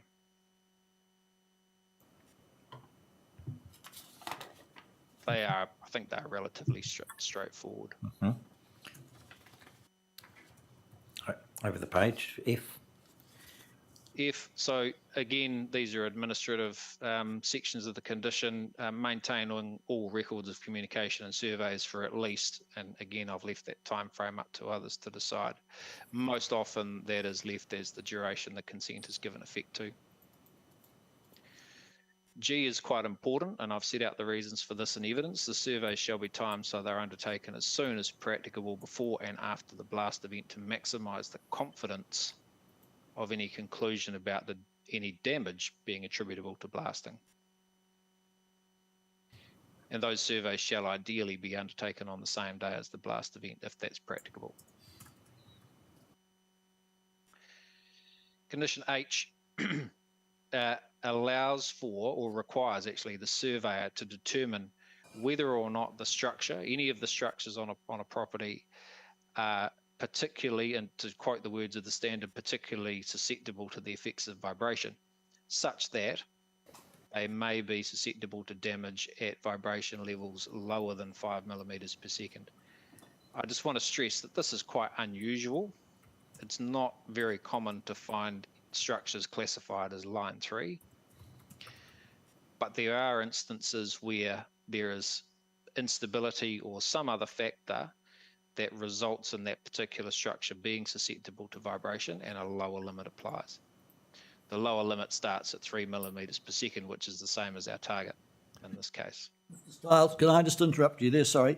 Would there be would there be particular types of buildings that might trigger that line 3, like a masonry building or something?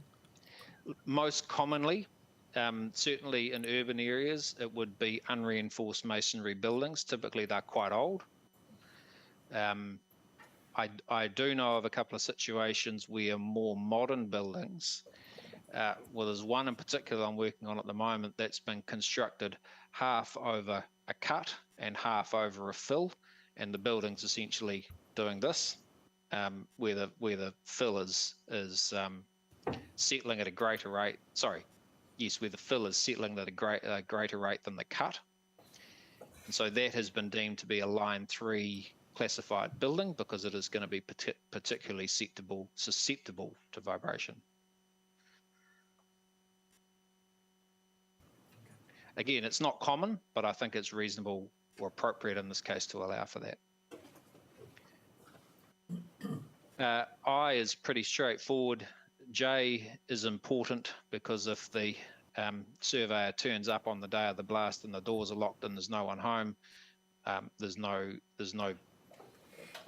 penalty, if you like, for the consent holder not being able to do what the condition says they need to do. Part 2 there is just consequential to H. If the surveyor determines that there is a line 3 classified structure, then the limits from the DIN 4150 standard should apply. And again, that starts with a limit of 3 millimeters per second. Now, condition 3 I've highlighted here is entirely yellow. It's optional. It's an interesting one, and it's about the responsibility for remedying or making good any damage that is determined to be from the blasting vibration. I appreciate there's a whole lot of aspects of this condition that are beyond my area of expertise. I have seen it imposed on some consents, and I have been involved in processes where the discussion has led to it being removed, and it's simply dealt with potentially as an enforcement matter or in some other way. The alternative to this condition is simply that the vibration from blasting shall not cause damage. And then it becomes very simple. If that condition has been breached and there is damage, then there's an enforcement procedure to follow.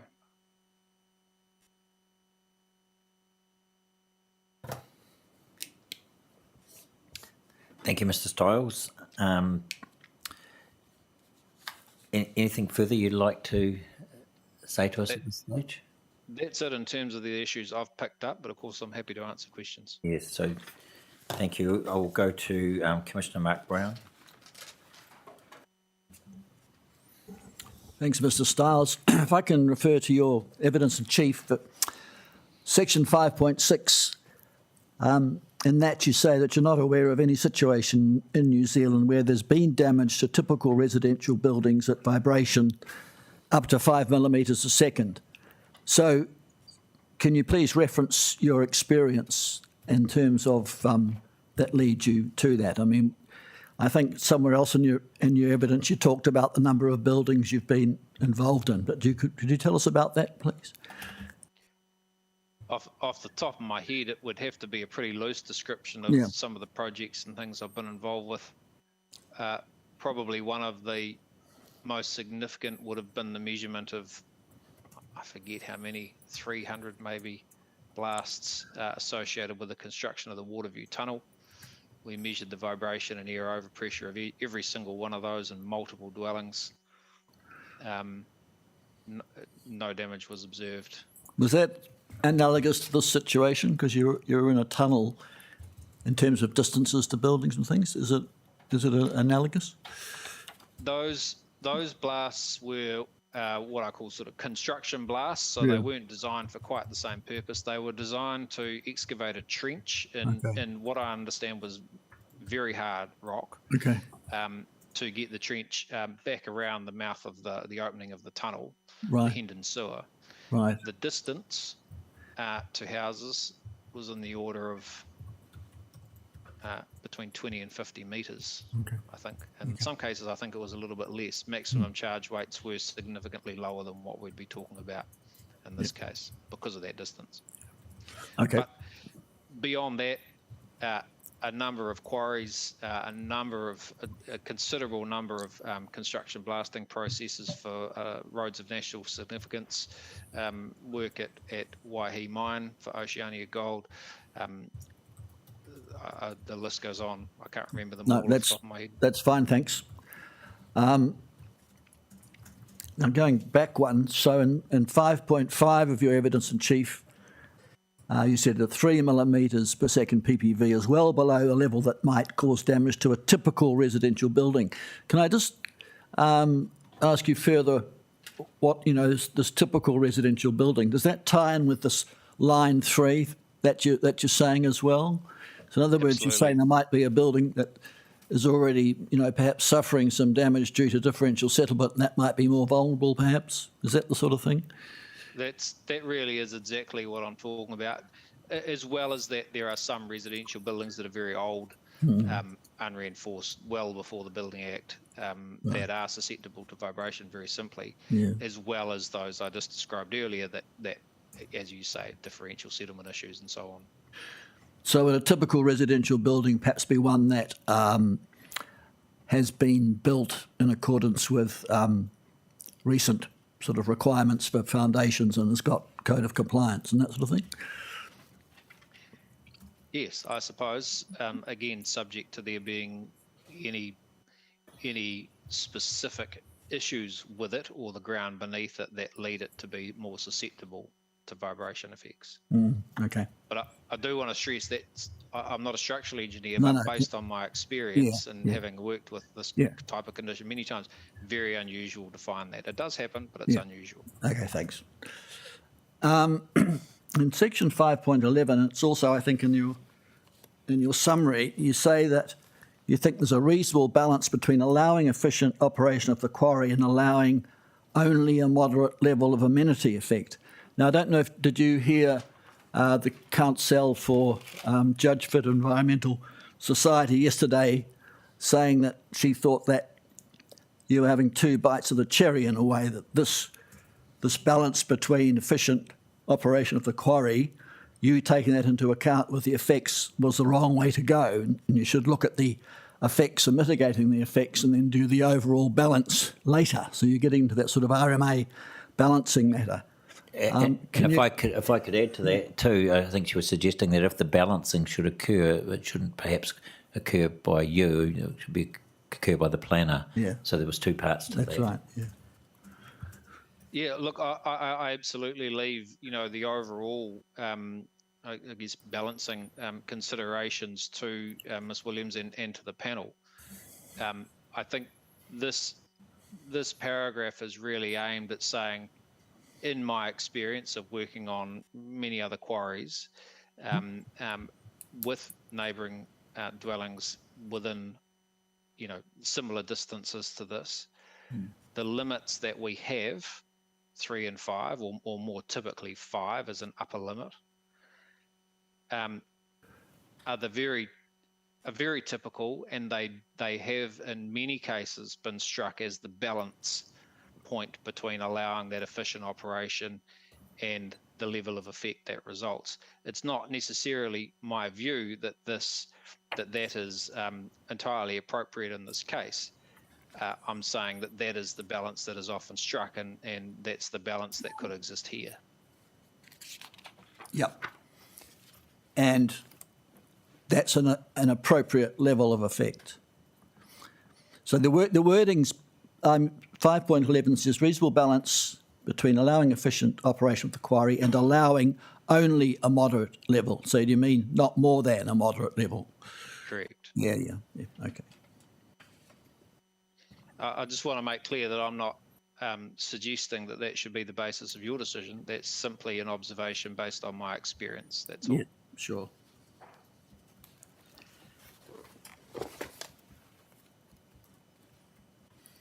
Now, in paragraph 10 of your summary, you talked about that the blasting may cause a degree of annoyance for some people, and then you say that degree of annoyance can be strongly influenced by a number of things, and then you say, and a variety of other non-acoustical factors. Can you perhaps give us an example of what some of the other non-acoustical factors might be that you're referring to there? So, if I'm reading this correctly, you're looking at, can I just confirm you're looking at paragraph 10 of my summary? Yep. So, really it's, what have we got here? Influenced by the attitude. So I've listed some of the non-acoustical factors, and they are the attitude towards the applicant or consent holder, past consent holders, historical issues, the effectiveness of the efforts to resolve those, transparency of the monitoring and reporting processes, and then I say, and a variety of other non-acoustical factors. You're asking me, what are those? Yep. What would be some examples of those? I suppose I've tried to find as many as I can and list them out for you in the preceding part of that sentence, but there are some others, just including an oversensitivity to vibration, or maybe oversensitivity is the wrong word, but a heightened sensitivity to vibration and air overpressure effects. We always have this bell curve of sensitivity, where we have people that just don't care over here, people that are very, very sensitive here, and then a bell curve in the middle. Yes. Yeah, there will always be a part of the population at both ends of that bell curve. That's what I was getting at. 95%. I probably had a similar discussion with you before another hearing. So I guess the point of that is, and please correct me if I'm wrong, is that the way that the assessment of effects for noise and for vibration is that you can't protect everybody, and it's not intended to. There will be some people that are sensitive and others that are not. I mean, we heard that in the evidence from the submitters. Some submitters said, they weren't worried about it at all, and they were, reasonably close to the quarry, and others really quite upset about it. So that's really an example of perhaps people's sensitivity varies. Would that be right? Absolutely, and I think that a significant factor in that variation of sensitivity, in my experience, has to do with some of those other factors that I list out for you as well. Yeah, okay, thanks for that.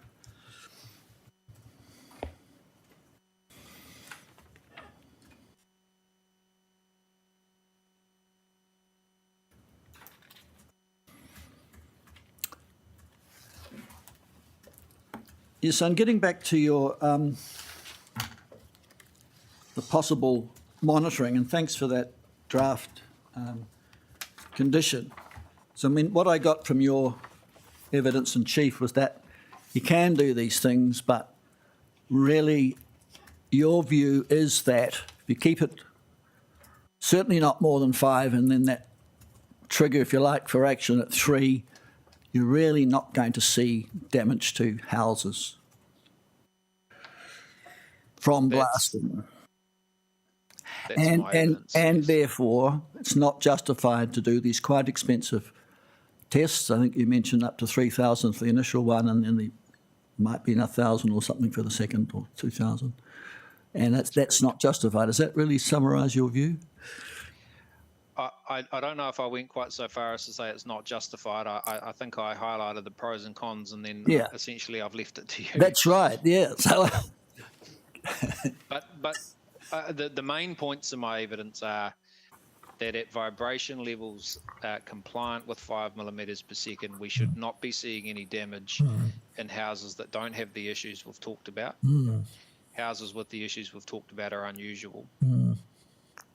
So normally we would not have a requirement for a building condition survey. The reason I've not made a strong recommendation on that point in this case is because there are these other factors at play, including general concern, and it's by my understanding, it's quite a heightened concern in some cases about damage, and it may be that some of that concern could be allayed by some survey work as blasting commences and gets going. yes. But based on your experience with a range of other quarries blasting, large number of examples, it's your opinion that it's not necessary, well, it's not likely to be necessary to determine effects of blasting on buildings. Correct. But I also want to stress that it's not, the possibility of damage at 5 millimeters per second is not something that I can rule out. Yeah. I can't say to you it's never going to happen. No. But I can say, based on my experience, I haven't seen it happen. And my opinion is that the likelihood is very low. Okay, thanks. Thanks, Nigel. Mr. Burge. I think I just had just one really. I just wondered if you could, a couple of the submitters mentioned the other day that, and I know you've already touched on it, I just want you to elaborate a bit more about, more blasts but less intensity. And I know you sort of went over it when I was scribbling, so I just want you to elaborate a bit more on, I understand that, to do with yield and management at the quarry, but also at those sites and what they might experience. Sure. I was trying to think of an analogy for this earlier today, and I guess it's, in one sense, lowering this target is a bit like requiring the police to give you a ticket when you're doing 101 kilometres per hour in a 100 kilometre an hour zone. There's a lot of uncertainty in your speedo and the radar gun that they're using, and it gets very, very difficult to be certain about compliance there, and including about trying to get your average speed on your trip to Wellington as high as you can because you're in a hurry. Maybe that's not the greatest analogy, but I'm just trying to hone in on that difference between on that 1 millimetre per second or maybe 2 millimetre per second target. It is the uncertainties there do become significant relative to that low number. So there will inevitably be overs and unders. Some blasts will comply, some won't.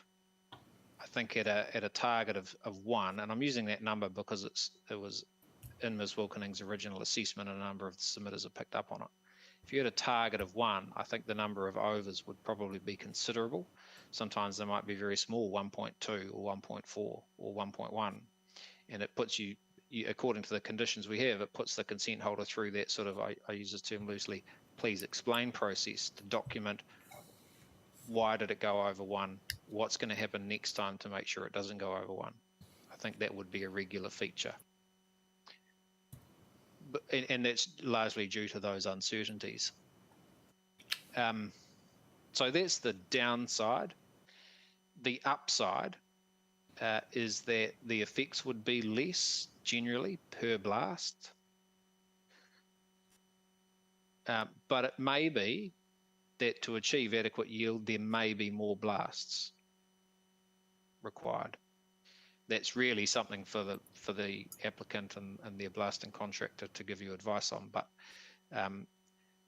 as I say, my understanding is that at a level of 1 millimetre per second, there will be adequate yield. So it may be that more blasting isn't even required. Does that answer your question? I'm happy to address other matters if.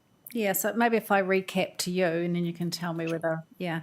So, so yes, it's possible, but you're saying to comply with that becomes more difficult and for everybody to prove that, you have a lot more overs, if you like, potentially. But I think I also took from that, but there is potential for adequate yield to still be achieved at the quarry. Correct. Is that full stop? Full stop. Yeah. Yeah. So yes, full stop. Yield is the amount of rock that's fractured off the face and that can be processed. Yep. And as I understand it, the quarry could achieve adequate yield per blast and comply with 1. And as I said before, I use the word comply there loosely because there'll be overs and unders. Sure. And in the same token, would there be unders and overs with the 3, and that's why we've got the 5 as well as a target? I would expect there would be significantly more unders at 3 than there would be at 1. In fact, they should be mostly unders, and an over would be unusual. Over 3, you mean? Over 3 be unusual. So if we went stabbed in the middle and had a 2, what would your sort of opinion be there? I was prepared for this. Good. The difference subjectively between experiencing a level of 2 millimetres per second and a level of 3 millimetres per second would be small. In other words, the benefit of going from 3 to 2 is not great. It will increase the degree of overs that are likely by a small amount compared to 3. I don't think there's a real hurdle to moving the target to 2. My evidence is that 3 is adequate. The subjective difference in the experience of the effect is not great between the 2. So because we've got a 3 and a 5, is it necessary to have the 5? Can you just go with the 3? And just before you answer that, Mr. Stiles, where is the 5? I'm just struggling to find it. I couldn't find it in condition 33. Oh, sorry, I can. It's B. Cool. Yeah. I'm glad it's there. Yep. No, it is there. Thank you. Yeah. So what is it? Is it, what's the necessity of having 5? The way that conditions are structured is we have the 3 set as a target. So the blasting contractor, they go through a whole process to design every blast. They work out the depth of the hole diameter, the hole spacing, the number of charges in a hole, and they're what's called decked, and so there might be 2 or 3 charges in each hole. Then they look at the delay between firing every hole. They're never always fired at the same time. It's not always a boomph. It's always a delay between the holes. And you can see that if you watch a blast, just about any blast on YouTube, quarry blasting, you'll see how the delays work. So there's a whole lot of work goes into designing the blast to maximize yield and manage vibration. They will do their best under these conditions to achieve compliance with 3 millimetres per second for every blast. Sometimes there are factors that are really unreasonable to predict or know about that will result in the vibration level going over 3. Those instances won't cause any damage or any issue, provided they are capped at 5. I've tried to make it right into the conditions a real disincentive to go over 3 because it's a process. There's got to be, a sort of short report written about why it happened and what's going to be done next time to avoid it. And my reading of the conditions, I'll just have to refresh. I think they go to that sort of please explain goes to the council and the CLG, I think. Yes. So it's a real disincentive to go over 3. Yeah. And I would expect that instances of overs on 3 would be minimal. But I do think it's reasonable to have the 2-tiered approach in there, especially with the limit of 5. Sure. Okay. Thank you. That was helpful. Following on from that, I have a question. Given that your understanding is it's not going to make much difference to yield, why not have a limit of 1, and then acknowledge somehow that that's a target, but it's going to sometimes be 1.5 or whatever? Because, well, and my second part of that question, is there much difference between 1 and 3? I mean, we've heard that certainly some local residents do seem to be pretty sensitive to the blasting, and would having a target of 1 help with that? I understand what you're saying completely, but I mean, there's probably statistical ways of dealing with that. I mean, if you're talking with wastewater, you can do geometric means or some other ways of dealing with that, that up and down. I think the first point, that I'll acknowledge is very easy. It's very straightforward to agree that lowering the limit is going to reduce the effects and I guess be helpful to those people that are quite sensitive to it. No debate with that. How sort of practicable is it to do that? I think the issue I see is in the process that would have to follow if you have an over. And my evidence to you is that there would be many more overs of 1 than there would be of 3. And so that disincentive and that process that I've outlined in the conditions may become quite onerous. Maybe there could be a 2-stage approach. I think that's getting quite complicated. Yeah,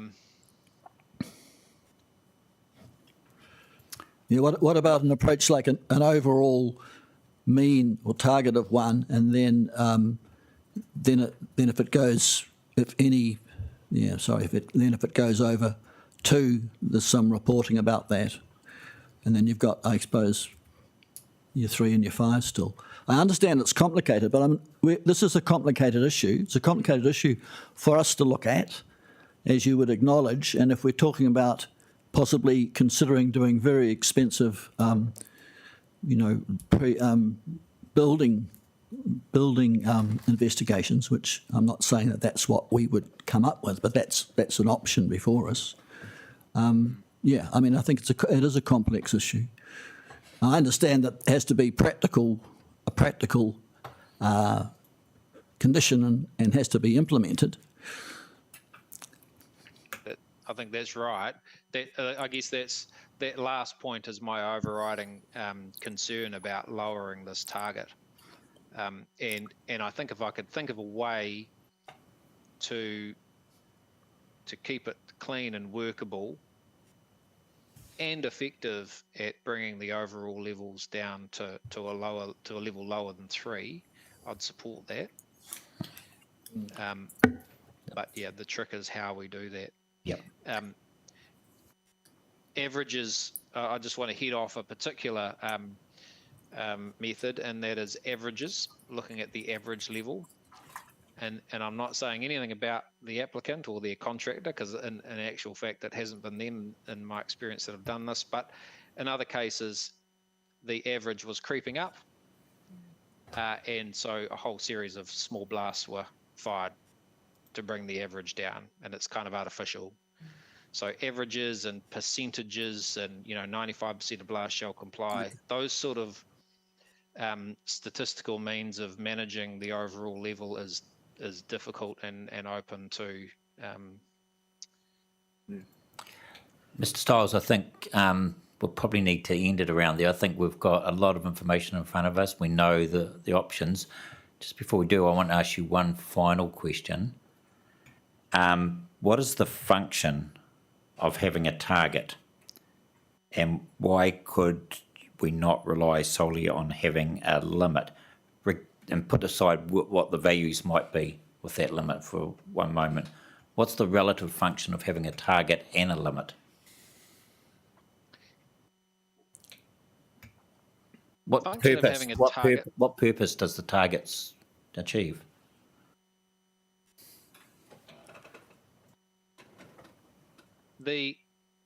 I'll just start by saying that when we, with blasting and with blast design, there are a whole lot of uncertainties associated with the vibration level that are extremely difficult and in many cases, and so even though you might do your best to design it to comply with 2 or 3 millimeters per second, you may still get a 4.5 for reasons that you could not have accounted for. Those reasons are quite difficult to explain in a regulatory compliance sense, and it's I think on balance, when you consider those uncertainties, I think it's reasonable to have a target and an upper limit. Yeah, but I still don't understand what the function of the target is. Let me put that differently. Why couldn't this condition set with solely a limit, regardless of what? Just forget about where that limit is.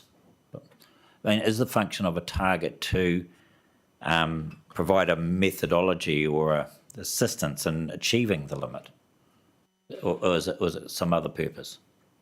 I think it's very simply to drive down the typical level of vibration effect that will be received. Yes, but why can't that be achieved by the limit as an absolute limit? Like with noise, I mean, we have specified decibels, L max or average or whatever. There's no target in noise measurements, is there? There's a limit. In most cases you're right. Yep. And I think that you could have very simply a limit. Yes. It is likely that the contractor will try and get close to that limit in every case because that's where they get the best yield. Yes. And that goes to where that limit is set, doesn't it, in terms of acceptable effects? So, I mean, yes.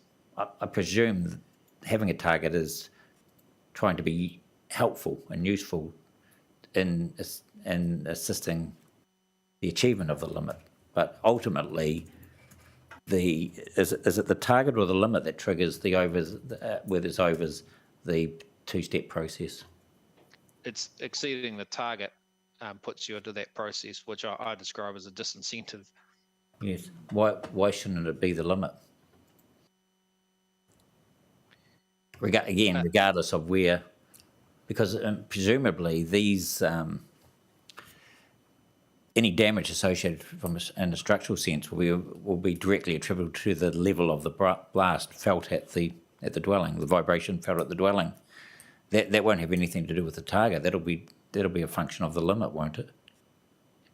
Correct. The downside is that you only know about that damage if you've done the precondition surveys immediately before and after at every house.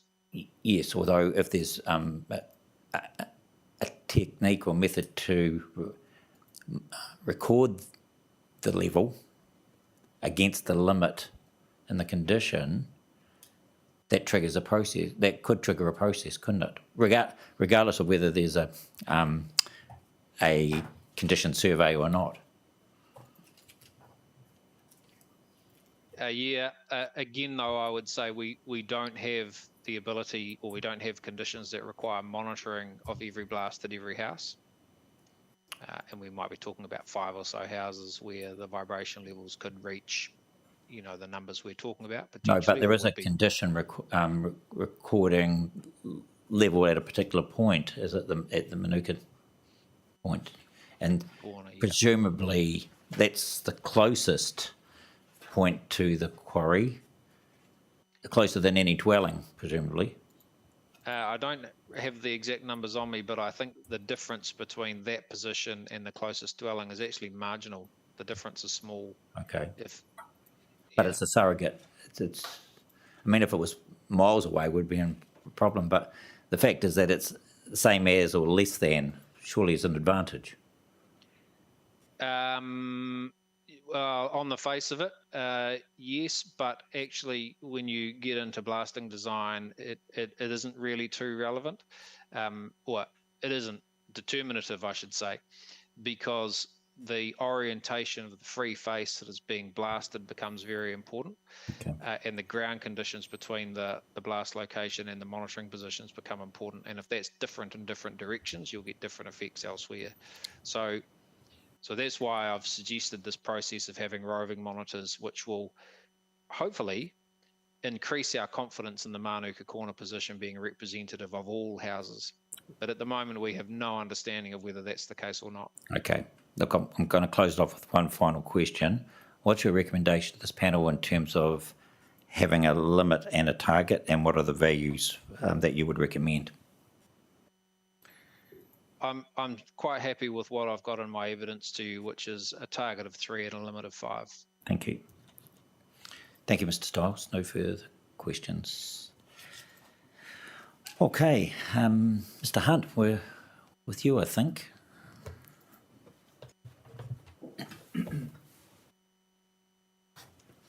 Now, Mr. Hunt, we did have the chance to have a look at your summary over lunchtime. Thank you for providing that. And it seems that it comes down to 2 areas of disagreement. Yes, that's right. There's 2, and I would just like to sum up the agreement around monitoring. Sure. And if I could just speak to those matters. Please do. In fact, start with condition 31, it is, regarding monitoring. And the difficulty was nailing down numbers of monitoring locations, their selection, issues around access or not.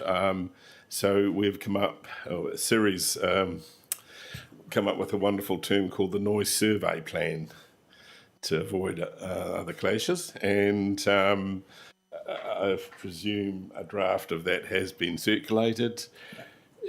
No. Okay, No. We can arrange that. I can speak to its basic parameters, and hopefully a copy can be floated over there pretty shortly. But basically, we've kept the framework of the condition 31 as originally recommended in the planner's report. However, we've left through the noise survey plan some flexibility about what actual locations would be monitored, their number, and for example, the noise survey plan would outline some criteria to determine how long should the monitoring take place.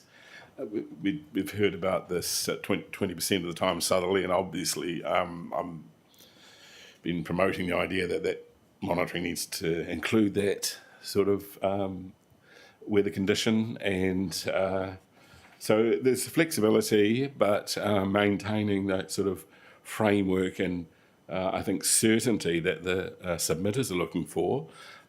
It's a comprehensive approach and tries to anticipate change. Monitoring may need to change in response to complaints received. So it's flexible, but at the same time gives council a good fixed framework to provide or to receive these monitoring reports. I mean, one of the other things is the role of the CLG. So there is one provision, I'll just read out, that the noise survey plan should include a protocol for informing the CLG regarding selected monitoring sites and rationale for their selection. The noise survey plan shall include a summary of any feedback received from the CLG and how this has or has not been taken into consideration in the final version of the NSP. So it's designed to get some feedback. I think probably in overarching view, we have to realise it's under the direction of an expert and they all have to carry the can. So everything has to tick the right boxes in terms of the New Zealand standards. So although comments would be welcome, you know, we've got to run it through that. And is it worthwhile? And all those practical matters around access will come together. Yes. Mr. Hunt, we don't have that in front of us yet, although it's very close to arriving. Question to you is, Have you seen the rewording of condition 31 that Ms Wilkening has provided? Or have you had an input into the wording? Yes. Yes. And you're... That is the noise survey plan. Yes. Yes. And we've agreed on that wording, and we're happy that it provides that certainty and flexibility. Yes, and the linkages back to the CLG, have you seen the wording that provide or allow for that? Yes. Yeah. Happy with that. Yes. And the noise survey plan, the NSP, not to confuse with the MPS, the MPS, NSP, is that,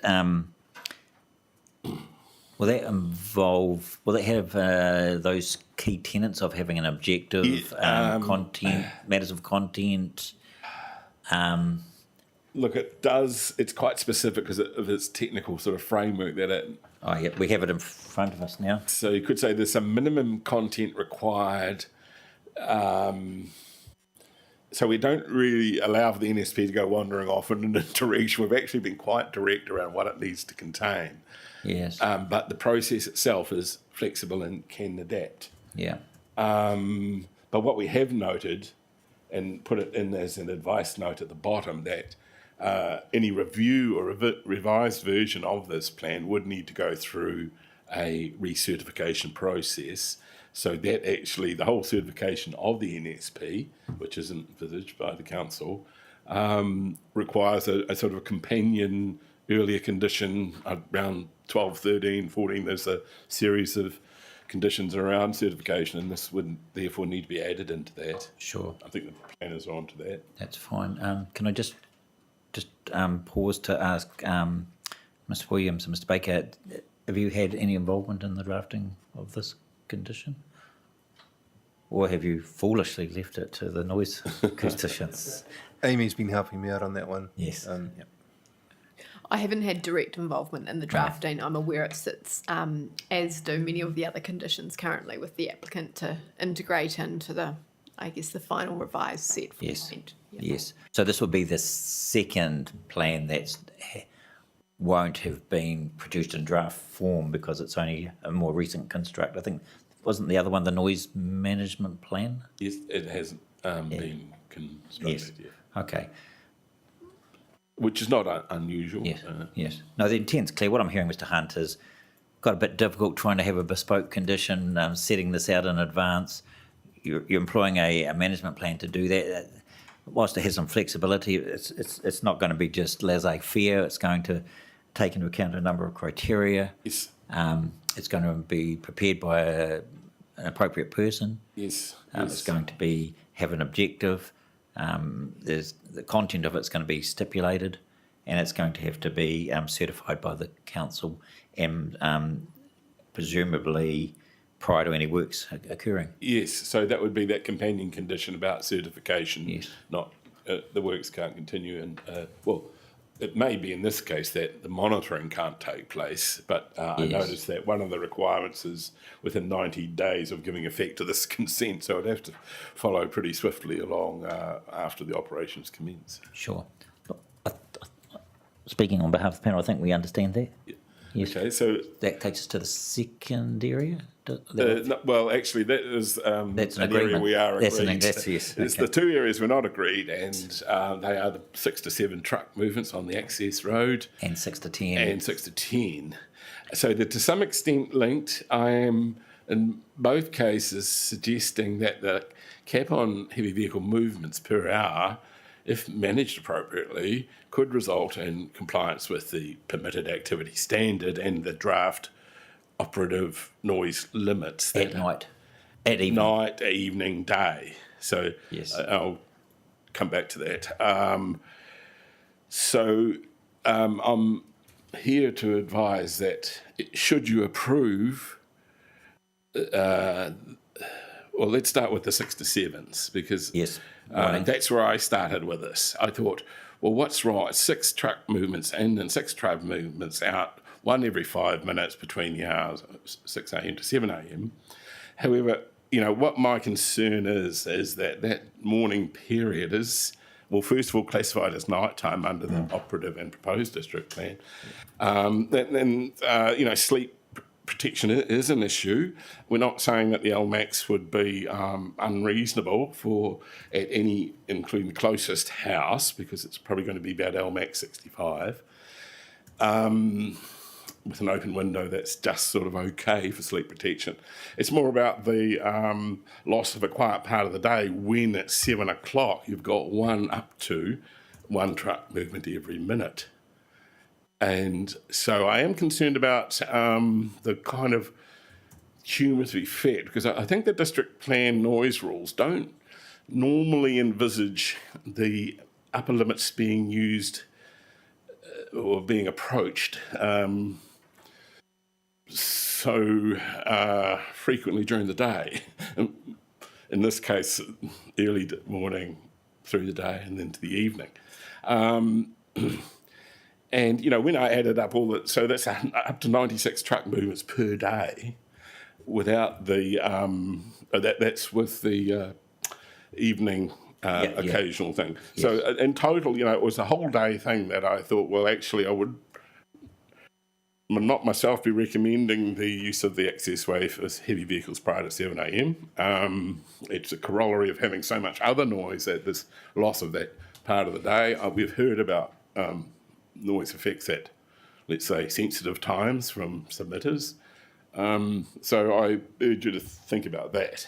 If it were approved, and that's once you've heard the evidence and considered the evidence for allowing these early morning movements, which are basically, I believe, driven by industry requirements. The things come to mind is, should there be a review condition specific to the 6 to 7 a.m. heavy vehicle movements? Because in that way, the effects would come under some scrutiny once the project was underway, and a chance to revisit it, you might say, if it proves unacceptable. We know the noise levels, and really, it's not going to breach a rule and a plan, but it's just going to be an erosion of a quiet part of the day. So the other thing which comes to mind, and sorry, can I just? You're talking quite quickly. I just want to. When you say it's not going to breach a rule in the plan, is that both for the 6 a.m. to 7 and the 6 to 10, or just the 6 to 10? Prior to 7 a.m, the trucks can be managed in their number to comply with 45 decibels, the nighttime limit, and LEQ, and the LMAX of 70 is likely to be complied with. Yes. So no breach. Daytime, there is no LMAX, and it's LEQ 55. LEQ 55. And that would allow up to 1 per minute. Yeah. And so... and then in the evening, it's LEQ 50. Yes. And there's 24 movements per hour, and that can be managed to comply. Yes.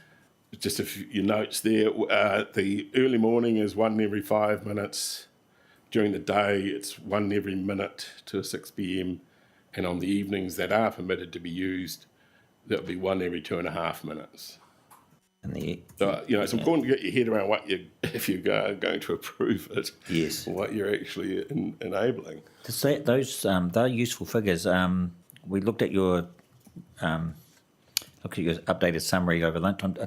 I don't recall seeing those figures, and that's not a criticism. But if I'm right, can I ask you to install that into a chart? Yes. That you can produce for us. Yeah. It's just that we're being bombarded by information late. Yeah, no, a simple little table. Table would be good. Not a problem. Yes, but just going to the morning one, LEQ. The 6 a.m. to 7 a.m., which is an evening standard. Yes. No, it's the nighttime limit of 45. Nighttime standard. Yes, 45. My recollection was that the prediction was around 44, so it's really close, isn't it? Yes, but it did come down to allow a little bit of headroom. But yeah, I mean, I've pointed out in my last statement of evidence there's going to take quite a bit of control. Yes. Those two provisions in two different plans, the noise management plan and in the traffic management plan, which flagged this issue about managing traffic movements on a regular basis. And I I can see the need for some kind of control room with somebody and GPSing and Yeah, and you would have heard our questions to Mr. Walsh and others on that. Yes. The daytime standard, 7 a.m. to 7 6 p.m. 55 LEQ. Yes. What was the prediction again? It's 53 now. Yes. Okay. A little bit of headroom again. Yes. If one quarter of an hour gets busier than another. And the evening. So that is 50. 50. Yeah, 50. That sort of like a shoulder period. Yes. Yeah. And what was the prediction there? It's so it's 24 movements per hour. Yeah. And I'd have to look up the series table, but it's 48, I believe. Yes.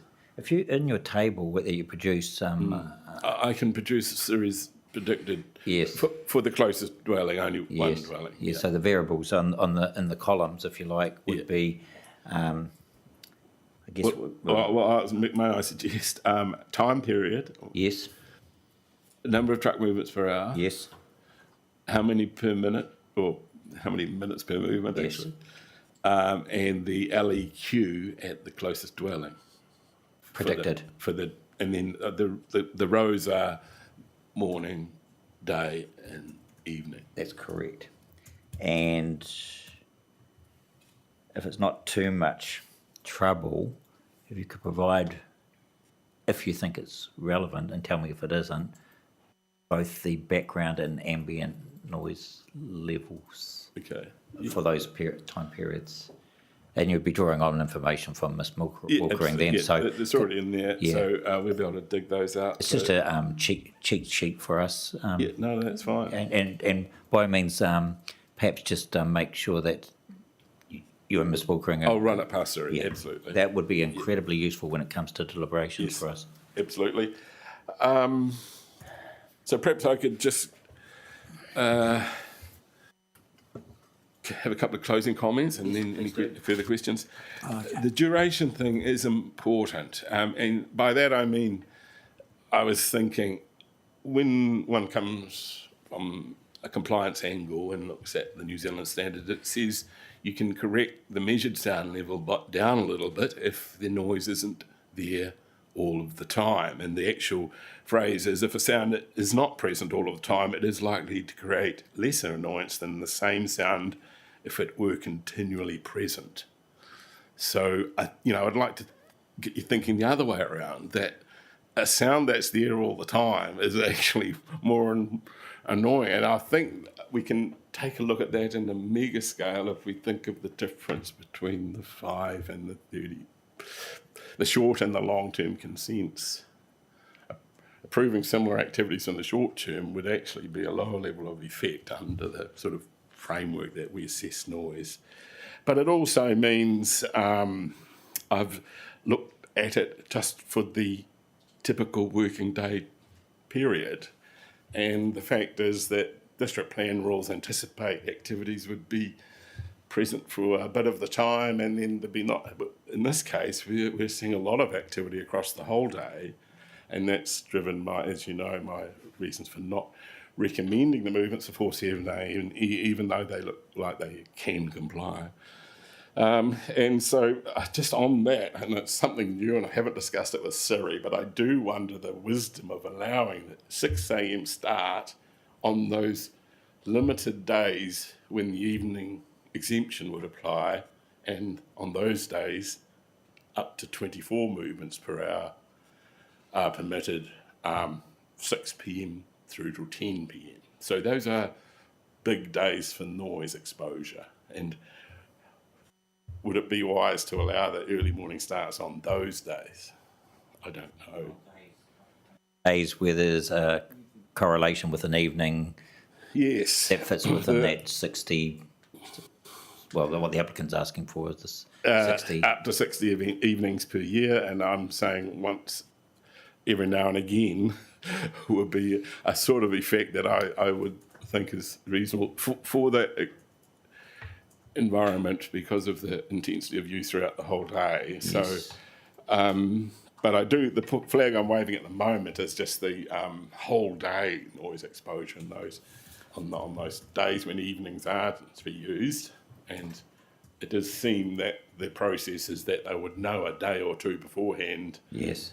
as to what evenings would need to be used, so therefore could plan in that 6 to 7 a.m. period accordingly. Yes, I think the panel understands what you're saying, and we had a little bit of a discussion there at lunchtime, but what we weren't too sure about is how you had arrived at your view that for noise effect reasons, heavy vehicle movements on the 6 to 10 p.m. should be limited to a maximum of 10 evenings per year as opposed to 60.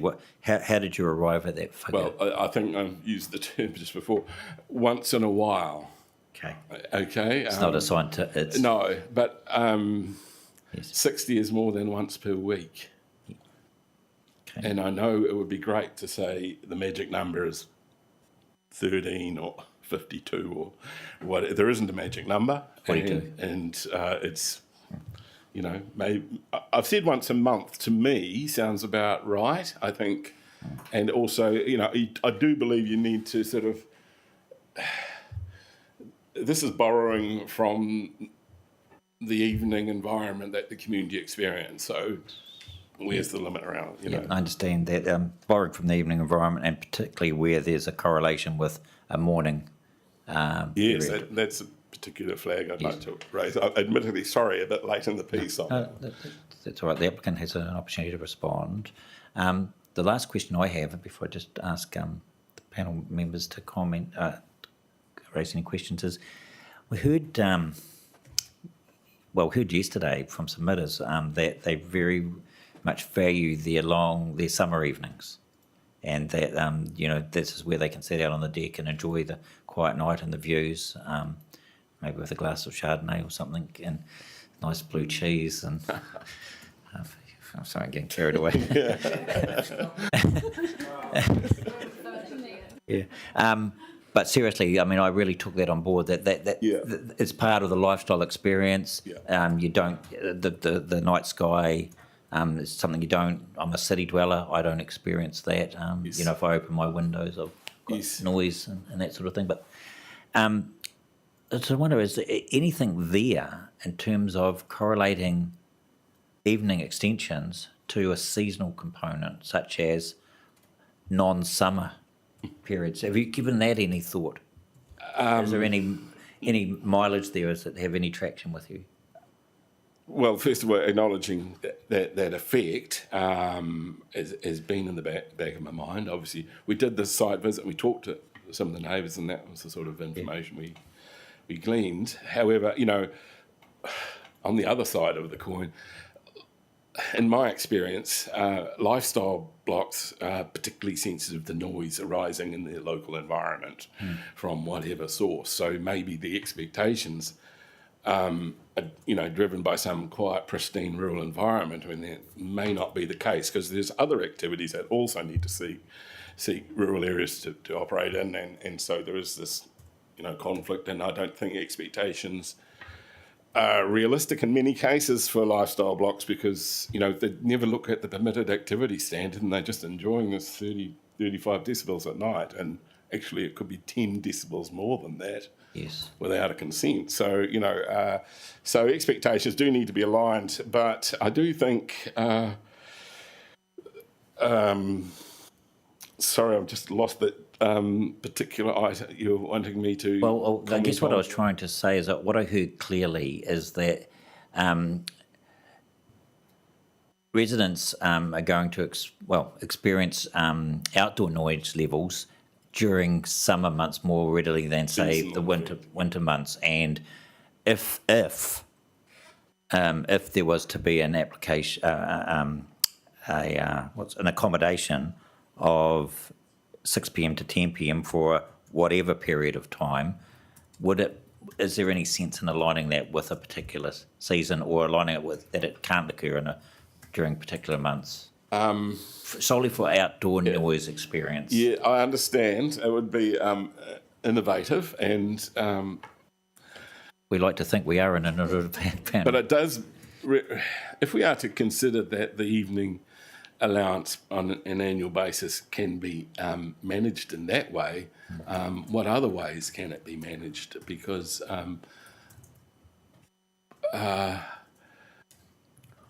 there might be an agreed set of evenings. This is what happens in motorsport with their communities. There's an agreed schedule of events. Yes. And it's published beforehand, and it does have a huge mitigating effect of the people knowing on which evenings it's going to occur, and then they can have their barbecue with the blue cheese, etc. on a night that doesn't have the movements. Okay. But I appreciate that's not been discussed in any depth. No.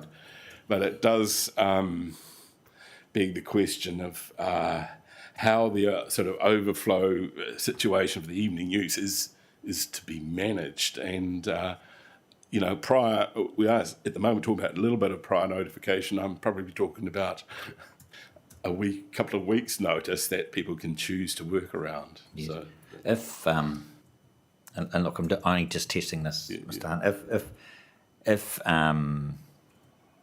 If it was possible to place that sort of limit on non-summer months, so that the number of additional 6 to 10 that could occur couldn't occur between maybe daylight saving hours, something like that. Something like that. Yeah. I'm just guessing. Would that change your view on the quantum? I think it would. I think the idea that people would be indoors, the colder months, the windows are less likely to be open. Begs the question whether the 6 to 7 a.m. movements wouldn't benefit from that kind of control either, because we're talking about potential sleep disturbance. Sure. But yeah, I think there is some merit in that kind of approach. And would that affect your view on your paragraph 15b about the quantum, 10 versus 60? Yes, I believe so. I think if the effects could be managed in a mitigating way, that number can be revisited. I'm not sure what the right number is. Okay.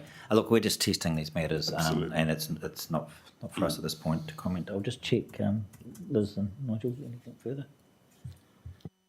Just had one. You may or may not have heard me ask Miss Wilkinen the other day, but I asked her, in what situation would you go beyond the standards in the plan? And her response, I'm just getting a basic response, was if the activity was a non-complying activity. In this situation, what I'm hearing you say is that this is a situation where perhaps we could manage to beyond the standards in the plan.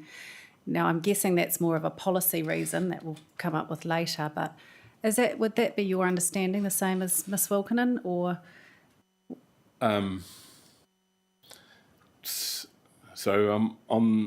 We're both on the same page that it will fit within the activity noise standards. Yeah, no, that wasn't my question. It was more like when, and her opinion was, if you were to manage beyond the standards in the plan, that would be a non-complying activity. I understand, so what you're saying in this situation, though, is maybe to do with the sensitivity of the receiving environment, that this is an opportunity to manage beyond the standards. Yes, I think both the environment, the sensitivity of the environment, and the sort of intensiveness of the activity, and that's that duration thing that I was talking about earlier. I mean, it's no surprise when I look to that part of the New Zealand standard, what we are talking, there'll be no duration discount, you might say, being applied when the council comes or somebody does a compliance assessment, because the noise happens to the extent that it does under this consent. So there's no discount for shorter duration noise, which is, as it says here, less annoying than noise that's there all the time. So yeah, okay, no, that's clear. Thank you. That's all I had. For the morning period, 6 to 7, I understood that you said that if consent was granted for that time, there could be some review that if found it unacceptable, presumably to some of the local people, then could be some change. So what would be the mechanism of that?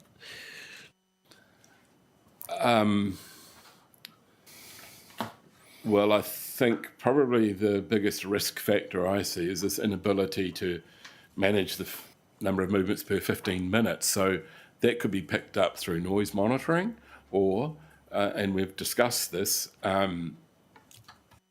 although not necessarily provided a pathway for it to occur, but at some point, once we have enough measurements in place, the noise environment can be along the access way can be relatively reliably predicted based on the number of truck movements. So by monitoring either the noise levels or the truck movements, we should be able to determine whether, my thought would be if it's episodes of non-compliance, then we need to review that part of the activity. It's only if it was a non-compliance with the... Yes, well, only in relation to, making more noise than is reasonably expected at that hour. Well, that's my question. I'm not clear what you're saying. I thought you're saying that if it doesn't comply with the district plan limits, then it needs to be reviewed. But there's mechanism for that anyway, isn't there? Yes, but the monitoring and reporting has no circularity to it. Okay, yeah. Well, I guess that's my point, is that you haven't suggested any loop back in what you've offered us. So at this stage, no. No. Do you want to do that?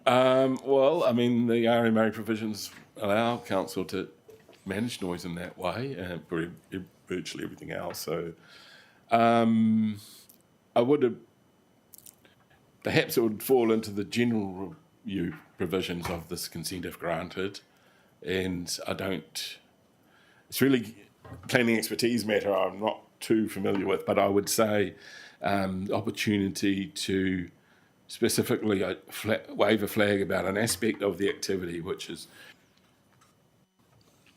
worrisome in terms of its impact on people could be separately flagged for review, as notwithstanding that the whole consent has provisions for review.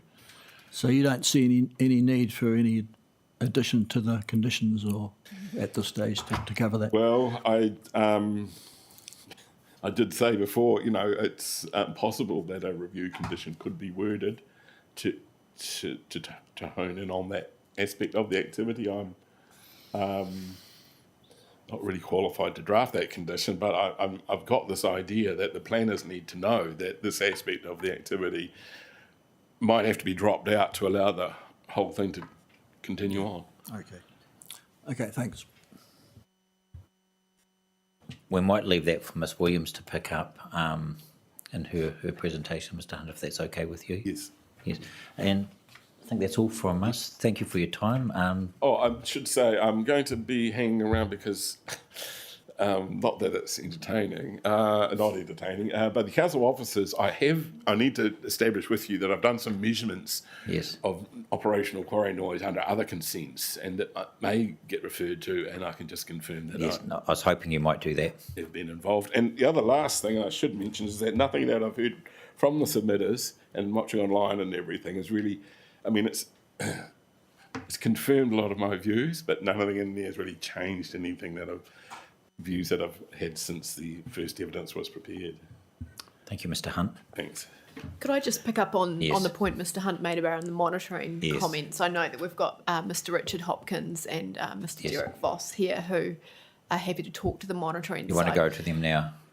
I'm sorry, Harriet, but I think there could be some logic just following Mr Hunt, so that if there needs to be. Do you gentlemen want to come up to the table? There's 2 microphones there.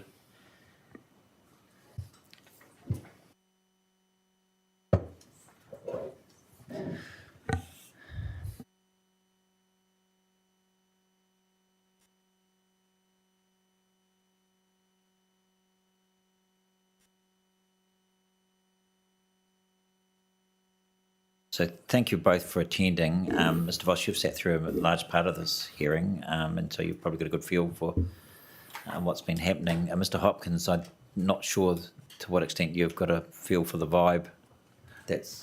I've been listening a little bit online via YouTube when I can fit it amongst the BAU. Okay. So the reason we wanted to hear from you both is submitters have raised a number of concerns about enforcement of conditions, monitoring, and communications.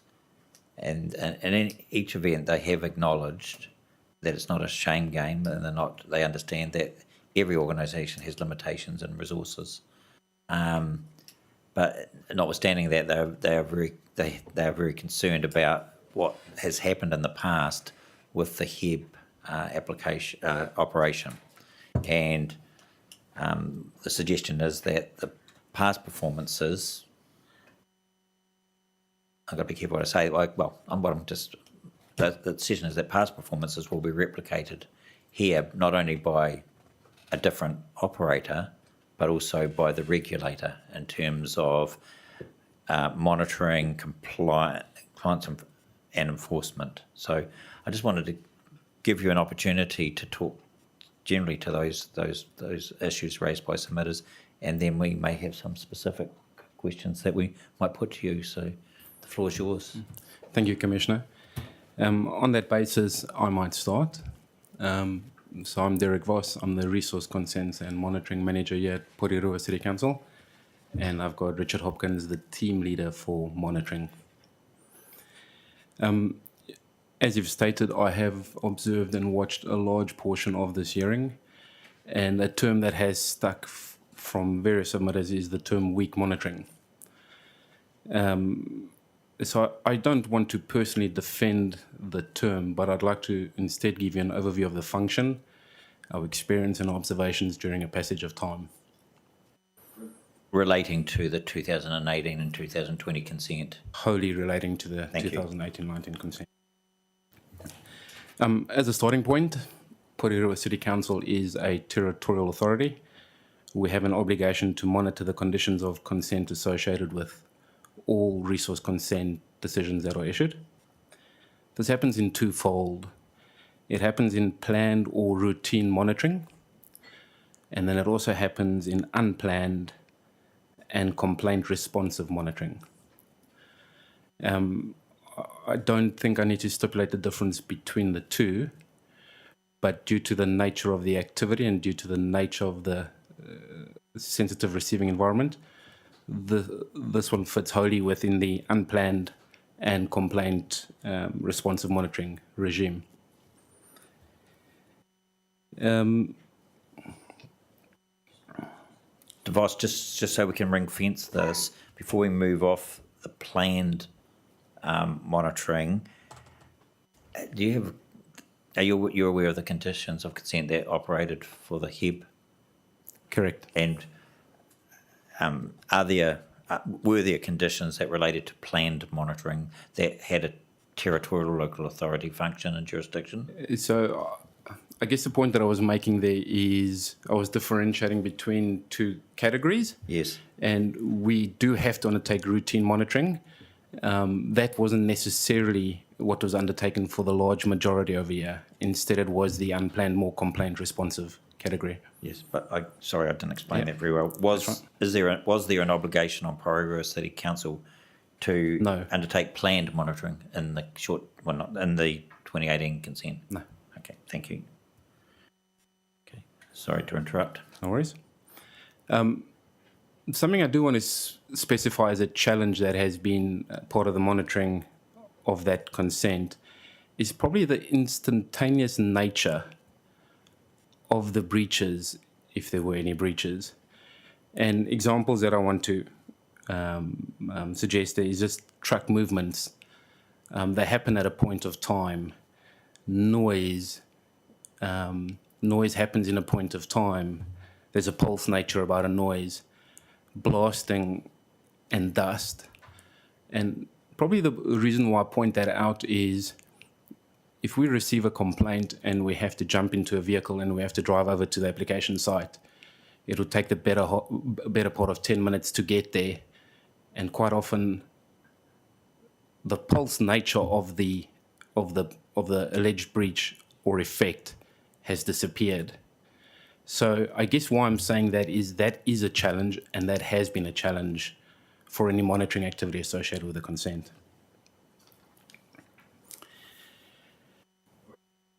unplanned monitoring.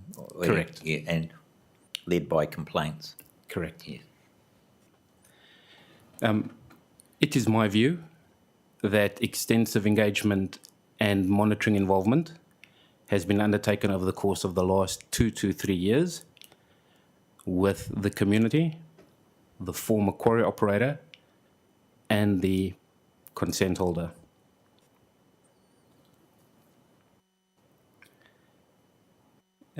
I've got a statement here where I also say it is my view that large amounts of unplanned monitoring has been undertaken or endured during that period, and following which there's ever only been one established breach.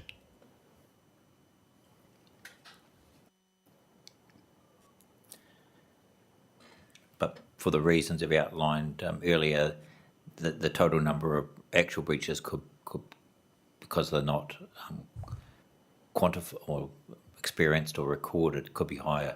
The instantaneous nature of those and could be considerably of higher. the effects. Correct. Yes. Which is why I did use the term established breach. Yes. Yeah. Richard Hopkins can speak to further questions as well, but I mean, unplanned monitoring, it takes various forms. It takes site observations. It takes engaging independent consultants to undertake noise readings, for example.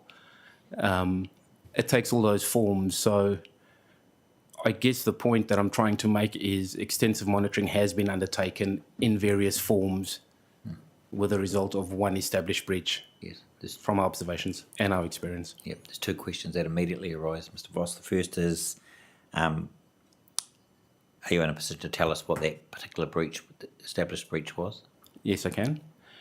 There was a truck on the access road outside of the specified time limits. A picture was taken by one of the residents. It was forwarded onto us with a time and date stamp, which was sufficient evidence to establish the breach. Yes. And what can you recall the sort of time frame involved? If I do recall that breach, it was in the earlier morning before 10 a.m., if I have it correct. Yes. So can you remind us what the condition regarding, there was a 3 p.m. limit, wasn't there, curfew? 3 a.m. to 3 p.m., 64 truck movements in, 64 out. Okay. Yes. Do you or Mr. Hopkins have a record of the total number of complaints in the period between commencement of operation and cessation, or could you provide that information? We don't have a system that helps us in that process that I could go and pull a report, but we can work through our records and we could establish an approximate number to help you, Commissioner. Yes, and okay, I'm not sure that we're asking for that, but we might do. I just want to know how possible it is. And to further assist me, aside from the number, would you be able to attribute the nature of the complaint? To be immediately helpful, my colleague Richard has prepared a summary of volumes of some of those monitoring requests. I wonder if that may be helpful. Yes, it would. In terms of the immediacy. Sorry, just to clarify what Mr. Voss was referring to with our system, because we receive notifications from people via a number of channels, actually assembling them all and attributing them to individual notifications takes a little bit of work. Sometimes they come direct to myself or Mr. Voss, or they come via our general call centre. So if there's a noise complaint, for example, after hours, that would come through the call centre? Yep. If someone rang up during the day, it would often come direct to myself or Mr. Voss, because Yes. we made ourselves available that way. Yes. So there is some ways of working out the level of engagement with the community. For instance, if I search Willowbank on my Outlook inbox, I've got about 860 odd emails sitting in my inbox. Some of those will be replies to things, but a lot that kind of gives you an idea of that time frame, how much we're having those conversations.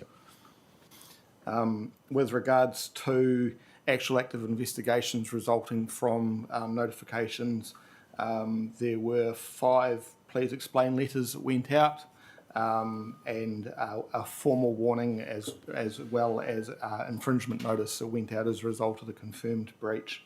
Can I just slow down? 1 formal warning and 1 infringement notice? Yes. What section of the Act, they're issued under the Act? Yes. Yes. Yep. But they're not abatement notices? No, there were no abatement notices. Okay.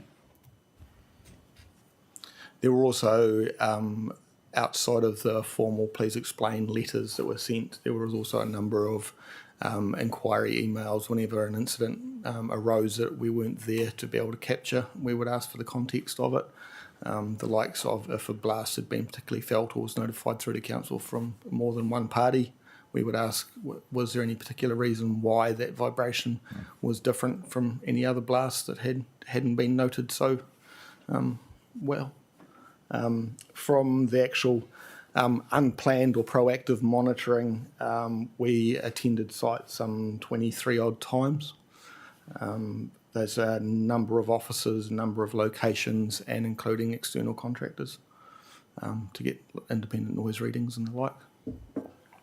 Could I just ask, so once you've done that, is there any contact back with the person who has lodged the complaint? Best intentions too. In most cases, we will get back to them or feedback when we can. Sometimes it might not be right away, but there was certainly always updates and contacts going back to all parties. So you do attempt to, if you like, close that loop? Yeah. Yes, yeah, it's always one of those challenges in our role, but we do get back to it, yes. So just, sorry, one further question. With a please explain letter, because I mean, a lot of submitters brought that up the other day, but what happens with that? Is that just accepted with their explanation? There's no... It depends a bit on the context of what's being inquired on. Often we get the context or the understanding of what it is that we are trying to understand. For instance, a please explain went out because there was a particularly high read on one of the monthly records that came in for the Quarry blasting. When I queried it, the actual time frame when that high read was noted didn't align with any of the blasts. So they weren't able to tell us what had caused that high reading, but they were able to give us the blast reading for that day that was actually accurate from the blast site itself. Sure. Okay, thanks. Anything further you'd like to add, Mr. Hopkins? Not at this stage. Okay. Mr. Voss? Something I do want to add, and I'm talking as behalf of a monitoring authority. A term that's been thrown around in the hearing as well is a different condition framework or a different condition regime.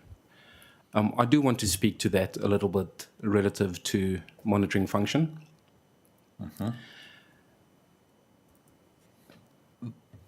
The previous resource consent had a list of conditions that needed to be monitored, but those conditions were authored in a manner that compliance is to be achieved. And there's a subtle difference between how the draft conditions have been authored in through these proceedings, but the responsibility rests with the applicant to demonstrate compliance. So there's a subtle difference there for the most part. And as a monitoring authority, that subtle difference is welcome given the experience looking backwards.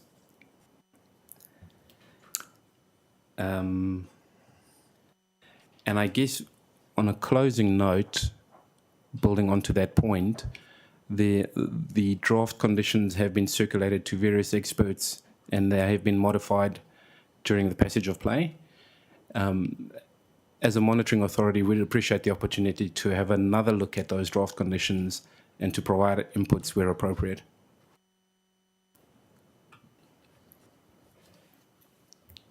Yes, that opportunity is definitely going to be afforded.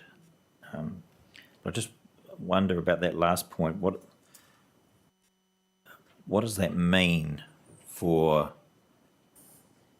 for your team, your compliance team, that the responsibility now rests with the applicant to demonstrate compliance. Does that assist with any resourcing issues you've got? Does it assist with the issues of the what do you call it? Pulse-like nature of breaches? Does it make things easier? Sorry, just to clarify, I didn't mean that to be an absolute, but I meant it to be more helpful. Correct. But it doesn't take away the obligation. It helps the function. Okay. How does it help? Previously, there was a responsibility almost entirely on the monitoring authority to have to investigate compliance with that condition. So again, that results in us having to jump in the car, drive out at very unplanned, proactive times. Yeah. Yes, the difference is there's a shared responsibility with the monitoring authority and the applicant. Yes. Where the applicant now has to demonstrate to the monitoring authority too that compliance has been achieved. Through a provision of a report or whatever. Can you think of an example offhand, Mr. Voss, with a particular effect or particular condition that promotes that approach? I haven't been working through the draft conditions in front of me, but that's just been my observation as a difference. Okay, thank you.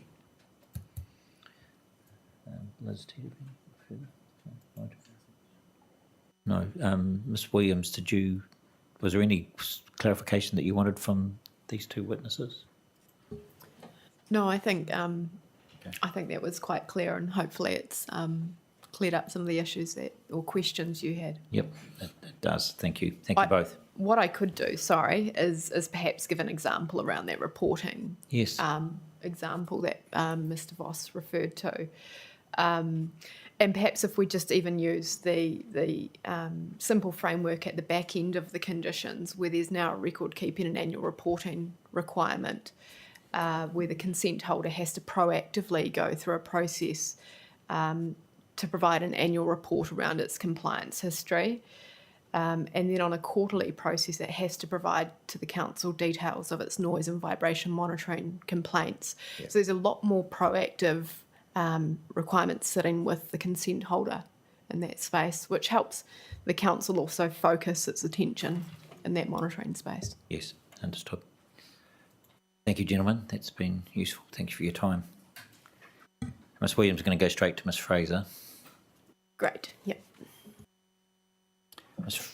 Welcome, Ms. Fraser. The last specialist witness for the proceedings. Thank you for your updated summary statement. We have read it. What we've observations are twofold. Still within the matters that still a reasonable amount of disagreement, and for example, the gap acceptance matter is an example of that. We understand, well, I guess what we want to hear, not so much, we want to hear why there is disagreement, but we want to also hear what you think the remedy is. So, for example, on the gap acceptance, you say that you're very concerned about the reliance being placed on the gap acceptance of 7 or 8 minutes. It's not appropriate to rely on that standard. You say that the gap acceptance then influences the assessed level of delay. Excuse me, sorry, can we have a copy of this? Oh, sorry, I thought you had. Oh. Sorry. So it's never a shame.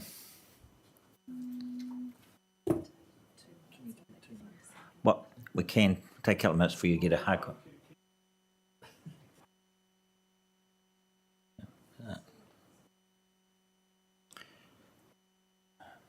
It was provided this morning, so it's updated from the version you've seen. Yeah.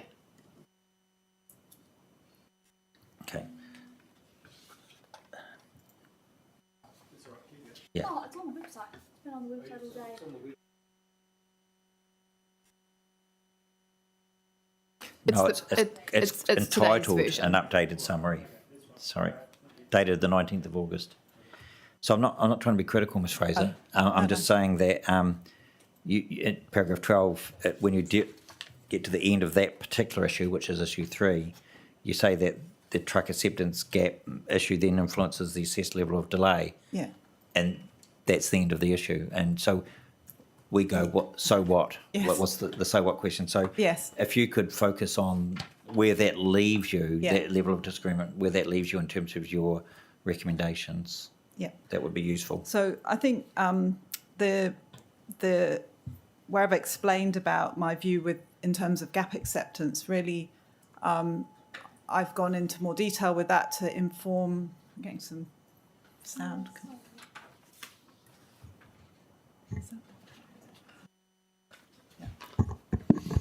Yeah, it's a bit too close, too far. My watch just told me to stand up. So the matter of the gap acceptance, I don't think is necessarily something that needs to have a answer. Doesn't need to be agreed. Doesn't need to be resolved. But it feeds into my position around the threshold for when there might be changes in the number of trucks. Okay. And I think the key thing for me, and I think Mr. Chow also sort of raised it, and it is partially included, is around the threshold of acceptable average delay. So I think we can almost leave the gap acceptance matter aside. I just wanted to make sure that it's understood. That sets up my position, but it's not. Well, it's understood now. Yeah. I'm just saying it would have been useful for an additional sentence to say this goes to the issue of the threshold for when things have to change. Yeah. That influences that. So it's just filling in the gap, and Yeah. it's a roadmap type issue, Yeah. to use a traffic analogy. Yeah. Okay. Right, so can we go on to issue 4 then? Is that what you're saying? The maximum delay threshold, is that? Yes. Thank you. So Paragraph 13. yeah. So in that regard, I consider that the 120 seconds to be in this particular circumstance to be an acceptable level of average delay. It wouldn't normally be an acceptable level of average delay for a side road. Normally, the 50 seconds would be, we would start looking, once we got a level of service of F on a side road, we'd be looking at measures to try to improve that, which might mean removing turns, or it might mean looking at signalising or putting a roundabout in, or putting in, if there wasn't a median, if there wasn't turning bays within the middle of the road, it might look at those sorts of measures to divide a right turn out into 2 turns and those sorts of things. But we wouldn't, normally we'd see a level of service on a side of F, or even E actually. I mean, we consider D to be acceptable, E to be beginning to be a worry, and F to be unacceptable. So it's in getting to the view of 120 seconds being acceptable, that's where I've set out, it's giving consideration to the fact that, yes, we're dealing with commercial truck drivers who will have a greater level of tolerance, but also bearing in mind that we have got some mix in of the traffic of the Judgeford, Kennels and Cattery, where people, they do like doggy daycare. So there's people dropping dogs off morning and picking them up. It's not just weekends and holidays. I don't know what the level of activity of traffic is, but I know they do have that service. So it's just trying to balance those factors. For this particular circumstance, I've come to the view that 120 seconds, and noting that that's an average, so which would be an average over any 1 hour. So we could actually, as we've seen in the data, that could, 50% of drivers making those turns at those times would actually have more than that delay. And I think it's important, it provides an important performance standard, as it were, for what the expectation is around the level of service for vehicles moving in and out of the intersection, whether they're the trucks for the quarry or vehicles going to and from the kennels.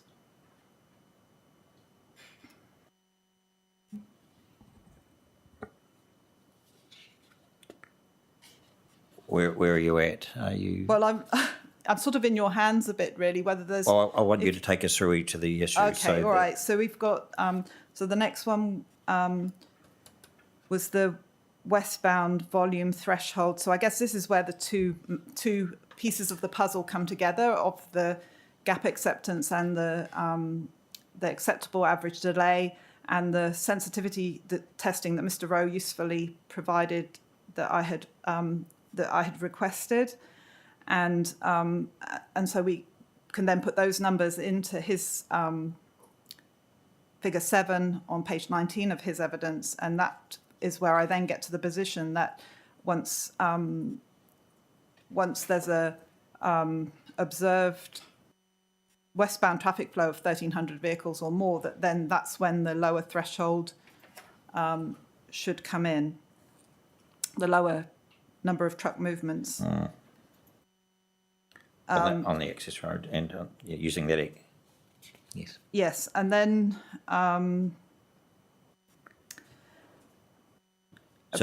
sorry. There's some disagreement on the 1,300. I was about to say, so paragraph 18, Mr. Kelly's view is that that the 1,400 is already conservative for a number of reasons. And so I agree that, yes, Mr. Rowe's figure refers to 35 and not 30 trucks, but I think this is unlikely to be significant, given that in any case there's going to be some uncertainty and variability with the modelling anyway. Also, as we saw with Mr. Wanty's evidence, that it's quite possible, if not likely, that actually the busiest hours, is not sitting directly on, say, a 5 till 6. It could be a 4:30 till 5:30 or something. So that in looking at a 5 till 6 hour might not necessarily be the peak hour, and then the point also which Mr. Wanty raised, which was around his example where he talked about what his interpretation of the draft condition of being that you might measure an exceedance for December and then apply it in the January. And it strikes me that probably what would more realistically happen is you would, once we've moved through the initial shorter term monitoring, that you'd be doing an annual monitoring and you'd look back through the year. We've got the State Highway 58 has a telemetry site, so it's counted every day.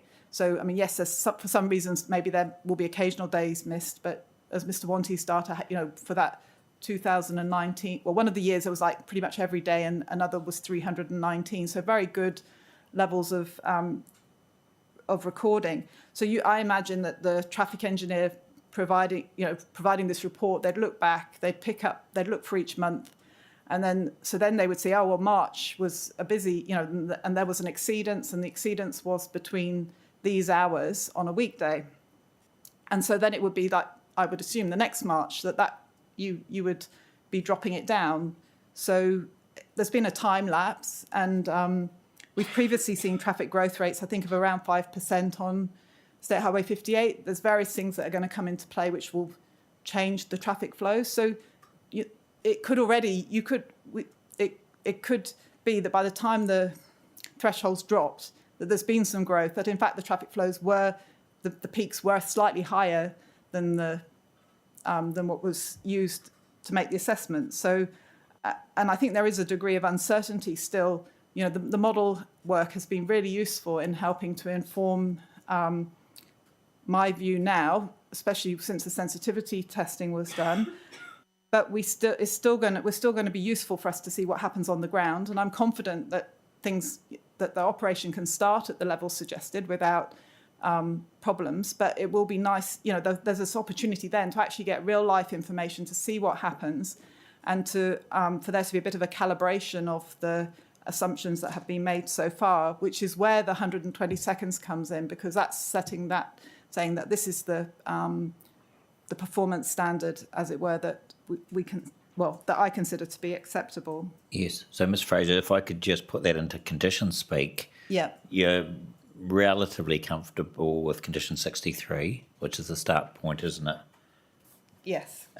Prior to the completion of that, and there's some numbers, and then it's 64 where the limitations start kicking in based on highway traffic volumes, exceeding an average number. So, yes. Is your concern, I'm not trying to put words in your mouth, but is your concern more around condition 64 than 63? It is. I just while we're looking at those conditions, though, I would suggest that possibly in 63 that some of the wording's made clearer about in A 1, 2, 3, and 4 about whether it's a weekday. We've got early morning, but I think if it's stated whether presumably it's weekday early morning. There's a Saturday striked out. These are around the noise. The noise situation rather than the traffic, and then I would suggest in 2 it's weekday peak times, and then where it says other times that it's weekdays into peak, 9 a.m. to 4 p.m. if that's what's intended, and then on up to 60, and I would say weekday evenings if that's what the intention is. So I would just be quite clear about what those time brackets are, but it's not. That's just completely an aside really from this main issue of that's useful.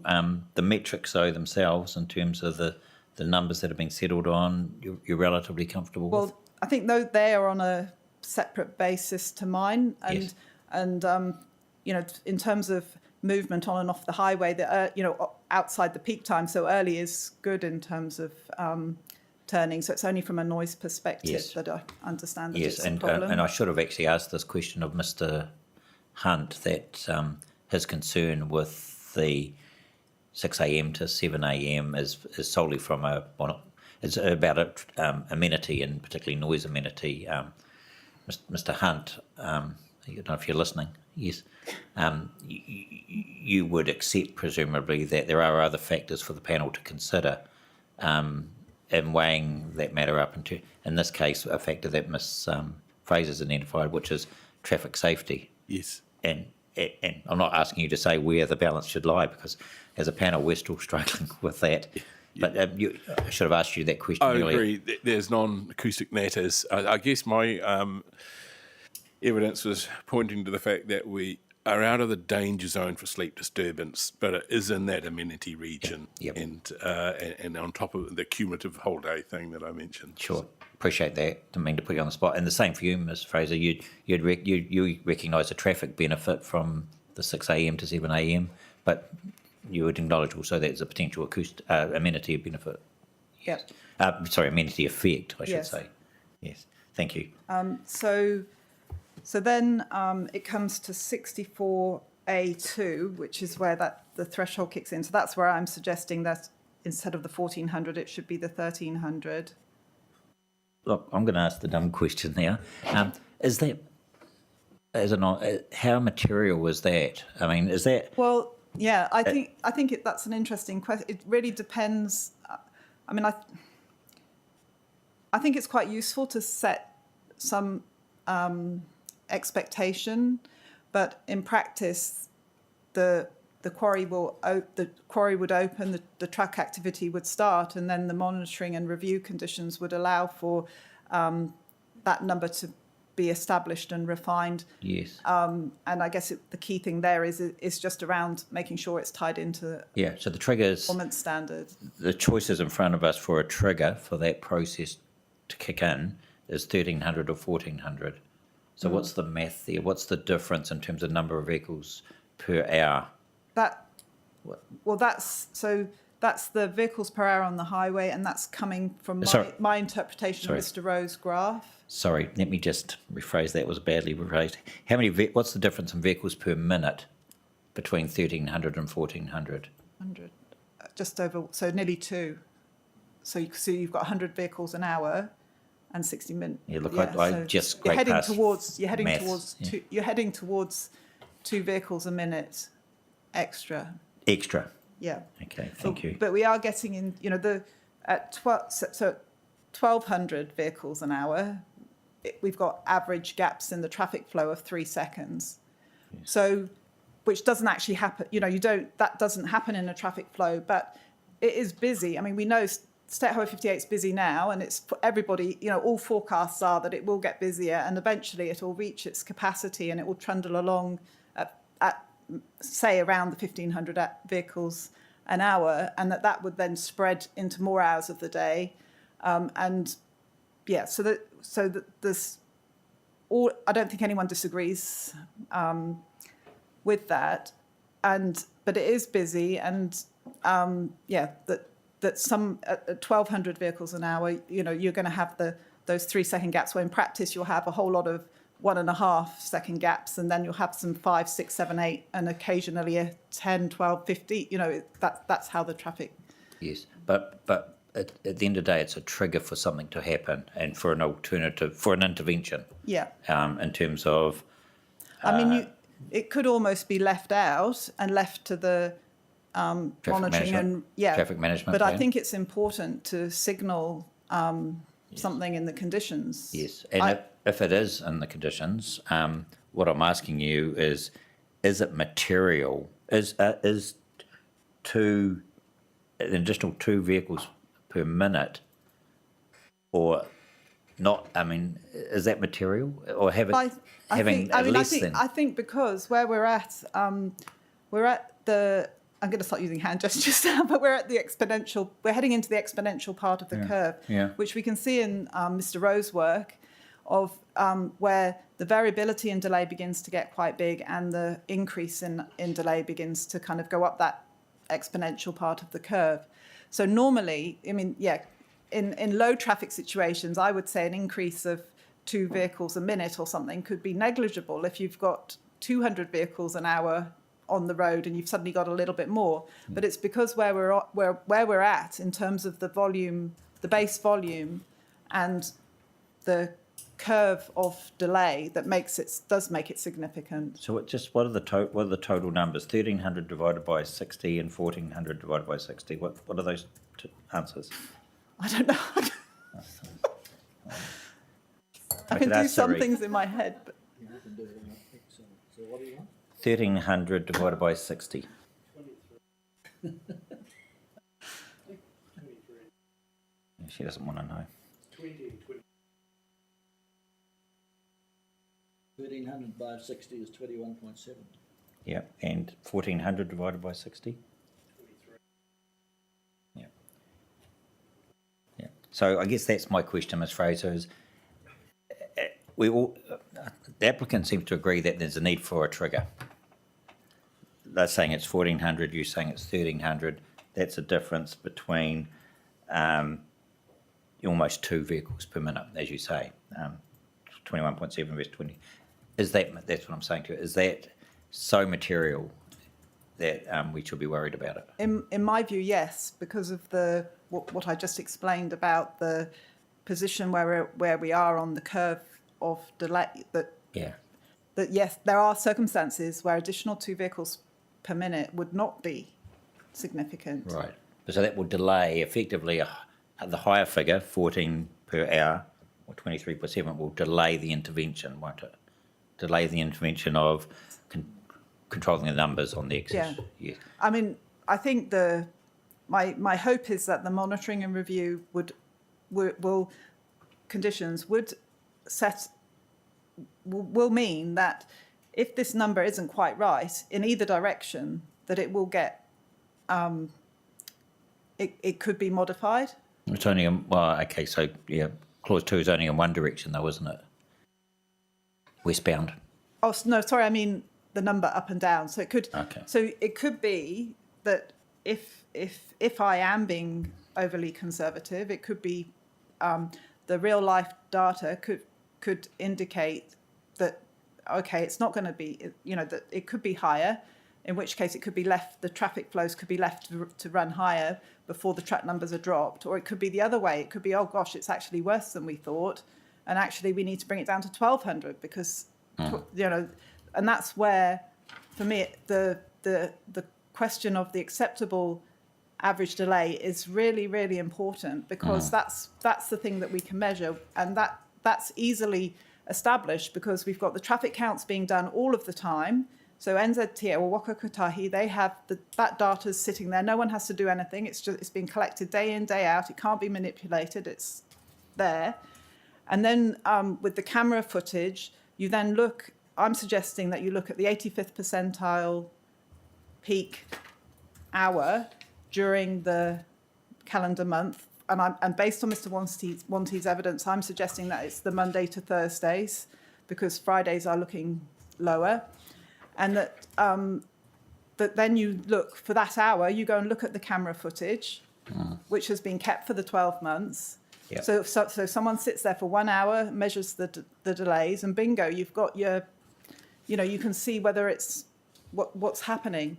And it's not huge numbers of hours. It's data that's going to be collected anyway, provided that the cameras are there and that they've got the appropriate coverage. Yes, I'm starting to see what you mean. So if clause 2 wasn't there, and there was no number 1300 or 1400, you're saying a combination of the monitoring and reporting conditions 70, 71, 72, which involve cameras and that sort of thing, in conjunction with the review condition number 100, particularly 100A, Roman numeral 4, traffic effects on the road network in Judford, Kennels and Quarry, could achieve the same outcome. Could. That's what I would hope, and it Yes. probably needs to be tested. Just to Yes. make sure that those loops are closed. I think it's pretty much there. Yes, and presumably it could achieve that outcome even if clause 2 in condition 64. was retained. Yeah. Yes. So I'll get Ms Williams to comment on that at the appropriate. Well, can we close that loop off now, Ms Williams? Is that how you see it? Yes, and I think the other option was to actually introduce the performance threshold of the delay period in there instead of a vehicle or with the vehicle count as well. So you've got that greater certainty around actually what the parameter is that you're looking at. And so I think Ms Fraser's suggested the introduction of that delay period of 120 seconds within there, which would also... So on my paragraph 39 on page 12 of my Yes. updated summary, Got that. so saying that the truck numbers would be dropped to 20 with the first of either the 120 seconds or the 1300. Okay. That would Either all- or. Whichever is, or Yeah, sooner. whichever comes sooner. Okay. So I hadn't appreciated that, and possibly because I hadn't seen a track change version outlining that option. So. And that would be complemented by the insertion of that within the monitoring report condition, which is 72, the Yes. insertion that the consent holder would need to report on the average delay period and when that 120 second average is being exceeded. So Yes. that loops back up. And separately, would there need to be any nuancing of any conditions in condition 100 on the review, or is that? I don't I know think- that's separate, and it's another way of intervention occurring. Yeah, I don't anticipate that there needs to be further nuancing of condition 100. I also note that there's also those reporting and annual reporting conditions inbuilt as well, where that can all get picked up. So I don't see the review condition needing to be nuanced further. Thank you. Could I just clarify, the 63E has been struck out, but I've got a note in my paragraph there that the applicant now agrees, but it's to sit in the traffic management plan. Is it? I might have got that wrong. I write notes and then I don't know what they mean. No, we were happy to reinstate that, but that was Yeah. for the right turn in, not left turn out. Okay. Yeah, And that's the request of Waka Kotahi. Yes. yeah, sure. Thank you.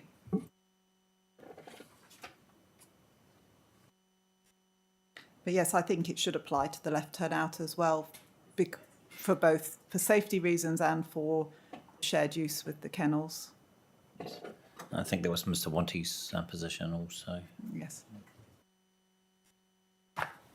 Sorry, we'll come back to you now, Mr. Fraser. So we've been jiggling around a little bit.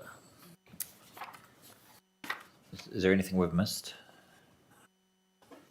I think we're done with that issue. Then there was the the extent of the camera footage, where we've come to an agreement around that Yes. of extending the area included in the crash reporting, but an expectation that the cameras will be, that there's likely to be more than one camera, that they would be at the intersection, that it's specified what they need to capture in the conditions, which is already there, and that if Waka Kotahi choose to install additional cameras, then they can do that. It's their, Sure. their road. Nothing's preventing them from doing that. And I think we've discussed this next, the monitoring. Yes. And I think we've discussed the issue 6 here really as well. Yes, I think we have. And so then, do you want me to run through the next Yes. bits? Yes. I mean, some of the next sections are really for your information to fill, so we might be able to skip over them if. Just cherry pick the Yeah. key points. So the first point is to do with controlling the number of trucks coming into the site via a right turn, which was discussed with Mr. Lucic and Mr. Kelly. And I think the only way around this is directing the trucks to carry on to State Highway 58 and State Highway 2 interchange in the event that the right turn bay is full, and that this can be dealt with through the traffic management plan, and the trucks would be instructed by the quarry operator. But it's obvious when the bay is full, and as long as everyone understands that that's the situation. There's been a lot of discussion about the deceleration and acceleration lanes, and I think the only thing I would like to add here was that I've highlighted on page 7, I've popped in a aerial, is that if there were a deceleration lane, it would go across the neighbouring driveway, and I think that's not ideal situation, that you'll end up with 2 lanes going across their driveway. I mean, normally a deceleration lane and acceleration lane, they're clear of other driveways. And noted that Professor Irons mentioned the possibility of a roundabout, and I agree that subject to land requirements, a roundabout could be a solution in this location, but that it's not been explored by the applicant. Truck activity on the local road network, including through Pautanu Village, so I'm at paragraph 27 here. Yes. I think that there's a risk that there could be activities that possibly don't need resource consent, or not a consent that might trigger a construction traffic management plan, that could involve quarry trucks making deliveries. So I think the applicant was suggesting that the appropriate place to control quarry truck routes would be through construction traffic management plans on other consents. And I think in my view, I think it wouldn't be unreasonable to include in the traffic management plan for the quarry that Pycock Hill Road and Grays Road aren't used as through routes, which is included in the condition set at present. And I think there's merit in including that, including the exclusion of quarry trucks through the village at school drop-off and pick-up times. I don't think this isn't.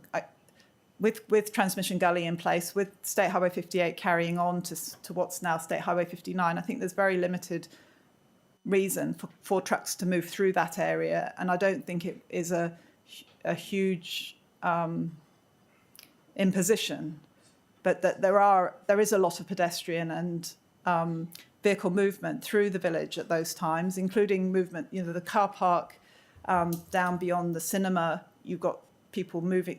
Children moving from there through to the school. So it is a busy environment with vulnerable road users at those times. The changes in traffic flows on State Highway 58 once the upgrades are completed was discussed with Mr. Kelly, and I just note that I see two factors with regard to that there'll be some slight increased movements once the median barriers are fully in, with residents and frontage properties doing U-turning along the highway to turn back.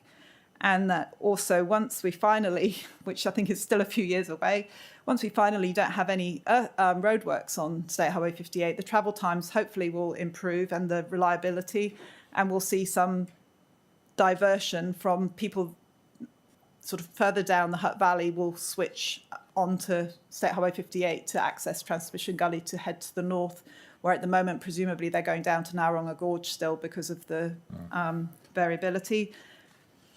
Then I've moved on to comment on Mr. Wanty's evidence, and just this is really just providing you with my interpretation, balancing Mr. Wanty's analysis and Mr. Rowe's analysis. Yes. I don't necessarily think I need to go into a lot of detail there. I just think it's possibly useful for you to... Yes. We can read that at our leisure. I think so. It's not... That's actually a helpful comparison for us. Thank you, yeah.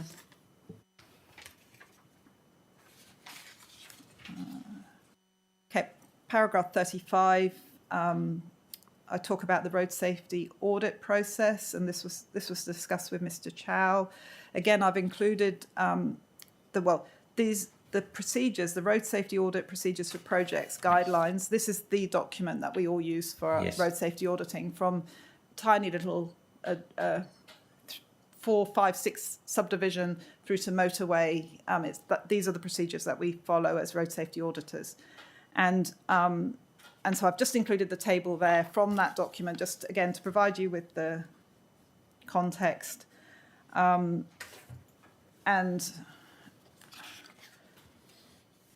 in my view, there is an expectation there that the serious and significant concerns would be addressed, and if there is to be some discretion on the part of Waka Kotahi, I would expect that to be with regard to the moderate and minor. And again, I've set out that might be in whether anything needed to be done or the timing. So you might say that yes, they might choose, say X, Y, and Z needs to be done, but it actually could be done once the quarry's operating. There was talk with Ms. Jenkin about the future urban zone, and I mentioned there just that my view is that there is, well, like all roads, State Highway 58 has a finite capacity, and if there's other traffic activity, it will just bring forward the time that the capacity is reached. Yes. A number of submitters, as well as paragraph 37, a number of submitters, as well as Mr. Wanty, raised concerns about the existing safety at the Murphy's Road, Flighties Road intersection. And I was particularly concerned to hear that school children cross State Highway 58 to access the bus stops, and regardless of the quarry, question whether this is a safe practice. Given the arterial and freight carrying function of State Highway 58, the existing traffic activity on State Highway 58, and the forecast quarry truck activity, I consider that the additional traffic activity associated with the quarry will be within the range of existing day-to-day fluctuations in traffic activity on State Highway 58. So this is probably a bit more comes back to that, the change in that there's obviously existing safety concerns, and I don't discount that, but the changes in traffic flow that would result through the intersection are not going to be significant in terms of proportional change. I think it's also possible that the trucks, previously they've not had the trucks turning left into the quarry, and with trucks turning left in, that's going to create possibly some better gaps for turning right into Murphy's. I think there's every likelihood now, although not certainty, but there's every likelihood that we're going to see a transition into this becoming a very active roadworks section with temporary traffic management, which will bring the speed limit down. We're going to see a period for a number of years which are not going to the road's going to be controlled by temporary traffic management plans associated with the works. a number of submitters, as well as Mr. Wanty, raised concerns regarding cyclist safety in the vicinity of the Quarry intersection. With regard to the interim intersection layout, I'd expect the safe movements of cyclists through the intersection to be a consideration of Waka Kotahi when they review the detailed design for the intersection. Consideration of the safety for all road users moving through the intersection will also form part of the road post-construction road safety audit. In the longer term, Waka Kotahi will need to ensure that the provision for cyclists in both directions of State Highway 58 is appropriate and consistent along the full length of the road as part of the safety improvements. Thank you. On the matter of conditions, and I signalled this yesterday, there's going to be an opportunity for feedback on the conditions. So bearing that in mind, in terms of your table, are there any particular condition that you want to focus on, bearing in mind that you have an opportunity? I think we've largely dealt with 63 and 64 already. And I've touched on actually the 70, the ones included sort of 70 to 72, I've touched on those.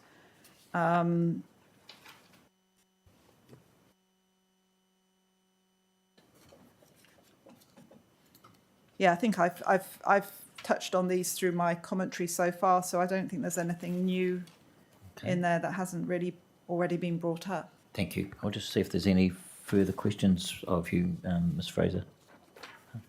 Nigel? Okay, I think you've exhausted us. No, that's good. Thank you for that. And thank you for your patience as the last specialist technical witness. Appreciate you sitting through the hearing. Okay, so we've got just gone 4:15. I need to stand up and use the facilities, so 3 to 4 minutes break. Come back, we'll hear from you, Ms. Williams, then we'll hear a verbal account from you, Mr. Matheson, and then I'll outline how I think things might go from here on in.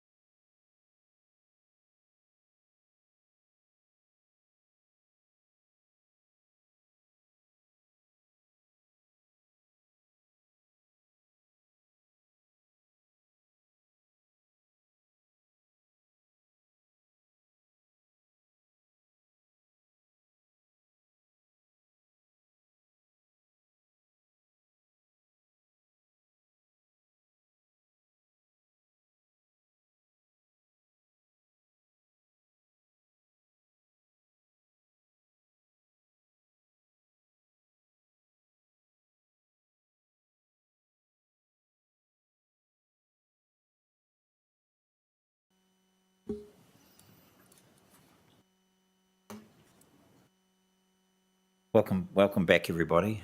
Thanks for that indulgence for comfort break and some sugar. Do we have your written statement? Thank you. And we've got a copy for the applicant? Okay.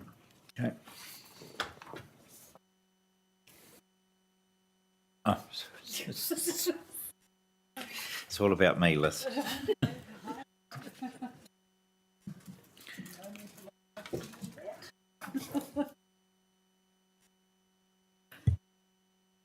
What would be most helpful? What would be most helpful for you, Ms. Williams, if we just let you read it and ask questions at the end, or we take questions at the end of each topic? I'm quite happy to take questions at each topic if that works for the panel. It does, and we'll try and keep it efficient and short. Yeah, rather than actually read it Just take us through it. completely, I'll probably just go through each section and then hopefully you have the benefit of the information at your hands. Can I just ask one question before you start, because I haven't read this? Are you referring to conditions in the body of this, or is there going to be a separate document? Have you got a separate document on conditions?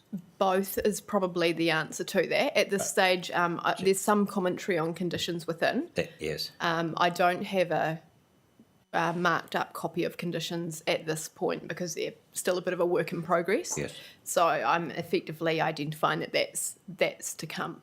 Okay, that's fine, and I'll talk to that process at the completion of your presentation, and the completion of Mr. Matheson's verbal presentation.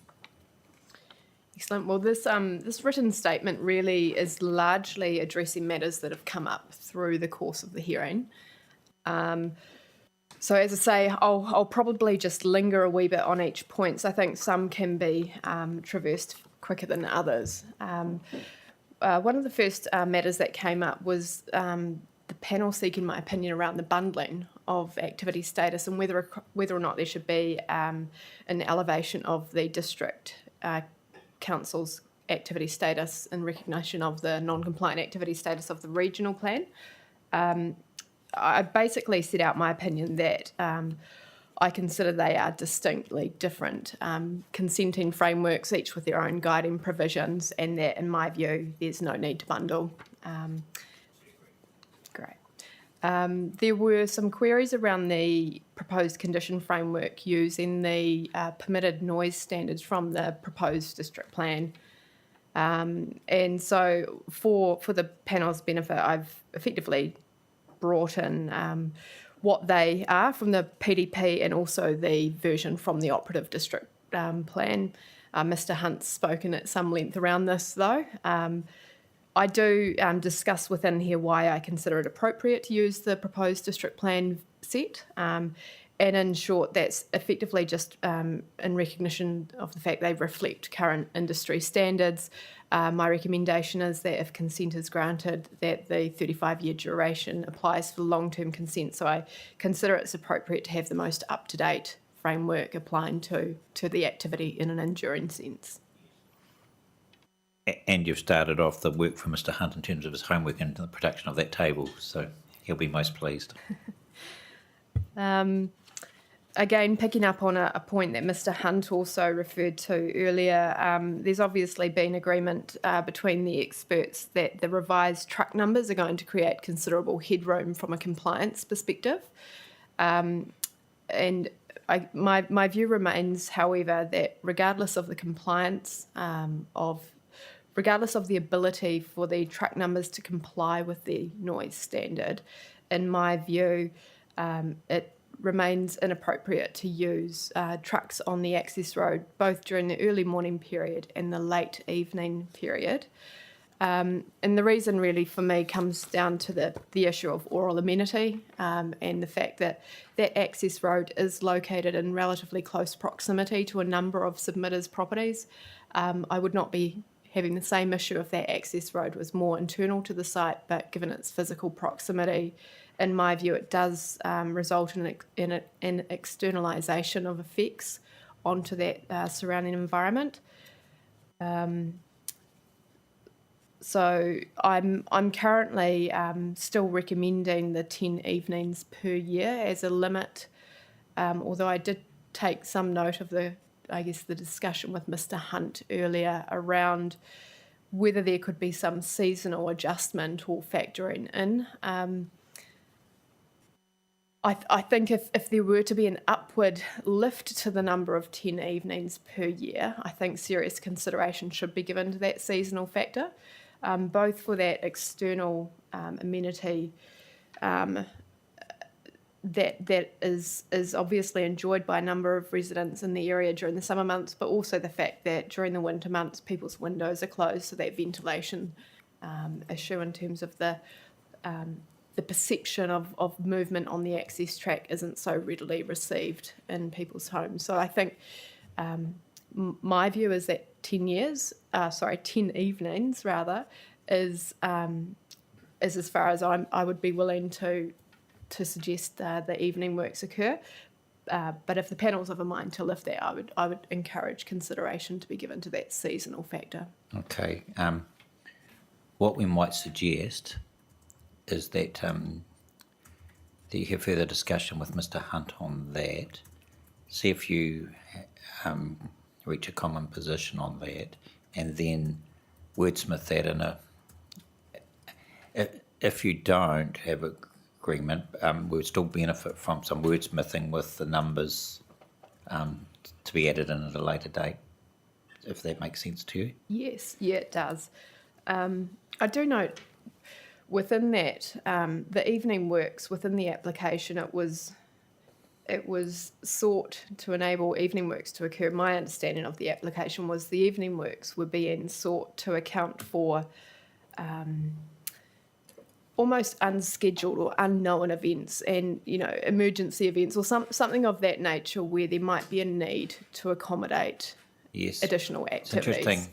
Whereas my understanding of what's come earlier this week in the hearing is that it's to assist with an operational factor to service contracts and projects where there's a known, I guess, it builds part of the tender process, for example, and informs that. So in my mind, it's a different nature. And I guess my fundamental question is it reasonable for the residents to accommodate that additional effect for that reason? Yes. So you're distinguishing between, like a tender process against like an emergency, river protection works or something like, not that you're going to be working in the river at night anyway, but I'm just giving that a rough example. Or perhaps, airport, which may have to work at night. Correct. Yes, exactly. That's so not just... more of an exception to the rule as opposed to a part of a business model, if that makes sense. Yeah, understand. Ms Williams, before we go off the 6 to 10 matter, can I just raise 3 matters that I'd like you to give some consideration into when you deal with Mr. Hunt? They are... Is there any merit in distinguishing between breaking the 6 to 10 period up into 2 periods, 6 to 7 and 7 to 10? So that the additions might apply to one period or other. And I only ask that in terms of the evening shoulder period component in terms of the proposed plan. Second matter is, you might remember on day 1 or day 2, we asked whether the intent was whether those let's just call it the 6 to 10 works, applied to just the loading and transportation, or whether it applied to all quarry activities other than blasting, of course. I'm not sure where we've landed on that, but my question is, where have you landed on that in terms of these recommendations? Yeah, so you're right. I don't think there's a final position on that. I haven't seen the revised. Actually, no, I stand corrected. I have seen the revised table of operations with the hours set out and the activities within there. I'd have to have a look at that again in terms of what activities are being enabled in that period. That's the question. I'm very happy to come back to you on that. Yes, I think whatever condition framework you land on, and this applies to Mr. Baker too, It needs to be clear what activities it is enabling for in that 6 to 10 or 6 to 7 or 7 to 10 period. Winter months, non-winter months, summer months. Yes. So that all of those variables Yes. need to be. I can offer at this point that my primary area of concern during that period is the truck movements. I'm confident that the wider quarry operations, you can dial down some of the more noisy activities such as the crusher and such like, the crushing plant. It really is the access road proximity to those neighbouring properties that primarily is driving my recommendation in that regard. Sure.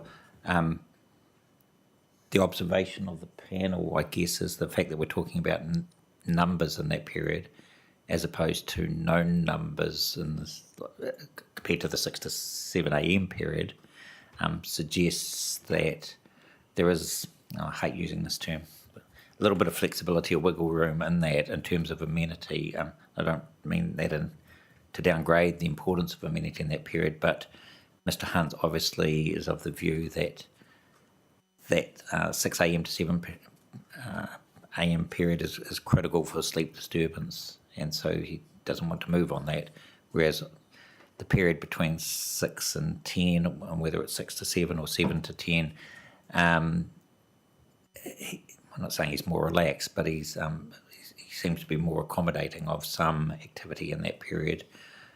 What that activity relates to and the volume and quantum of the activity are the variables. That's the impression the panel's getting from Mr. Hunt's position anyway. Yep. And obviously we raised that sort of issue from sort of left of centre about the possibility of protecting outdoor amenity in the summer months, and that may be daylight saving hours, which is quite a long period these days. I think it starts around October and finishes around Easter, so it's almost 6 months, isn't it? Okay. I just wanted to go back to this. Oh, sorry, is there anything on this? Yeah. I just want to go back to the 6 a.m. to 7 a.m. period. And Mr. Hunt's position's clear. You've largely adopted it in what you've presented to us. What I'm not seeing, although you may get onto it later because you go on to deal with traffic safety, is whether you've addressed your mind to any trade-off or balance between amenity considerations at 6 a.m. to 7 a.m. and the alleged, that's a terrible word, the suggested traffic benefits and traffic safety benefits of having trucks on the highway before the 7 a.m. peak. So have you addressed your mind to that? I have turned my mind to it. I haven't reconciled that within this document, but I have turned my mind to that. There's a few points I guess I'd make to that that consideration. So there's a daily limit on truck numbers, and so there's a spread across the day as to when those trucks can enter and exit the site.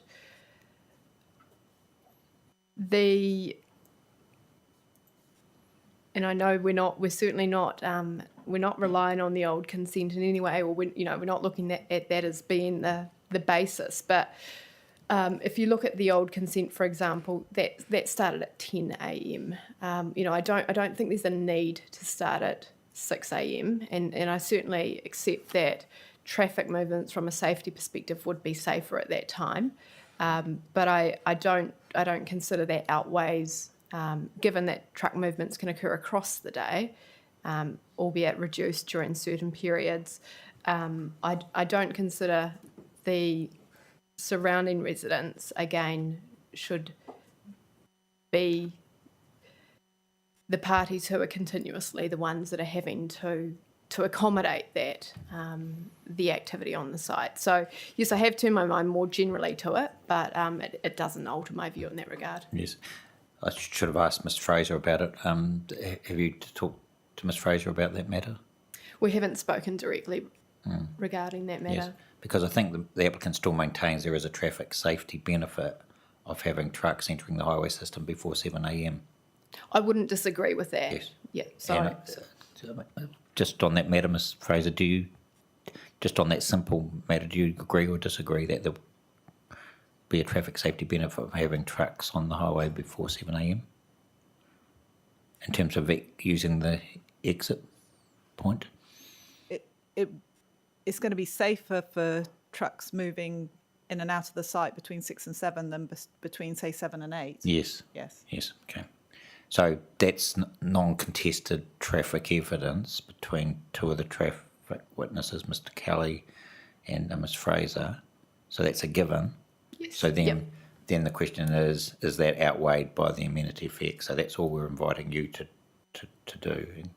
And that'll go to, your answer will be in conditions, presumably. Yeah, so, I guess my position on that is the daily limit on truck movements can be spread across the day without relying on that early morning hour. I recognise it has less traffic safety effects, and there are benefits to trucks being but run it during that could be period. spread. I mean, I'm not advocating a position. I'm just, what the traffic witness is saying is it could be spread across a greater period with more bang for the buck between 6 a.m. and 7 a.m. So how much weight do you put on that against the disruptive to amenity that Mr. Hunt's talked about? So that's the issue for us, and to the extent that you can help us, and I guess that I'm signalling this for the applicant's benefit also. Yeah. Can I just add something? Only if it's on traffic safety. Yes. Well, after the morning peak, the interpeak will be the same as the 6 till 7 in terms of the volumes come down. The 6 to 7 traffic volumes I don't think are going to be that different to, say, the 10 till 2 o'clock volumes. Yes, but we don't have the same amenity issue concern there, so that's why it's highlighted as an issue. Okay. We don't need to. We can move on, I think. So Paragraph 15. Yeah, so that takes us quite nicely into the traffic safety component.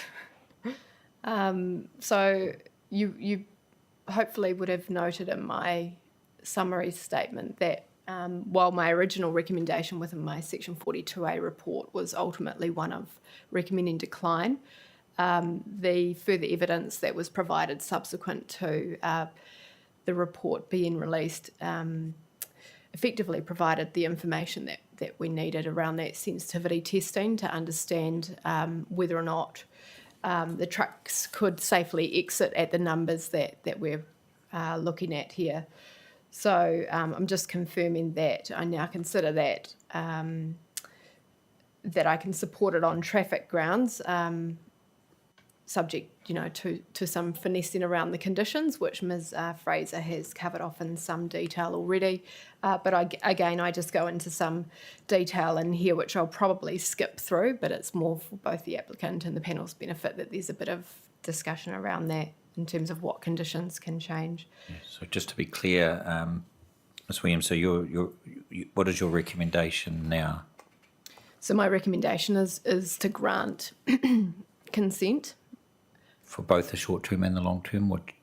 Correct, yes, for both short and long term, and I'll come to that point at the end. Okay, thank you.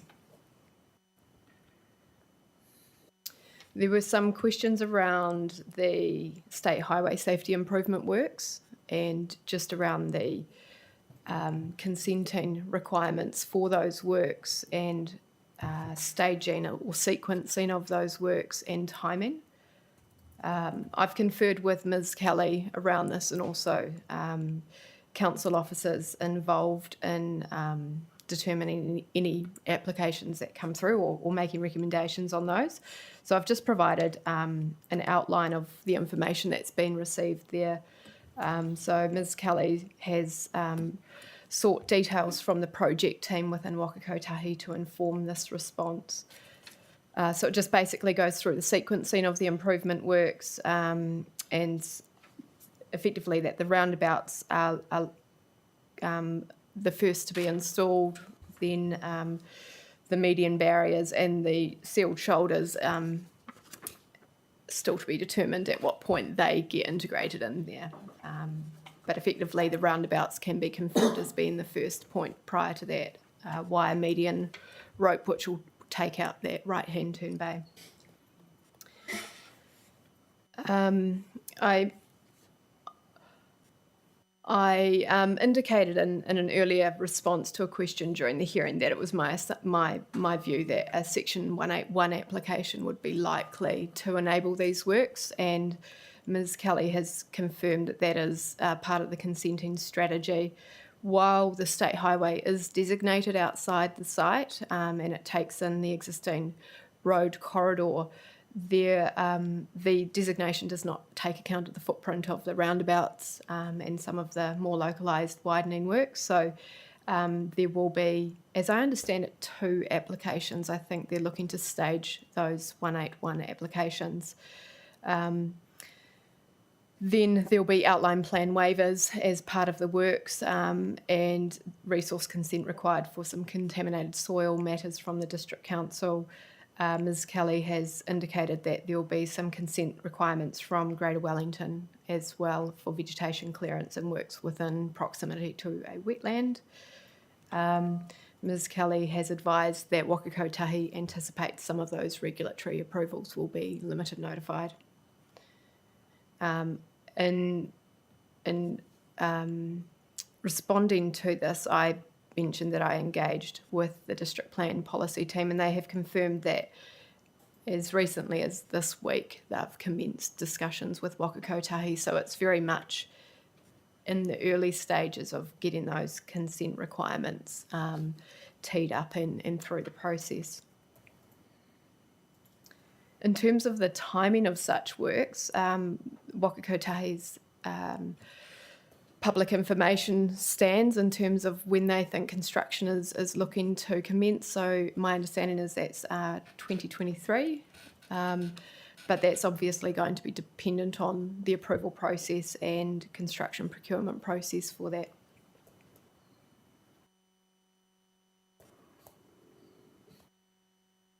So in short, I think the evidence of Ms Jenkin, which has been picked up through the conditions by the applicant to ensure that there's a reframing around the terminology of the intersection design, as one being of whether it's interim intersection or the pre-State Highway 58 improvement work format. I prefer the latter, and that is what has been carried through. So it just makes it very clear that interim intersection design,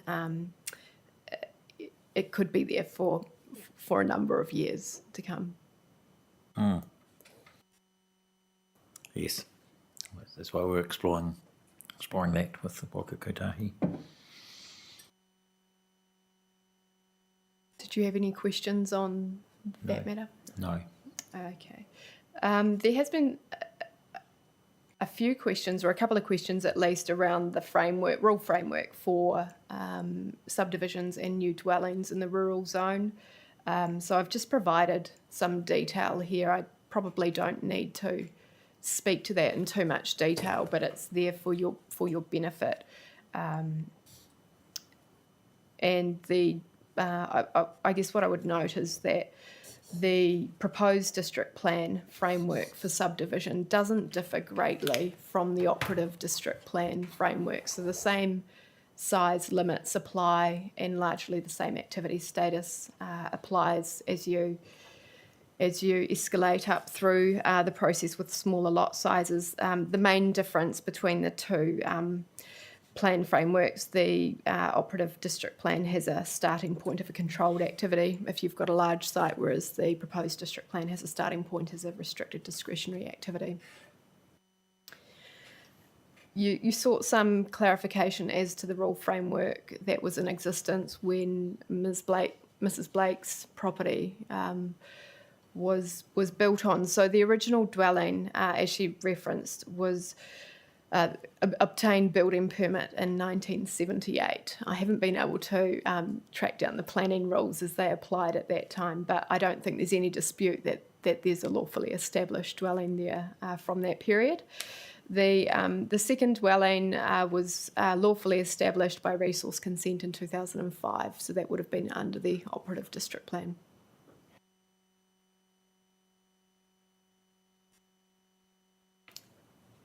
Any questions on that aspect? No. No, that's factual. and clear. Jumping to the planning framework for quarrying activities under the proposed plan, this just comes out of the conversation with Mr. Baker this morning. So I just thought I'd jot down for your benefit. Recognising that the proposed district plan doesn't have legal effect in the rule framework space at this point, if you were to turn your minds to what the rule framework would be in existence if this application came in at the point that it did have legal effect. Currently, the district plan provides for quarrying activities as a restricted discretionary activity. And as I mentioned earlier in my response, the matters of discretion actually just bump you up to the policy framework rather than articulating matters of discretion. Yes. However, on this site, because there is an overlay, SAL, a sensitive amenity landscape, there are some additional... Special amenity landscape? Special amenity landscape? Special amenity landscape, yep. I think you said sensitive. Oh, sorry, special amenity landscape, yes. So that will escalate the consent activity status on the site for works within that area to the point that it would actually, from my review, escalate up to a non-compliant activity as a result of the earthworks occurring in that landscape. Thank you. Ms. Walker discussed the bond matter, and I'm happy to speak to that again, but I concur with Ms. Walker's recommendation that a bond isn't taken, and I set up my reasons within this section here. And then I also just note that with regard to conditions of consent, I note that these are still very much a ongoing process, and that I absolutely intend to provide comment and feedback as part of that process. So the panel has the benefit of feedback from the council team in that regard. So ultimately, my conclusion is that the residual issue that was in play with my Section 42A report, which was the traffic safety matter, in my view, has been resolved to a point where I would support both applications being granted. I do, informed by Ms. Fraser's advice, I do consider the small amendments to conditions to be a worthwhile exercise and certainly a matter that, in my view, would seek to improve traffic safety outcomes. And just again restating that my view at this point is that with respect to early morning and evening operations, that I haven't changed my position on those matters with regard to the effects upon the surrounding residents with regard to rural amenity and oral amenity in particular. And ultimately, with conditions of consent as they're being developed and worked through, I recommend that both consents can be granted. Thank you, Ms. Williams. I'll just check with my colleagues as to questions. Commissioner Burge. Let's go back to my dark dungeon here and just check. I think you've basically answered everything as we go, and like you say, a little bit of nuancing with the conditions in terms of traffic and rural amenity and how that comes back. Clearly you'll record your, if it's different to what the applicant has proposed, you'll maybe put an alternative in so we can see how they sit side by side.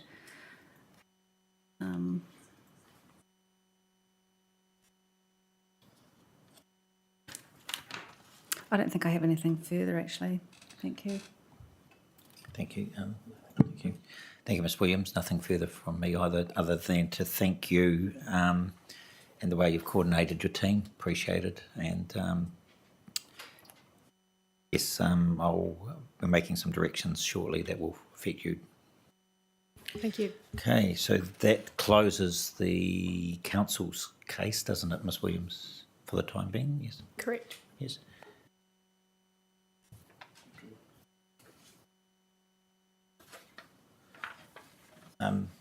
Mr. Matheson, to the extent that you want to comment, Yeah, thank you. So I suppose I only have myself to blame if I miss my flight. I've written these up just so you don't have to write anything, and you've got a copy of them. Yes. You've probably written enough this week. Yes. And I thought it'd be helpful. There's a lot of matters raised today in particular that, we will need to have a discussion as a team. So happy to give you some initial feedback. So quickly then to 2.1, in terms of the operative regional policy statement, my view from a legal perspective is it is that regional policy statement. It might be dated, but there isn't any basis to give it least weight just because it's dated. It's not a question of where there's a proposed one in place, in which case it does become a weighting exercise. In this case, there is no proposed one. In terms of I'd make another point on that, and that's that if aggregate demand was important in 2008, 2010, it's even more important in 2022. And so to the extent that the new RPS is going to recognise mineral extraction, I expect it's going to be much stronger than it was 10 years ago. That's evident with the MPSUD, residential intensification, infrastructure, New Zealand's infrastructure strategy. Infrastructure is aggregate. So there is just simply no way that any new national or regional policy documents are not going to recognise aggregate. And I actually wouldn't be surprised if there's a national policy statement on it because of the issues with the MPS FM and other national policy statements. It's just becoming very difficult. So that agree that the legacy regional plans can thankfully be put in the bottom drawer and never opened again. The variation to the proposed the variation to the RPS, I had a quick look at that to the extent I could read 200 pages in 10 minutes. None of the changes seemed particularly pertinent. It is technically legally relevant as a notified document. Again, interestingly, they did make some amendments to Section 3, which is a minerals chapter as well as the infrastructure section, and deleted things that were no longer evident or relevant or were conflicting, and none of the minerals objectives were deleted. Again, to the extent it might be considered dated, it's certainly not irrelevant. I was going to make a brief couple of comments on the Whaitua report, which I did read with some interest. I'll do that very quickly, but I will include that in the written submissions. A couple of quick points I'd make on that is that there's obviously the objective by 2040 in terms of reducing the net average sedimentation rate in the inlet to less than 2 mils. If you actually read the earthworks and forestry sections in particular, it's very clear that the focus is on best practice and minimisation, and it's a recognition that you can't prevent all sediment loss. All you can do is minimise it. The other policies which are very strong in there are on innovative practices and outcomes and encouraging consent conditions that encourage innovation and change over time because it recognises the benefit of innovation. And I draw your attention to 7.3, encouraging innovation and continuous improvement, and recommendation 19. Yes, Mr. Matheson, were you able to find reference to the 40% reduction?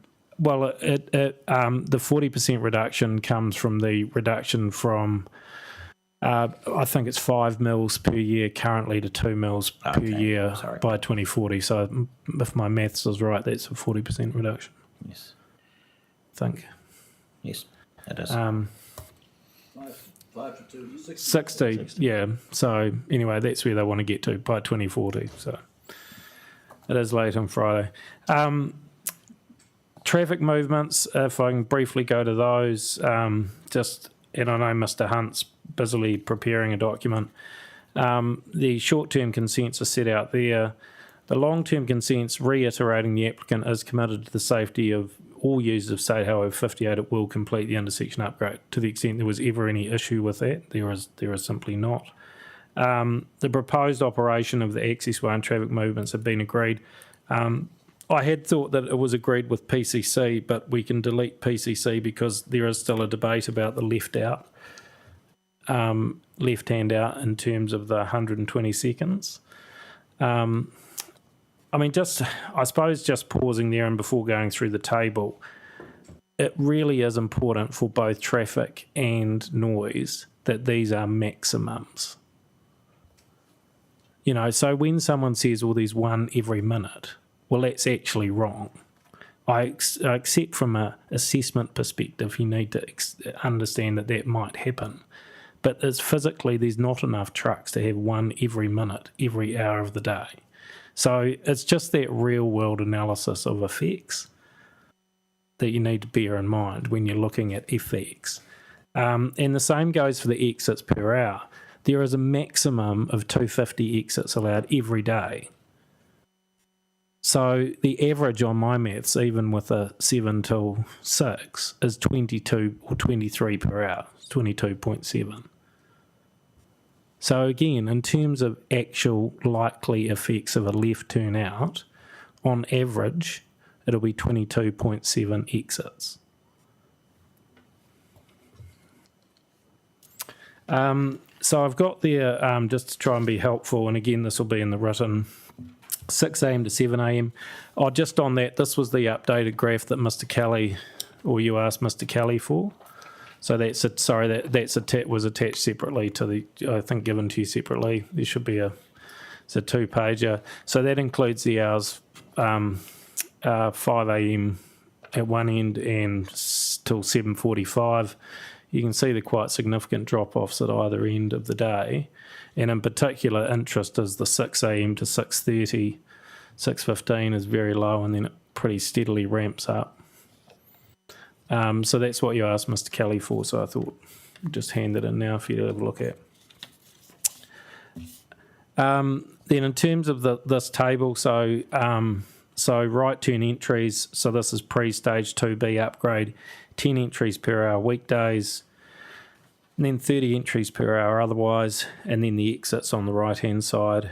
The 6 to 10 p.m, I'll come back to that, but so that's 24 movements, maximum 60 times a year, and then 250 exits, so that's 500 movements. That's an absolute maximum. So again, just to be clear, if the day is spread from 6 a.m. to 10 p.m, there's still a 500 limit. So we're not asking for any more movements, it's just having that extra time. So again, from an amenity perspective, Mr. Hunt seemed to suggest there'd be more movements. Well, we're still capped at that absolute limit. So it doesn't get added on. It just gets spread out over a longer period, potentially. You don't agree there's still a limit on your 6 to 7 anyway? Yeah. To a 12-minute movement. So Yeah. I think that was quite clear. Yeah, and there's a limit on the evening period as well to 24. Yeah. So, it's per hour for that evening period as well. And I'll come back and talk briefly about that. At 4.4, we say that I think the acceleration lane, deceleration lanes been addressed. In any event, Wakotahi's made its position clear, and we can't get out there with a digger and a bulldozer without they're okay. We say there isn't any need to control the departure of vehicles leaving the site and turning left.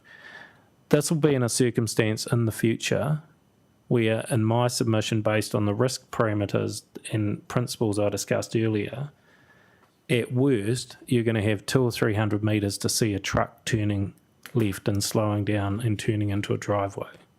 There is no chance of any sort of head-on because there's no one's turning across the traffic. So this is in the future when it's a left-in, left-out intersection. So to the extent there's a, quote, traffic risk, it might be someone has to slow down. So in circumstances with very long sight lines. So yes, there might be a slight impact on efficiency, remembering that just up the road they'll be slowing down because of the roundabout.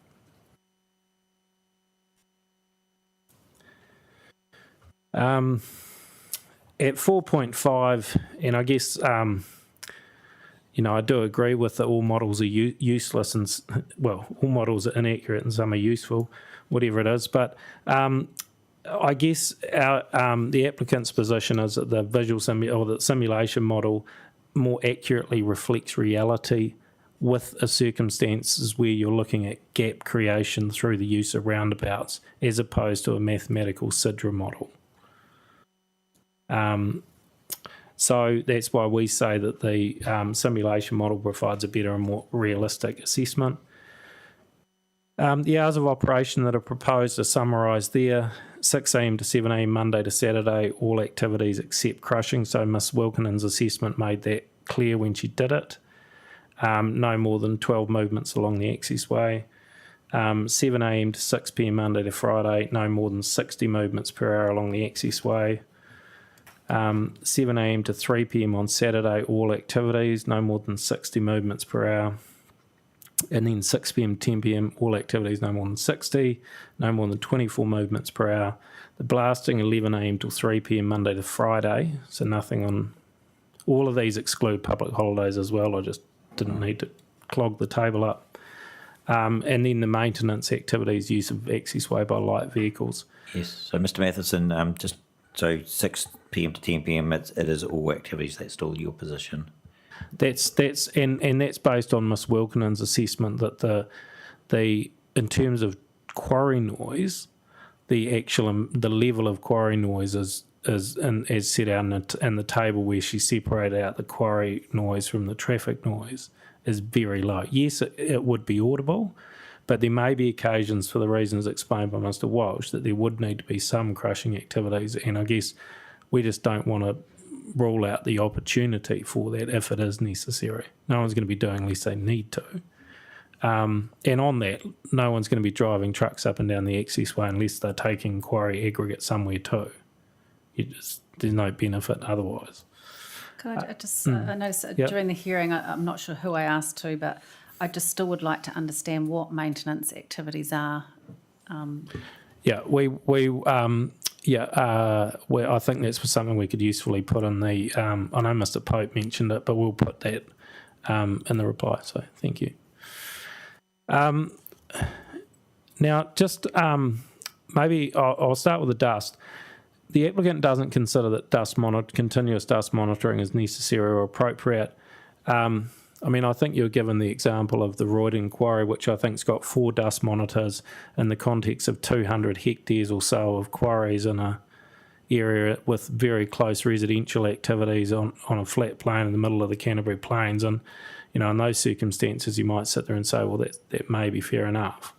In this case, we say it's a rural zone. There's lots of dust sources. There's long distance from dust generating activities to the sensitive receivers, and the prevailing wind is away from residents for 80% of the time. There appeared to be, and it's not the first time it's happened, the wind rose. People always get it the wrong way round. Nonetheless, the applicant is proposing an additional dust monitoring condition that will be set out in the reply. That is based on the, I think Dr Ryan, the light scattering continuous silica, you do learn something every day. Silica is a naturally occurring mineral. It is not a contaminant. It is the most abundant mineral in the Earth's crust. It is in just about every rock. No. Well, no, it's not. It's also an essential mineral for human well-being, would you know? The issue is when it's crushed, and when it's crushed into particular fine particles. And the difficulty with testing for silica in dust monitors is you need to get enough of it at the right level to be able to test it. And if you don't have any, you can't test for it. So anyway, having said that, there was a suggestion that some samples be taken and just make sure that we haven't struck New Zealand's mother lode for silica concentration. So we're happy to do that and get the results of that. Yeah, but it's in the rock itself. I mean, we can get a couple of samples and test it, but and understand the it's a natural human concern, and I get that. And to the extent that will help people, then we can do that. terms of the traffic management plan induction, so what we're suggesting, and we've used this on other quarries, including Clevedon Quarry, which had quite a lot of narrow rural roads before it got to arterials. So all contractors entering the site must agree to the rules of the quarry through an induction process, so that'll be all the drivers. They'll include drawing specific attention to the key conditions of consent, including no engine braking, no turning at Moonshine Road, etc., while they can, or if they could rather, before the upgrade. And then a requirement for the consent holder to take all reasonable steps for drivers arriving at the site prior to the stage 2B upgrade to be able to communicate and reduce as much as practical the potential for more than 2 trucks queuing. The reality is the truck drivers will stay in touch with each other because no one would want to have to make someone drive up to Haywoods and turn around and come back again. Yes, there will be a range of truck drivers, but again, given that the limit on the number per hour, that will have to be managed by Fulton Hogan. The chance of 3 turning up within 6 minutes, or before at least one truck has been able to cross the traffic and enter, thereby creating a gap, would have to be pretty small. You've heard about the proposed noise survey plan, which has been discussed this morning. Just on that, and I may have misheard Mr. Hunt, in which case I apologise. I had understood he said that there was no issue with sleep disturbance in the morning period. It was an amenity issue. And that was on the basis of the reduction in noise through the facade with windows open. I may have misheard him, but that was what I understood, is that the LMAX numbers weren't getting near sleep disturbance levels. There does remain a difference of opinion about the morning activities and the evening periods. And again, I just made the point there that it is going to spread it out over longer periods. And this is not... this is not these there may be years at a time when these nighttime operations aren't used. It's just making provision for it. We will give some thought to the suggestions and the discussion around the seasonality aspect of it. The difficulty, of course, is the earthwork seasons in summer, which is the Chardonnay season too, apparently. So, there is a matter of sort of just checking it. I think it's worth noting, and I'm sure it's probably not understood or appreciated, but the nighttime closing hours were reduced from 7 to 6 p.m. and when we were thinking about this in order to create some of that evening period. So it was basically people come home from work, by the time they get home and, take their shoes off and sit up, it'll be 6 o'clock or thereabouts. And so there was a deliberate attempt to pull that back to make provision for that evening period. And I've made the point about the maximums.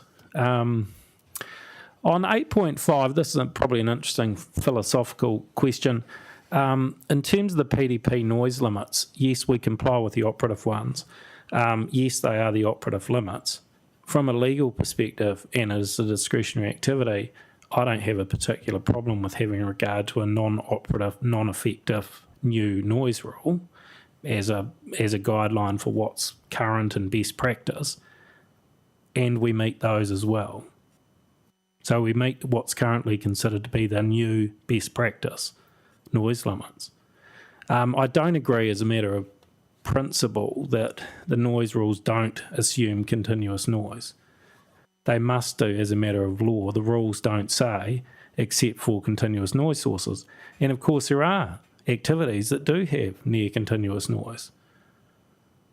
So if the rule said, well, it's 50 dBA except if it's continuous noise source, it would have said that, and it doesn't.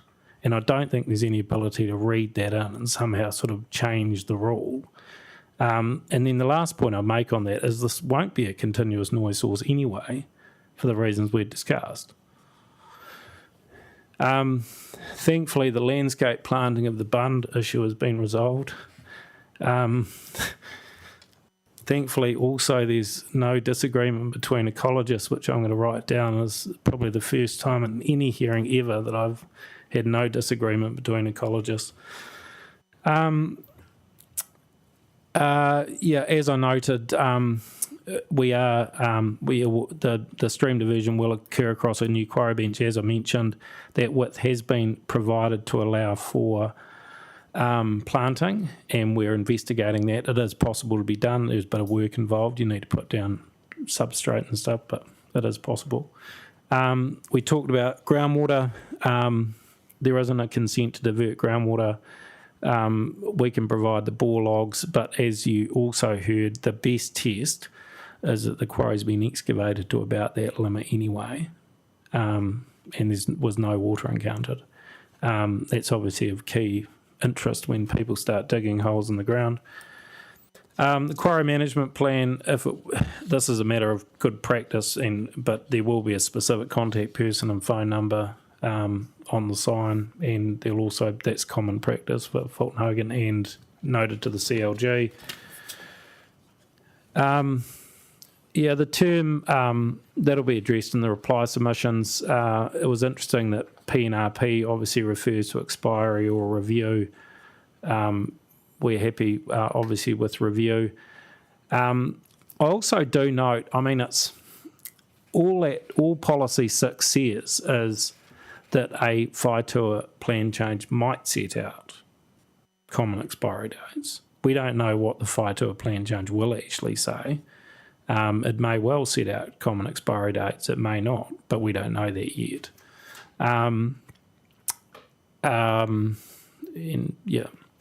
So, and then just noting Dr. Greer's opinion, Mr. McLean's opinion.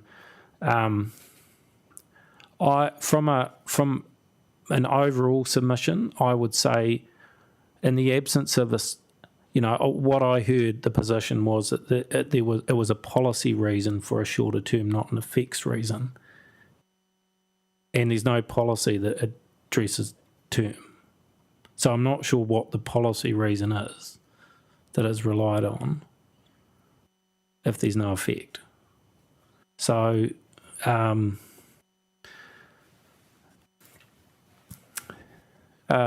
just address there the non-complying threshold test, dealing with that point you asked me to address, and there's the Buller Coast case there. I don't think there's any disagreement about the non-complying aspects here.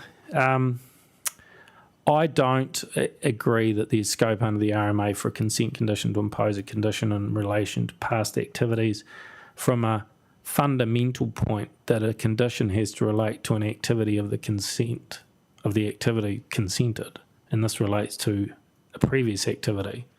So just as a matter of first principles, that just can't be a thing. There are civil law remedies, within the statute of limitations period for landowners who consider themselves to be affected, and they did say some of them were taking advice. There won't be access to the quarry for the general public. It was semi-suggested. The assessment of noise, and again, this may have been misunderstood by some submitters, the model that was done accounted for topography, assumed all quarry machinery was operating all at once at the particular locations assessed, which is obviously a conservative assessment because not all the machinery will always be operating at once. And it wasn't, they didn't sort of just take the measurements on the days that people were behaving themselves and use those for the modelling. In my submission, her modelling assessment, which is done up and down the country using very sophisticated technology and models, is conservative. The dusty truck on the access way photo, and I think there were two different photos, but there was one that showed quite a lot of dust. You can see from the photo that the track actually isn't sealed. I mean, that's evident if you zoom in on the photo.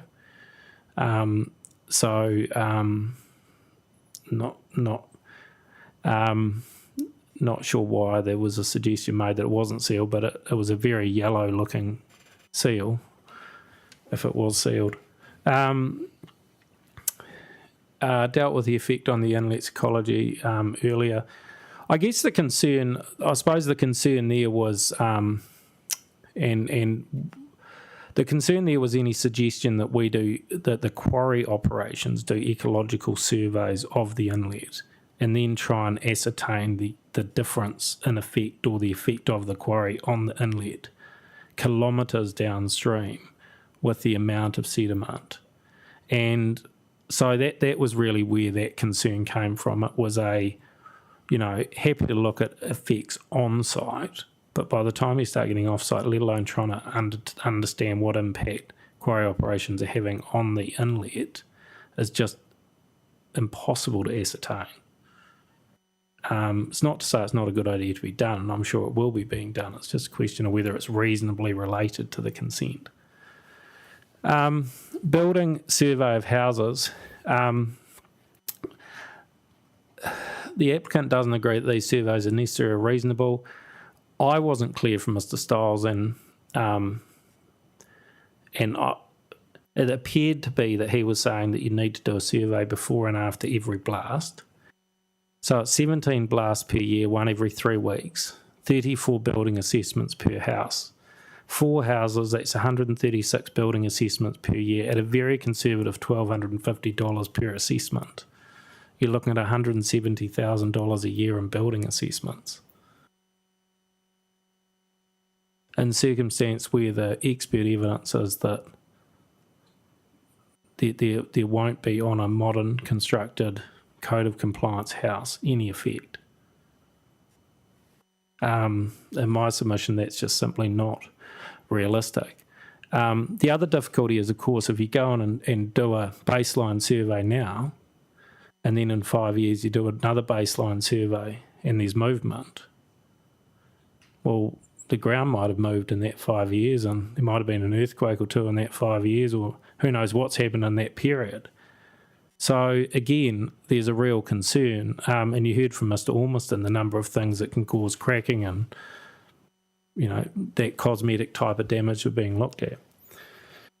Having just done a small renovation myself, putting 64 2-metre piles in to support a reasonably modest residential house would probably indicate the geotech engineer thought that the land wasn't particularly stable. That's a lot of piles. The sediment-laden stormwater photo that you'll probably be aware if you went on site was from a completely different catchment. That's from the Judges Road, Murphy's Road catchment, not from the quarry.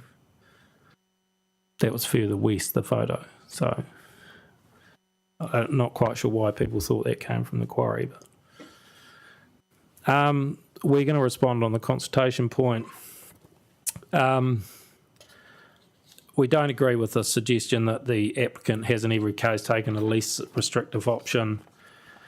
In fact, we think it's the applicant has been conservative in its assumptions and gone further than what it might otherwise have done. In terms of the self-monitoring, don't agree with that.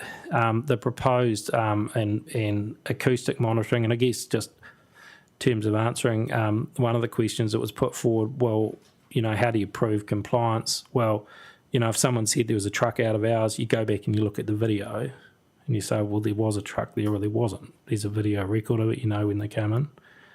Likewise, during the periods of monitoring that are proposed, which is continuous monitoring on site for 90 days at a time for different stages, etc. Again, that doesn't require a council officer to come out. That will be being recorded during those periods. The vibration issues, these will be addressed in reply, just given the time. One of the matters we will address is the difference between air overpressure and vibration, which do cause different impacts. And the video that you showed actually showed very little vibration. I mean, you can see the water in the glass hardly moved at all. The window moved, which is an air pressure issue, it wasn't a vibration issue. The material on the water tanks, again, that was addressed by Dr. Ryan, and to the extent the JEP's legal submissions raise any further matters, we'll address those as well as we need to. And there's a point and click if you want to read Justice Nation's musings on how to separate water from other regional matters. That's there too. Thank you very much. If you dare ask me any questions, do so. Otherwise, we'll cover them off, and we're happy to work through the conditions process, but we can talk about that now. Yeah. Thank you. I don't think we have any questions, Mr. Matheson. I think the best use of the next 5 minutes is for me to just outline where to from now. And I don't propose to issue in a minute because everyone's listening, and I think these instructions will be very clear. So I'm going to adjourn the hearing in a few minutes' time. And under normal events, the panel will go away and consider whether we've got sufficient information, and if not, we would ask for further information. If we did, we would close the hearing and we would commence our deliberations, and we would issue a decision within 15 working days, which is the requirement of the Act. We're largely going to follow that process with some exceptions. We think that the issues that have been raised by all parties are very clear, and the positions of each parties are very clear.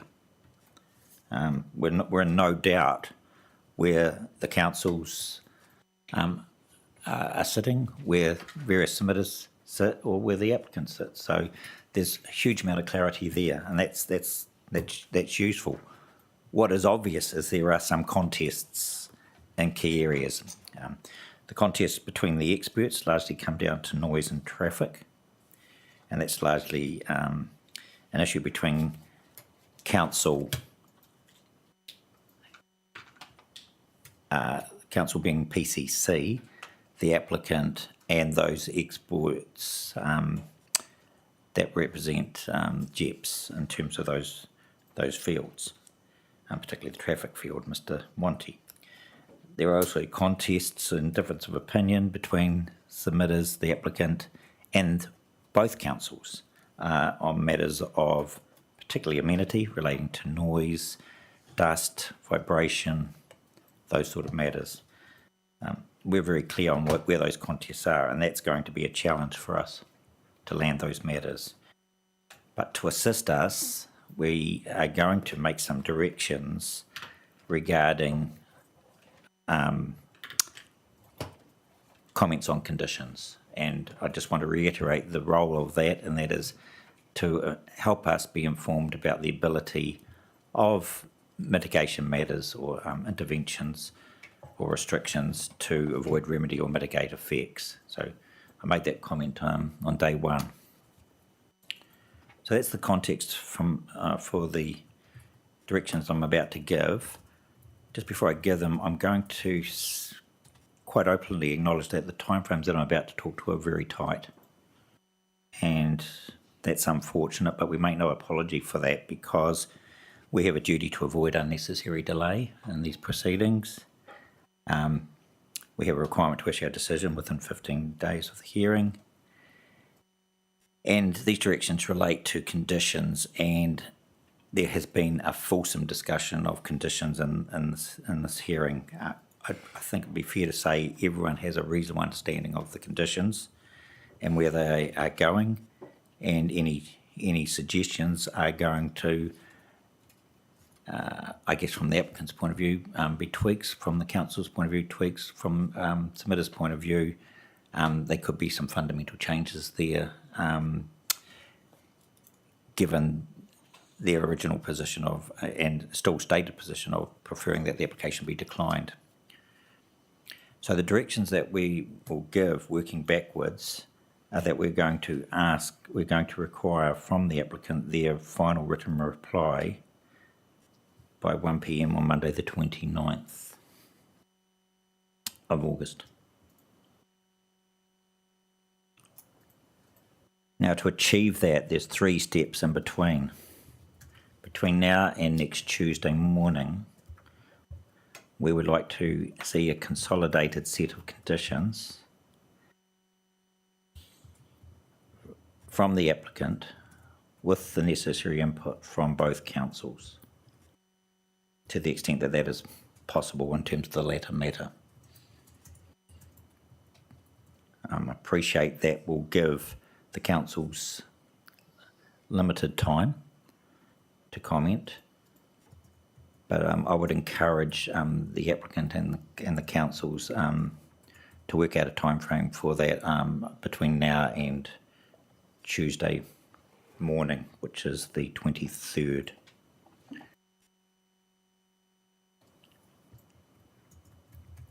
So by midday on the 23rd, we would like that consolidated version to be circulated to legal counsel for JEPS, Waka Kotahi, Mr. Sylvester, and by default the two councils who have already had an opportunity to have an input in the consolidated version, but will also have a final chance to comment. And that final chance for all of those parties will be 1 p.m. on Friday, the 26th of August. And that will be responses, perhaps in track change version, to the consolidated set of conditions that was circulated around midday on Tuesday, the 23rd. And then, as I said, the council will have a chance as part of their right of reply to come in with their preferred position on conditions by 1 p.m. on Monday the 29th.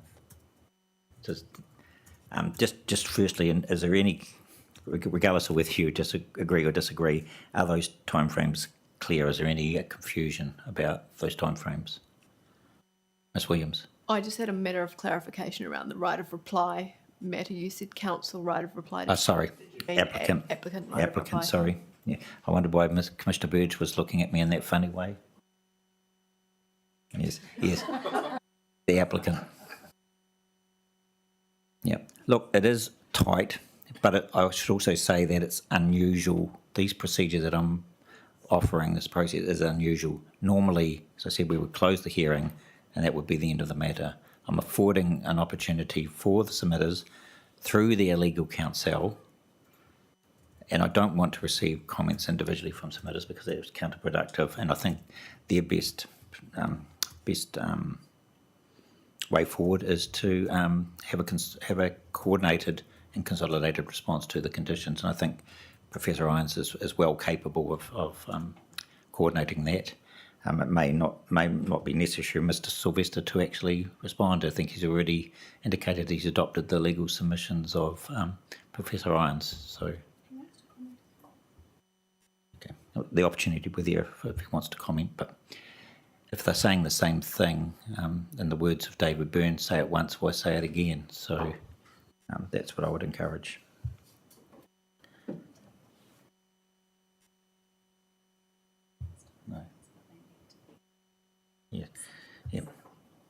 I guess Commissioner Burge just raised a matter. I'm not going to issue a minute on the rationale behind it, but we will issue a minute stipulating what those timeframes are, so it's clear.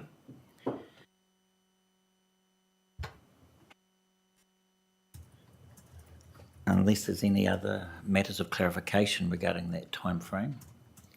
Sorry, we have one. Yes, please. Not in terms of the timeframe, just, well, I guess so. Miss McClellan will be taking over from me because I'm unavailable from this Tuesday till the end of September. Okay, I understand. And just remember, you're having two opportunities to involve. There's a short opportunity to get involved before Tuesday, and then an opportunity to comment on the consolidated ones that you've already had a chance to comment on by 1 p.m. Was it 1 p.m.? Sorry, where's 1 p.m. on Friday the 26th?